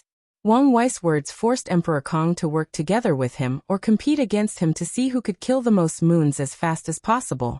If you refuse, then I won't have any guilt in treating you as a pawn. I can use you to distract these moons to increase the success of my plans, Wang Wei said calmly. Emperor Kong glanced at him from the corner of his eyes. Su Shi warned him of how scary this man was, and he took her words seriously. But nothing prepared him for when he indeed faced that monster. If you find any errors, ads pop up, ads redirect, broken links, non-standard content, etc., please let us know. Report, so we can fix it as soon as possible. Chapter 13-15 Partnership. Emperor Kong sighed. Fellow Taoist, what do you have in mind? Emperor Kong relented. Although he did not want to be entangled with this man, he knew he did not have much choice. Wang Wei smiled. I don't know much about these people yet to formulate a plan, and a head-on battle is the worst plan possible. After analyzing Blood Dragon's death, Wang Wei realized how difficult it was to kill a paragon in a direct confrontation. The arrogant dragon would have survived if Sun Junyao had not been strategic and calculated for many variables, including longevity resources and Blood Dragon's Dao imprint location. His strength would have been drastically weakened, and he might have lost his position as one of the moons, but he would have survived. Wang Wei knew that it would be useless even if he could kill one of these people after entering the taboo realm. Instead, he needed to follow a similar path as Sun Junyao and slowly plan their death. So what's the plan of this alliance? Emperor Kong asked, almost rolling his eyes. You're a scholar. Why are you so impatient? Wang Wei replied. I have predicted a few things on how these people will react to Blood Dragon's death, and came up with a plan that is guaranteed to give us an advantage no matter what. However, this plan can only work once, and I need your help. He summoned a blueprint and showed it to Emperor Kong. So that's why you wanted to work with me? Emperor Kong uttered after seeing the 4 pillars in the blueprint. That's right, so what do you think? The formation can be improved, Emperor Kong commented before modifying the blueprint. It seems one of your sub-Dao is Dao of Array, and your achievement is superb, Wang Wei commented. At a glance, he could tell that Emperor Kong used his Dao, transformation, as the philosophical core of his array path.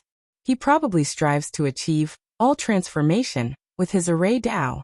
He did not fuse array Dao into his transformation Dao, but used it as a supplement. They work together, forming the perfect synergy. That's a unique path. But what's the purpose of doing this?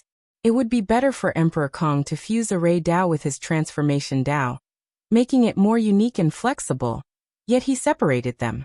Is he trying to use the harmony between the two to turn the array Dao from sub-Dao to primary Dao? If that's true and he succeeds, I'll have to raise my evaluation of him.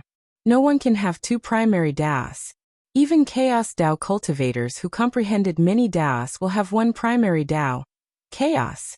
However, if Emperor Kong's approach worked, had benefit immensely, including acquiring 2 Dao positions after becoming a peak paragon.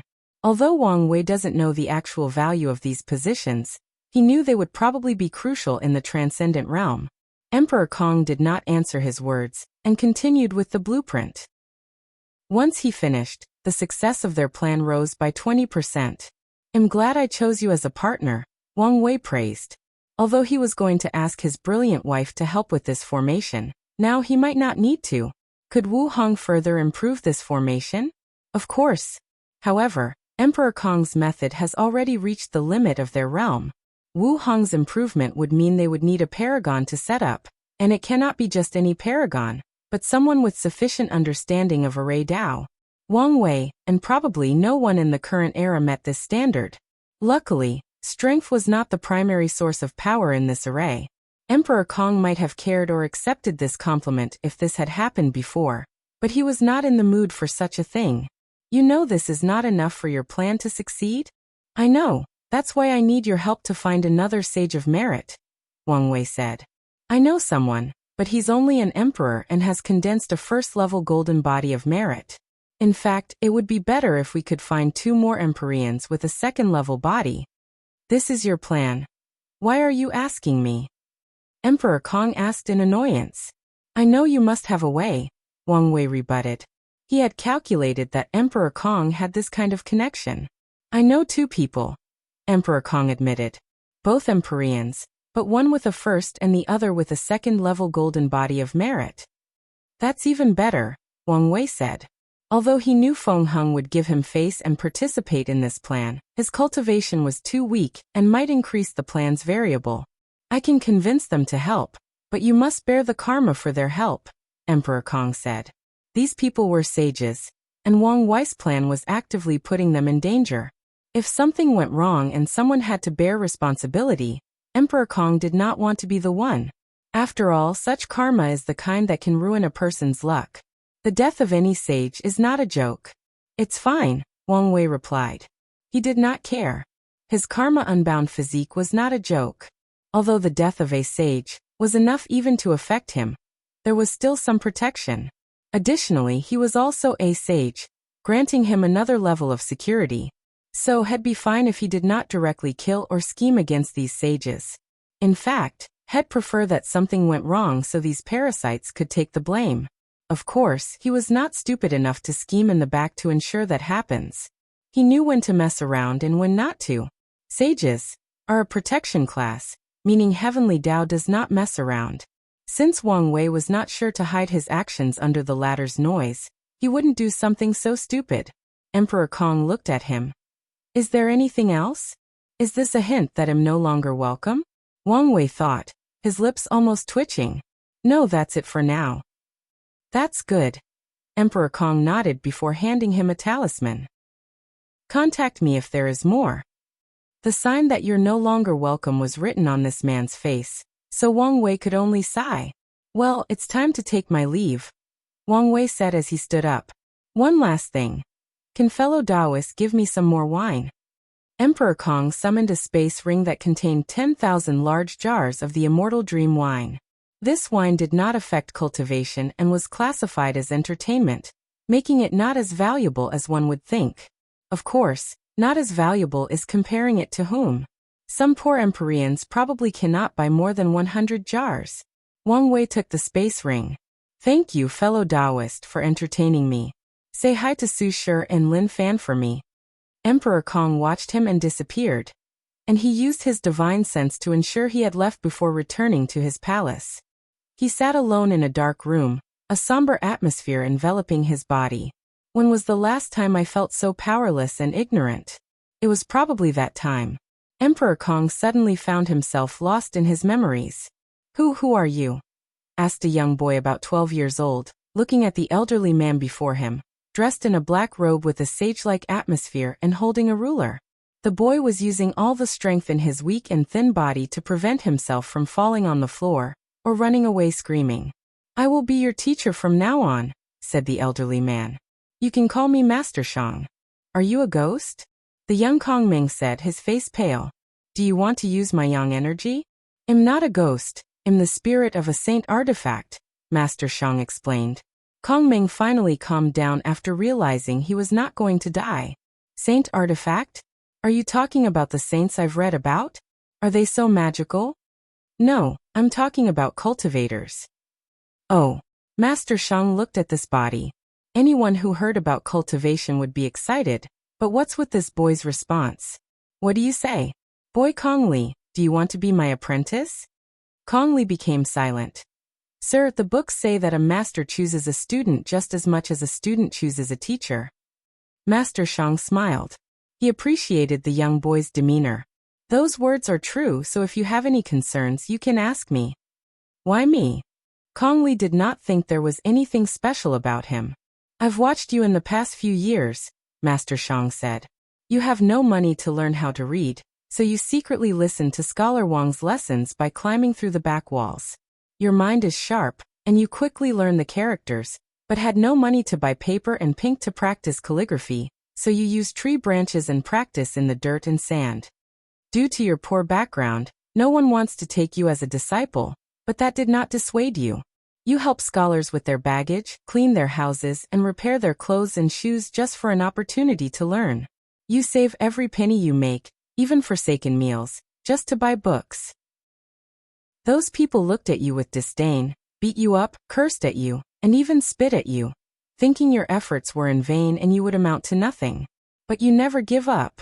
Your desire to pursue knowledge and improve yourself is something many of the sages you've read about do not have.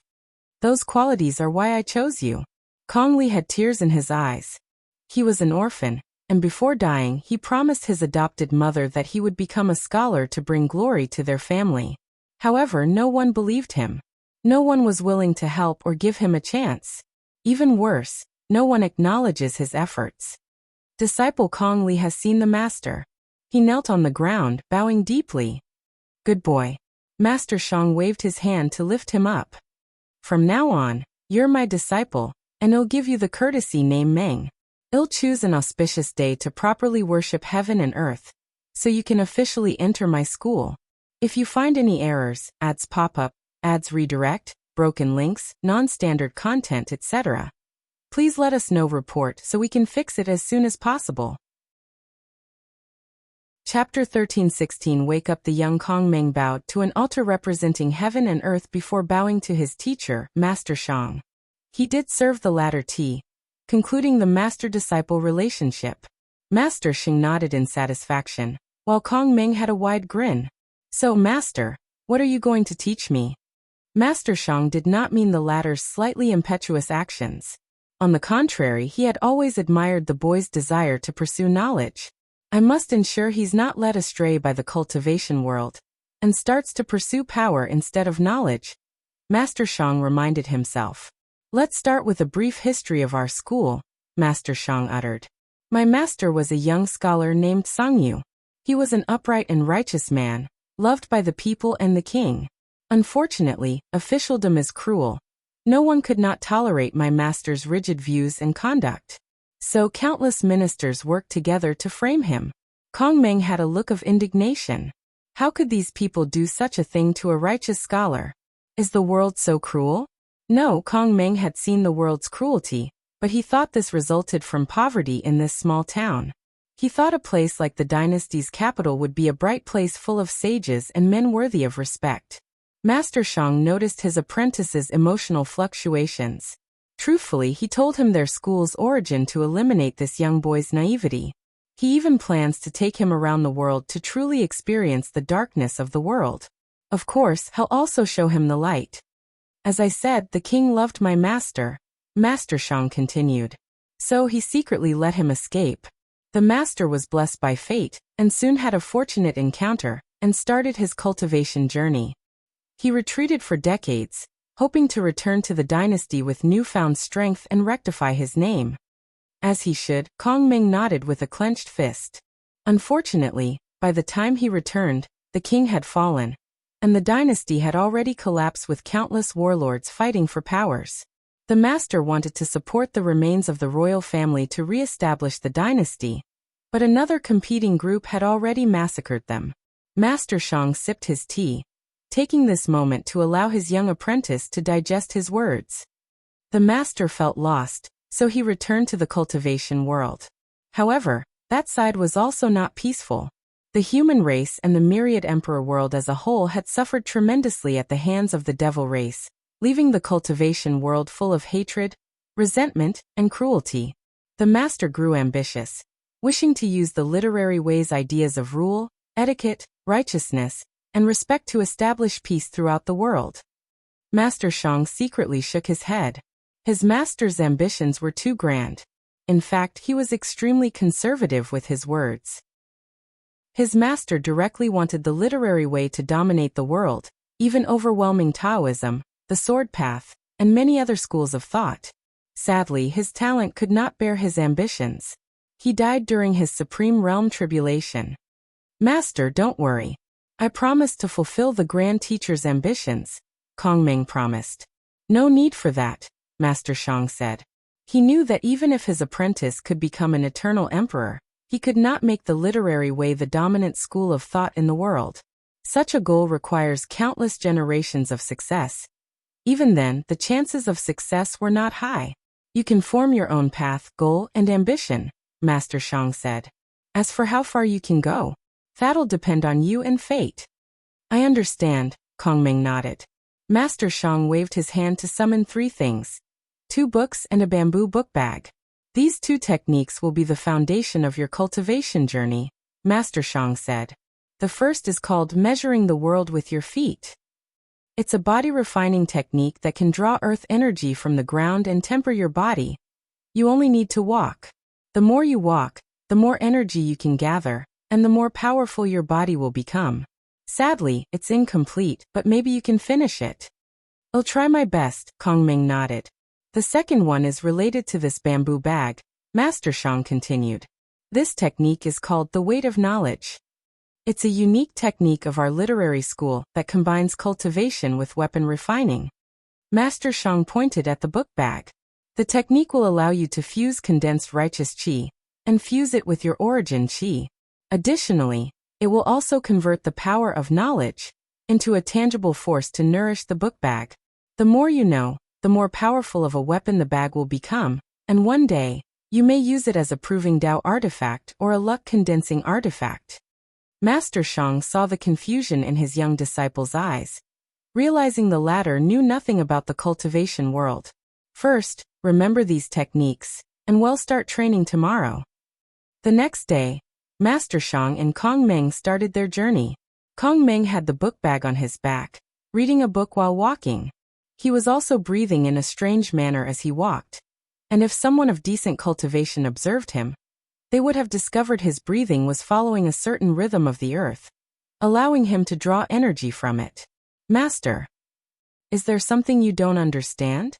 It's hard for me to be walking, reading, breathing, and visualizing, Kongming said with a wry smile.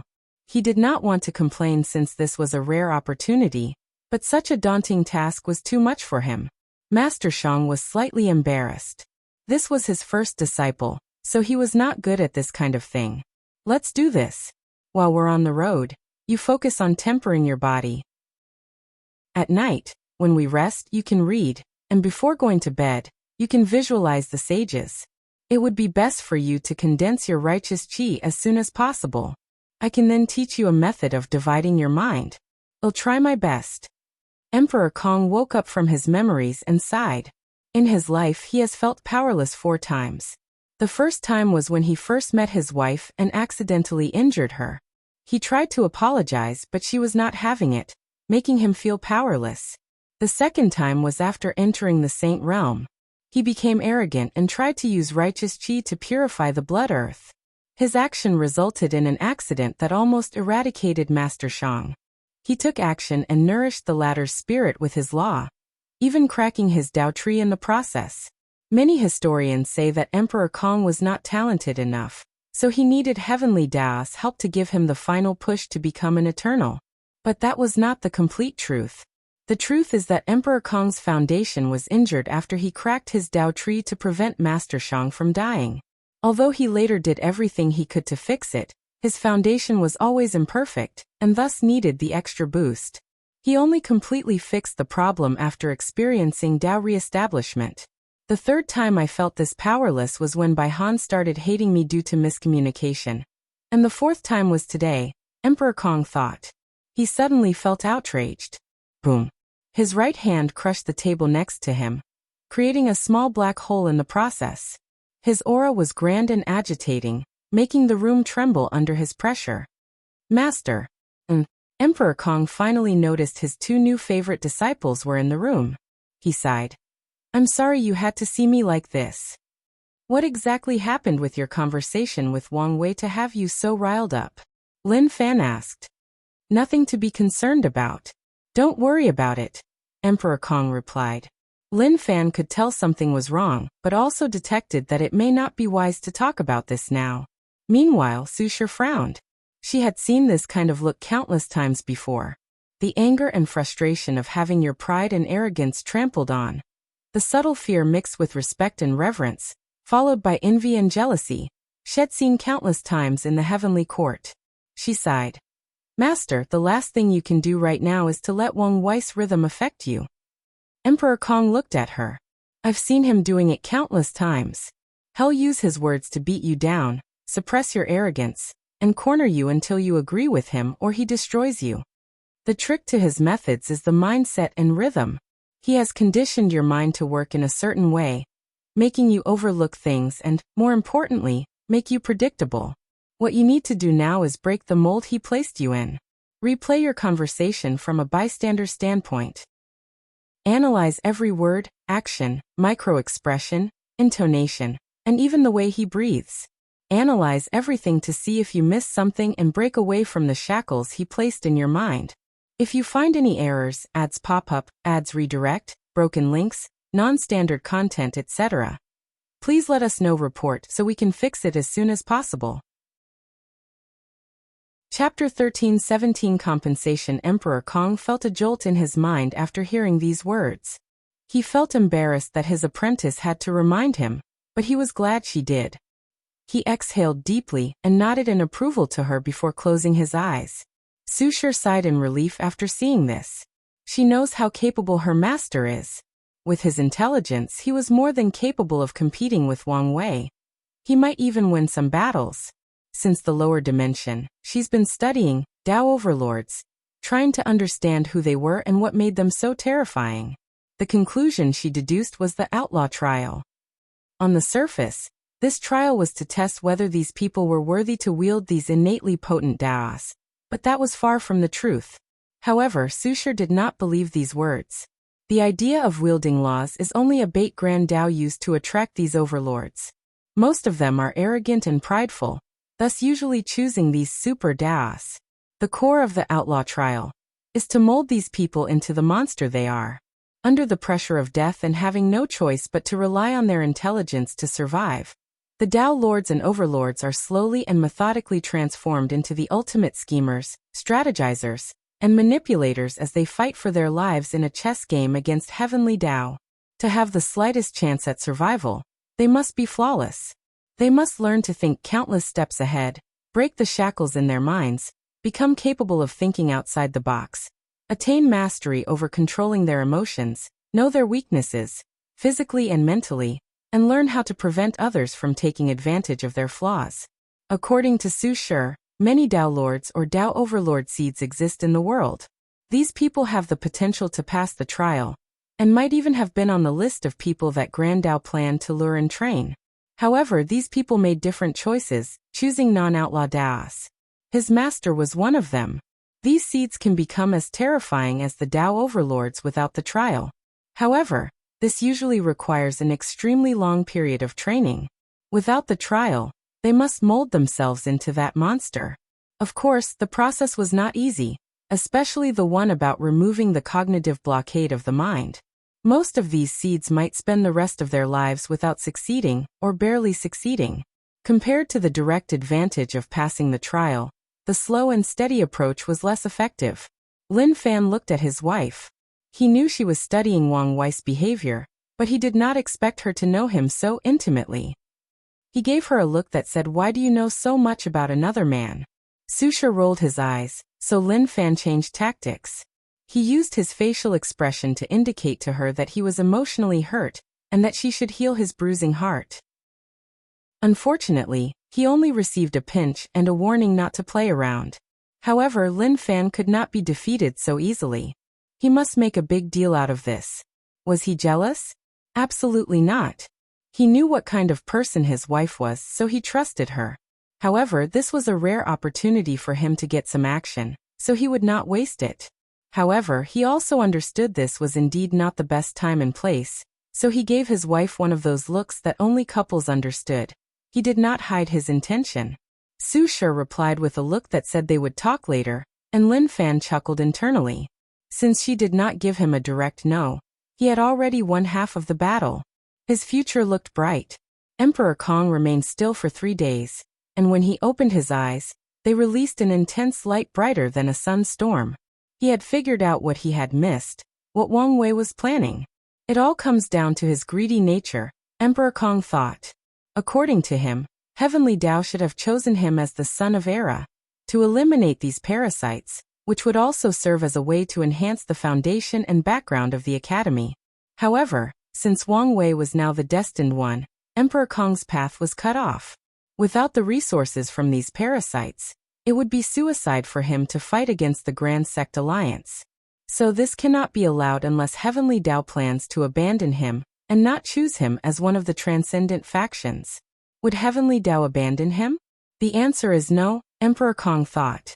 Assuming what Wang Wei said is true, I was chosen because Heavenly Tao wants one academy, to be one of the factions with a transcendent foundation.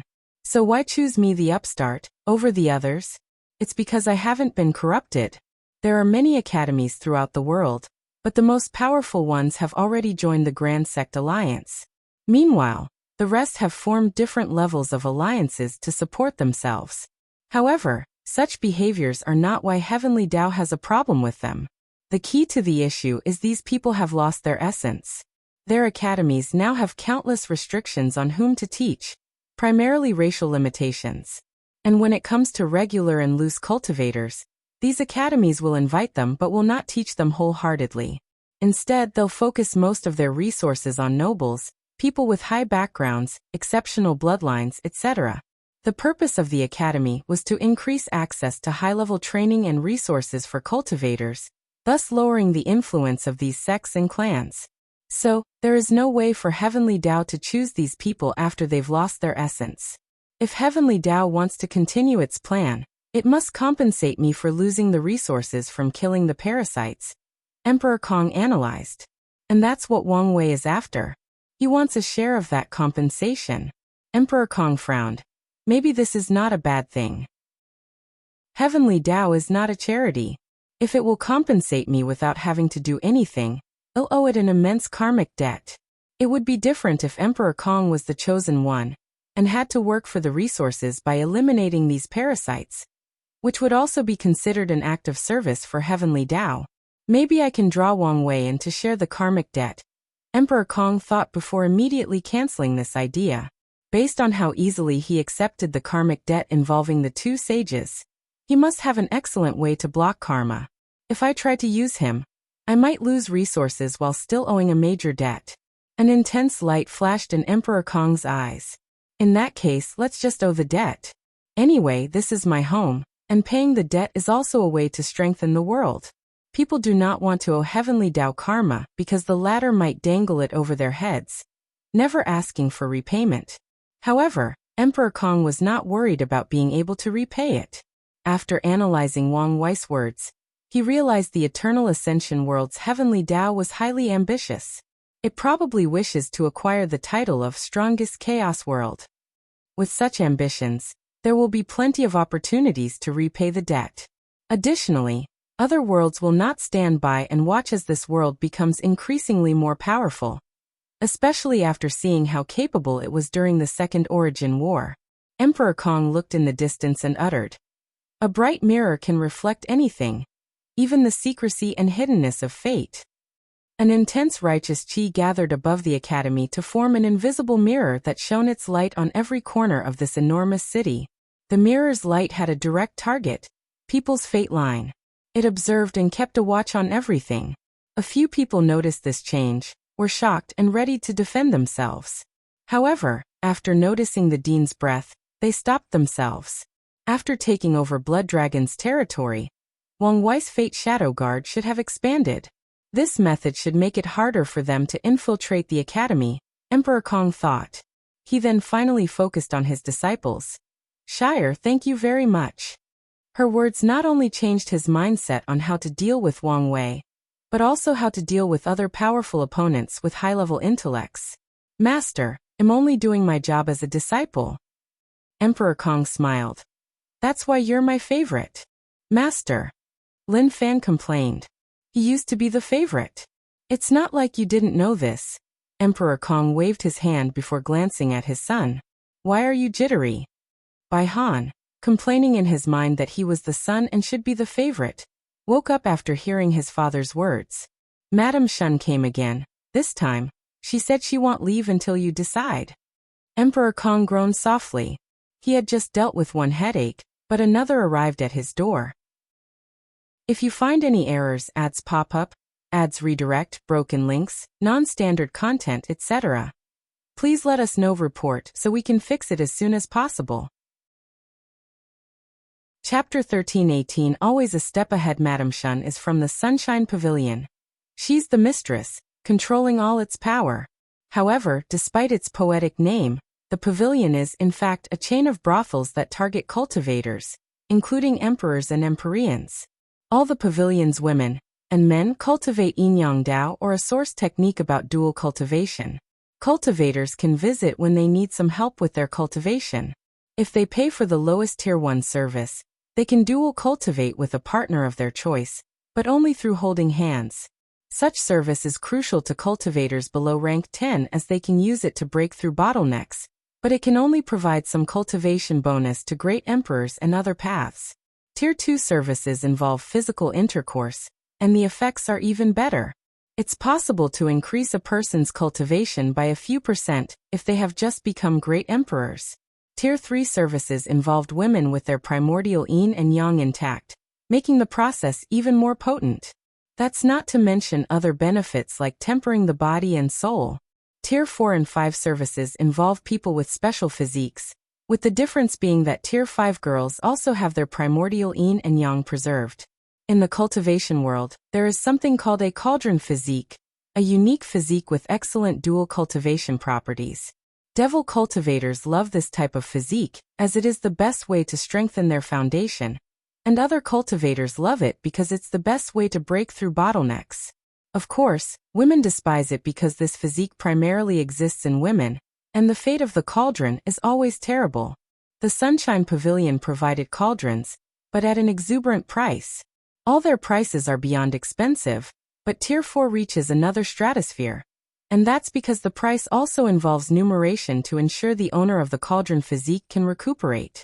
Well, at least, that's their explanation of why the price is so expensive, but people know better.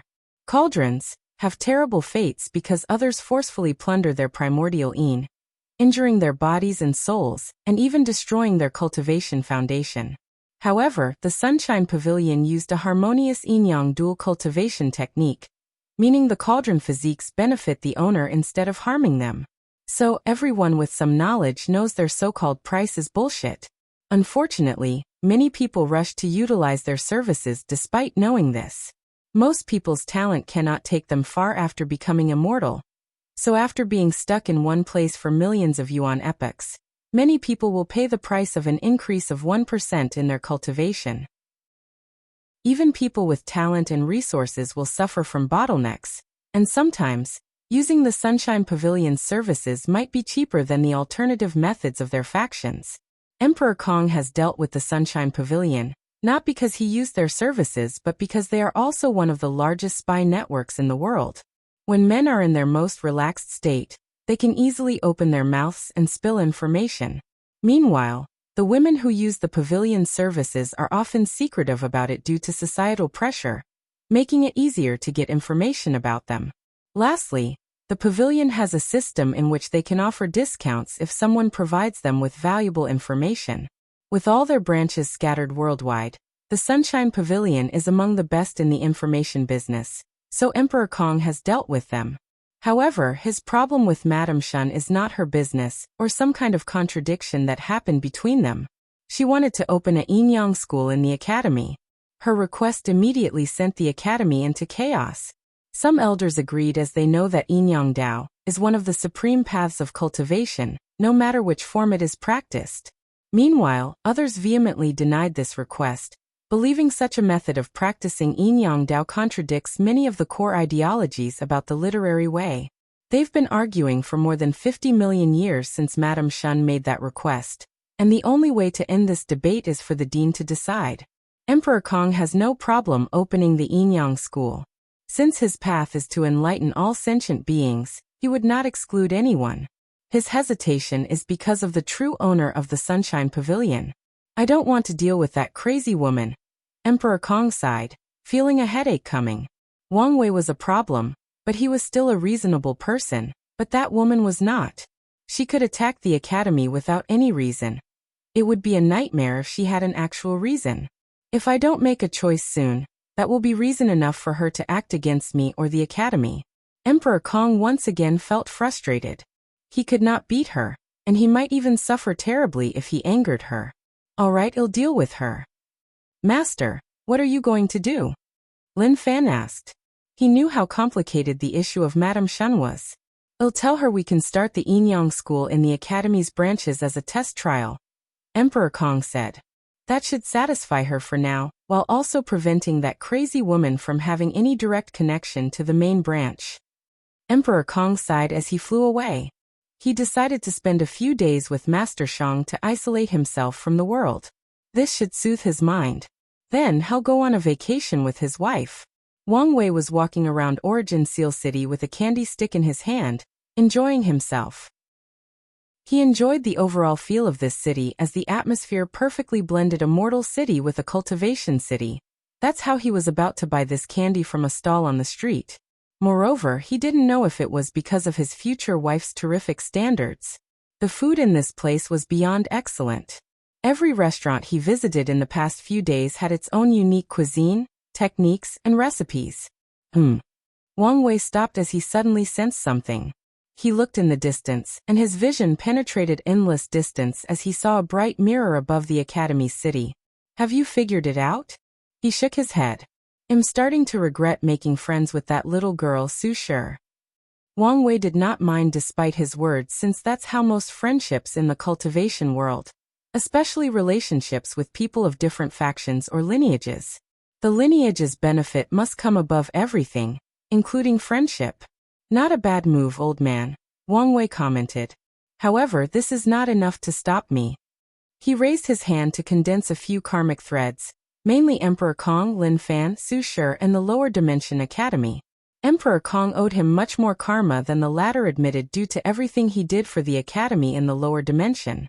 So, what Wang Wei plans to do is to force him to repay that karma, or he will suffer a potent and immediate backlash that not only damages his soul, but also affects his luck.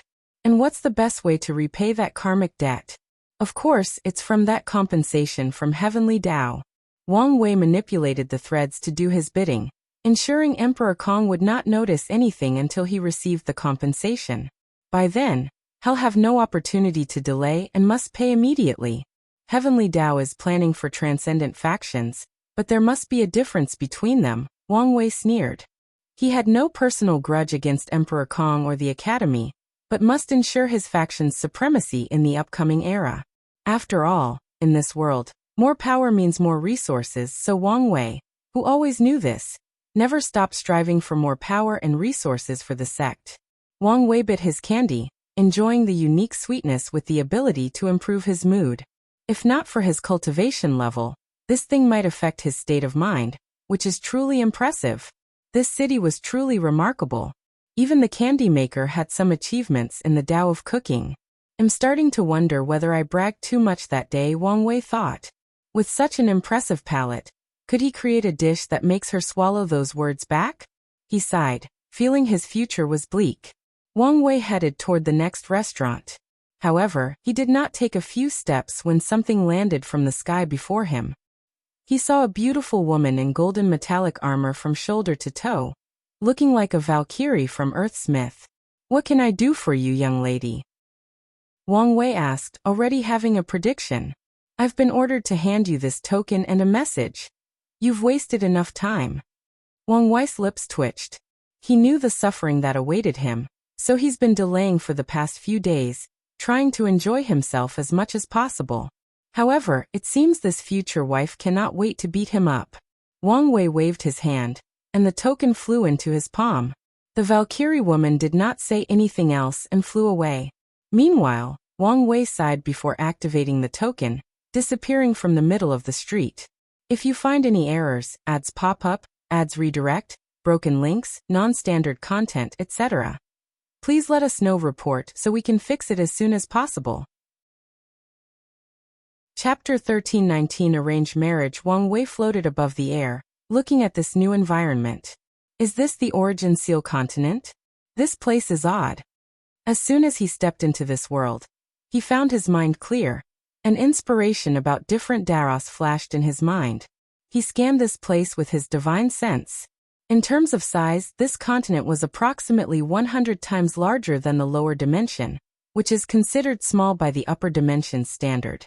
It's extremely beneficial to cultivate in this place, but the reason for that is not an abundance of Dao Qi, Wang Wei muttered. The concentration of Dao Qi in this place was extraordinary, but it was not the main reason why it was so special. Wang Wei teleported to a forest nearby and started to play with the grass. No way, he muttered as he examined the trees, rivers, mountains, and animals. He then scanned the continent a second time, observing everything on a more profound level. What a brilliant method, he praised. Everything on this continent was made of runes. From the grass to the trees, The clouds, the rain, the air, volcanoes, the ocean. Everything was made from different runes, making this place the holy place for professionals. Just by observing a single tree in the Origin Seal continent, these people can gain a deep understanding of wood runes, vitality runes, life runes, and many more. Even the animals are composed of runes, Wang Wei studied. She used essence rune to create the body, qi rune to give the body the life energy and other energies for the body to function, and finally, the spirit rune created things like the mind, spirit, and soul. Such a method can be described as true creation, especially compared to the cheap Grandmiss Will method. Wu Hong used her Dao to control other Daos, which in this case is creation Dao. With such a method, it's no wonder she could compete for status with the Skill Dao Association. Is this a microcosm of the eternal ascension world? No, maybe the chaos universe? Wang Wei immediately checked after having this idea. His eyes saw a gray river that ran through every fabric of this continent. This river was something he was familiar with, yet it was also different. A river of fate created with runes, Wang Wei thought.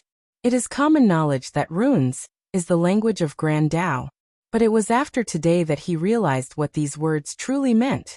Wang Wei checked, and as expected he saw the river of time, a source chi space, heavenly Dao, and even primordial chaos, which surrounded this continent and served as a barrier or protection. And they were all created with runes. Wait, where is Samsara? Wang Wei muttered. He searched and he found it. Did she steal power from the Yama kings? He could tell the Samsara of this continent was operating like any others. In other words, anyone who enters this continent will be under the jurisdiction of Wu Hong's Samsara, instead of the ones controlled by Grand Dao and the Samsara Cardinal. I knew she was capable, but this is something else, Wang Wei sighed. More importantly, she's so ballsy. Damn it. Why did I find myself a rose? Has it really been that long, or have I developed a new kink for capable women? I guess it isn't new. Wang Wei shook his head to remove these complicated thoughts from his mind. He focused on the Origin Seal continent. This was the perfect place for him to retreat. By studying this place's runes, he can significantly improve his fate domination Dao. As he was thinking about how best to utilize this new resource, the token he received from the Valkyrie vibrated, sending him a message of where to go next. Wang Wei sighed before flying up, breaking through the barrier around this continent, and entering the artificially created primordial chaos. Through the token, he soon found a magnificent palace that shocked Wang Wei to his core. The White Palace was so beautiful and grand that he only thought of one thing. How rich is this woman? He had recognized many of the materials used to build this thing, but many of them were things he did not recognize, probably from other chaos worlds. The palace itself is probably a paragon artifact, and the formation engraved on them gives me the goosebump, Wang Wei thought. He felt a deep sense of danger as he glanced at that palace. He also realized why these parasites never mess with this place. That artifact alone is probably enough to send all of them into limbo. The token served as an entrance pass, so Wang Wei soon found himself before a door. He rearranged his clothes, checked his hair, and straightened his posture before walking. Future wife, have you missed me? The room immediately entered a state of awkwardness. Wu Hong, who was somberly looking through the window, glanced at him for a few seconds before continuing her stargazing. Wang Wei's lips twitched. I didn't do anything, right? I even boldly but subtly showed her the state of my karmic line to prove my loyalty. He secretly sighed. Even dating back on Earth was not this hard. He walked next to her and also stargazed. The sight before him was indeed beautiful as it showed the birth of a universe with all its stars, planets, galaxies, and many cosmic wonders. Then the universe dies before restarting. The entire process takes place in just a few minutes. In other words, these two use the creation and destruction of a universe as something to stargaze, something to appreciate. After watching this scene for the third time, Wang Wei said, "Come on, use your words. We are all adults, so if you have an issue, let's discuss it."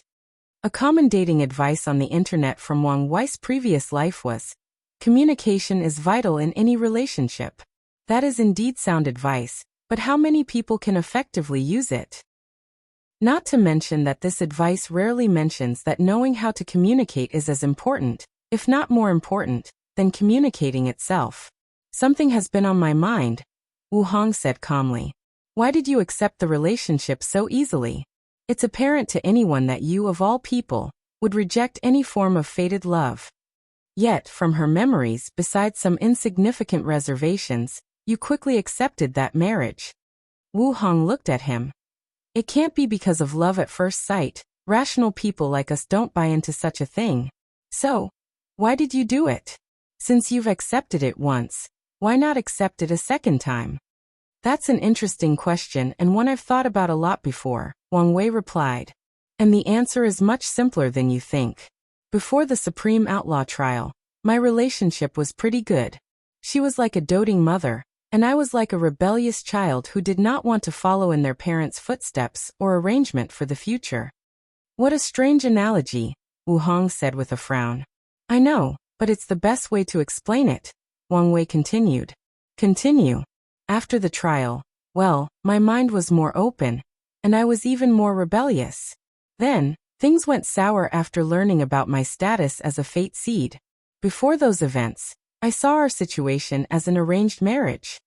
My loving and doting mother, Fate, chose a wonderful woman for me, and after meeting her and seeing how beautiful, compassionate, capable, and compatible we were, I accepted it. Of course, I'm still the rebellious son. Just because I accepted it once doesn't mean I'll accept it a second time. Then, our relationship worsened, and there was no longer room for reconciliation. Wu Hong took a moment to process these words. Such a strange way to explain the situation. Yet it still makes sense, she nodded. So, did you feel any instant connection after meeting her? Not all. Wang Wei shook his head. On the contrary, I feel our relationship is an ill-fated one. That girl will suffer immensely in her life if she gets with me. Oh, Wu Hong felt he was not saying these words without any basis. Tell me more. She motioned for him to sit down before serving tea. Wang Wei felt relaxed, and it was not only because the tea was refreshing but also because the tension in the room had dissipated. So he told his future wife everything that happened during his meeting with Sun Junyao, including his conjectures about his transcendent ability to influence the chessboard. He also told her about his conversation with Emperor Kong, mainly his conjecture about transcendent factions, and that the academy was chosen for one of the spots. What do you think? About what specifically? Wu Hong asked. He had said many things, and some she needed time to digest. Let's start with recruiting Sun Junyao, Wang Wei answered.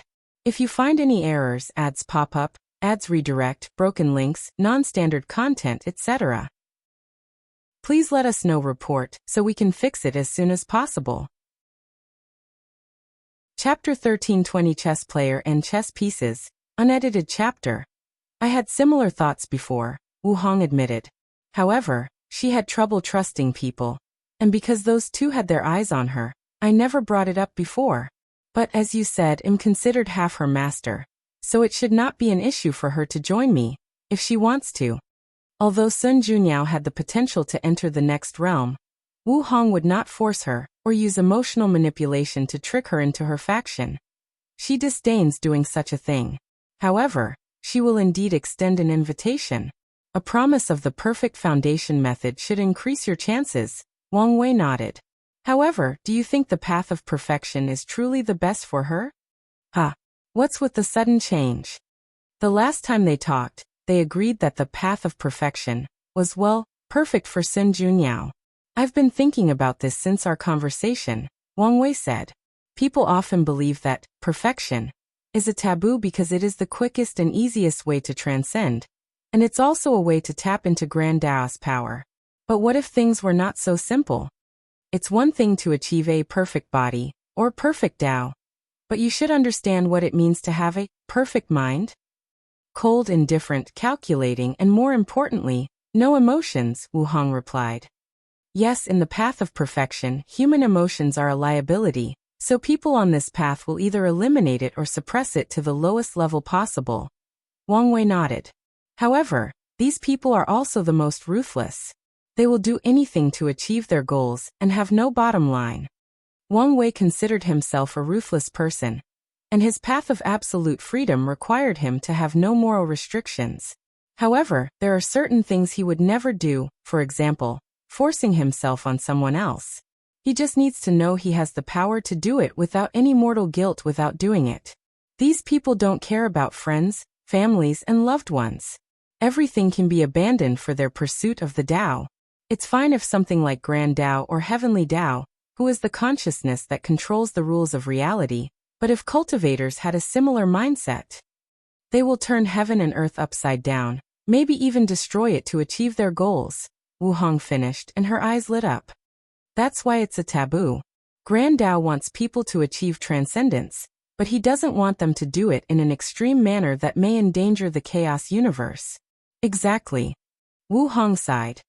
I understand Grand Tao's point of view, but the path of transcendence is already difficult to traverse. On top of everything else, rules limit how we operate. That's why, in the end, cultivators will revolt against heaven and earth. Wang Wei did not say Grand Tao but implied it. The two of them became quiet for a few seconds. This short conversation revealed the trend of the entire chaos universe. Peak paragons will not accept there are certain things they cannot do to reach the pinnacle of the world. And this is even more so for half-step transcendence. Considering that their strength means the rules no longer limit them, it's foreseeable how much chaos the world will be plunged into as Grand Tao tries to suppress and restrict these people, and they try to fight back. Let's not talk about that for now, Wu Hong said. She sensed that their conversation might soon be sensed and be warned. However, without the path of perfection, Sun Junyo's future will not be as bright. Then, a look of realization dawned on her as she glanced at Wang Wei. Yinyang, your Tao also included freedom, so she can follow your example and walk the path of imperfect perfection. That's a path with more potential. No, better yet, the path emotional perfection. Emotional perfection? In that case, she would need to change her Tao to 6 emotion 7 desires or focus on spiritual practice. That's not a problem, Wu Hong answered. Once she perfects her state of mind, she'll realize her copy Tao is not the best fit for her. I'll then suggest she switches her primary Tao. Wang Wei nodded. Switching primary Tao is a dangerous thing since the cultivator will need to reforge their Tao imprints, change their Tao body and awakening, transform their soul, and lastly, their cultivation realm might drop, unless they cultivate a sub-Tao to the same level of their primary Tao before switching. Well, we've laid a path for her, but it's up to her whether she chooses to walk on it, Wang Wei said. No matter how much they plan or how extraordinary their ideas are, it's up to Sun Junyao to decide. That's true. Let's not talk about her anymore. What do you think about Emperor Kong? Wang Wei asked. He's indeed a lucky individual, Wu Hong admitted, not hiding her jealousy like Wang Wei. Oh, you never found a wonder of heaven and earth? Wang Wei figured if someone were lucky enough to get such a thing, it would have been his future wife. Only 2 appeared during the previous era, and they were all before I ascended, Wu Hong explained. And I've never found anything during my travels. Well, I did find a few who have already been used, but as you know, those are no longer wonders. What happened to those 2? Wang Wei asked. Although he had read the historical records, he still asked since she might have known more than the sect had given him. A few people used the first one to give birth to Tao children, while the other disappeared. No one knows who took it, and even what it did. Do you think the Dusk Emperor took it? Wang Wei asked with bright eyes. You think that's how they became a boundless without following the eternal path? That's one of the most feasible explanations. You may be right that they used a wonder, but it was definitely not that one, Wu Hong explained. They didn't tell you? I thought you guys were friends. Do you tell your friends all your deepest secrets? Wu Hong rebutted. True, Wang Wei nodded. However, he suddenly felt that the Dusk Emperor did not use a wonder. After all, these things become useless after a certain amount of use, so there is no point in keeping it a secret. And if, by chance, there were still a few uses of that wonder, the Dusk Emperor should have used them for her family or close friend or sold them for a high price. Do you have any theory on who took that wonder? Wang Wei returned the topic to the Golden Era's wonders. Most people now believe the primogenitor devil is the one who took it, Wu Hong calmly explained. Is this how he acquired that artifact? No, that can't be right. He told me it was a secret trial he discovered in primordial chaos. That wonder was probably related to the soul, Wu Hong explained. From what Yanhai told me, the devil primogenitor was besieged by more than a dozen primals and hundreds of peak paragons. But he survived and even won countless victories. Damn, is the difference between the two realms so vast. With just a broken treasure, the devil primogenitor remained undefeated in the face of all these unparalleled genesis. Wait, his soul, oh I understand. Yes, his soul should have collapsed after using that artifact more than 5 times, but he fought in over a dozen battles. That wonder must have broken the limits on his soul, and probably allowed him to acquire some characteristic of half-step transcendent. Wang Wei sipped his tea. When I talked with the devil primogenitor, he revealed he was a pawn in Grand Dao's plan to lure Qiyuan into starting the Second Origin War, and push the Chaos Universe into the Age of Transcendence. Although Qiyuan went rogue and created the ultimate taboo instead, the overall goal was achieved. Now, I'm even more confident that Emperor Kong has the destiny of a transcendent faction. I'm also convinced that wonders might be one of Grand Dao's greatest tools on the chessboard. Whenever one appears, there must be a grand plan at play. According to your theory, Heavenly Dao wanted the world to prosper, so it's understandable why it would release the Yin-Yang land to give birth to more talented cultivators. Ensuring the prosperity of the Golden Era, Wu Hong nodded. Everything is connected, and everyone is either a chess piece or a chess player, Wang Wei sighed. Such simple yet profound words, Wu Hong sighed. Paragons are at the top of the world, so they should be chess players, right? No, they are only more valuable chess pieces.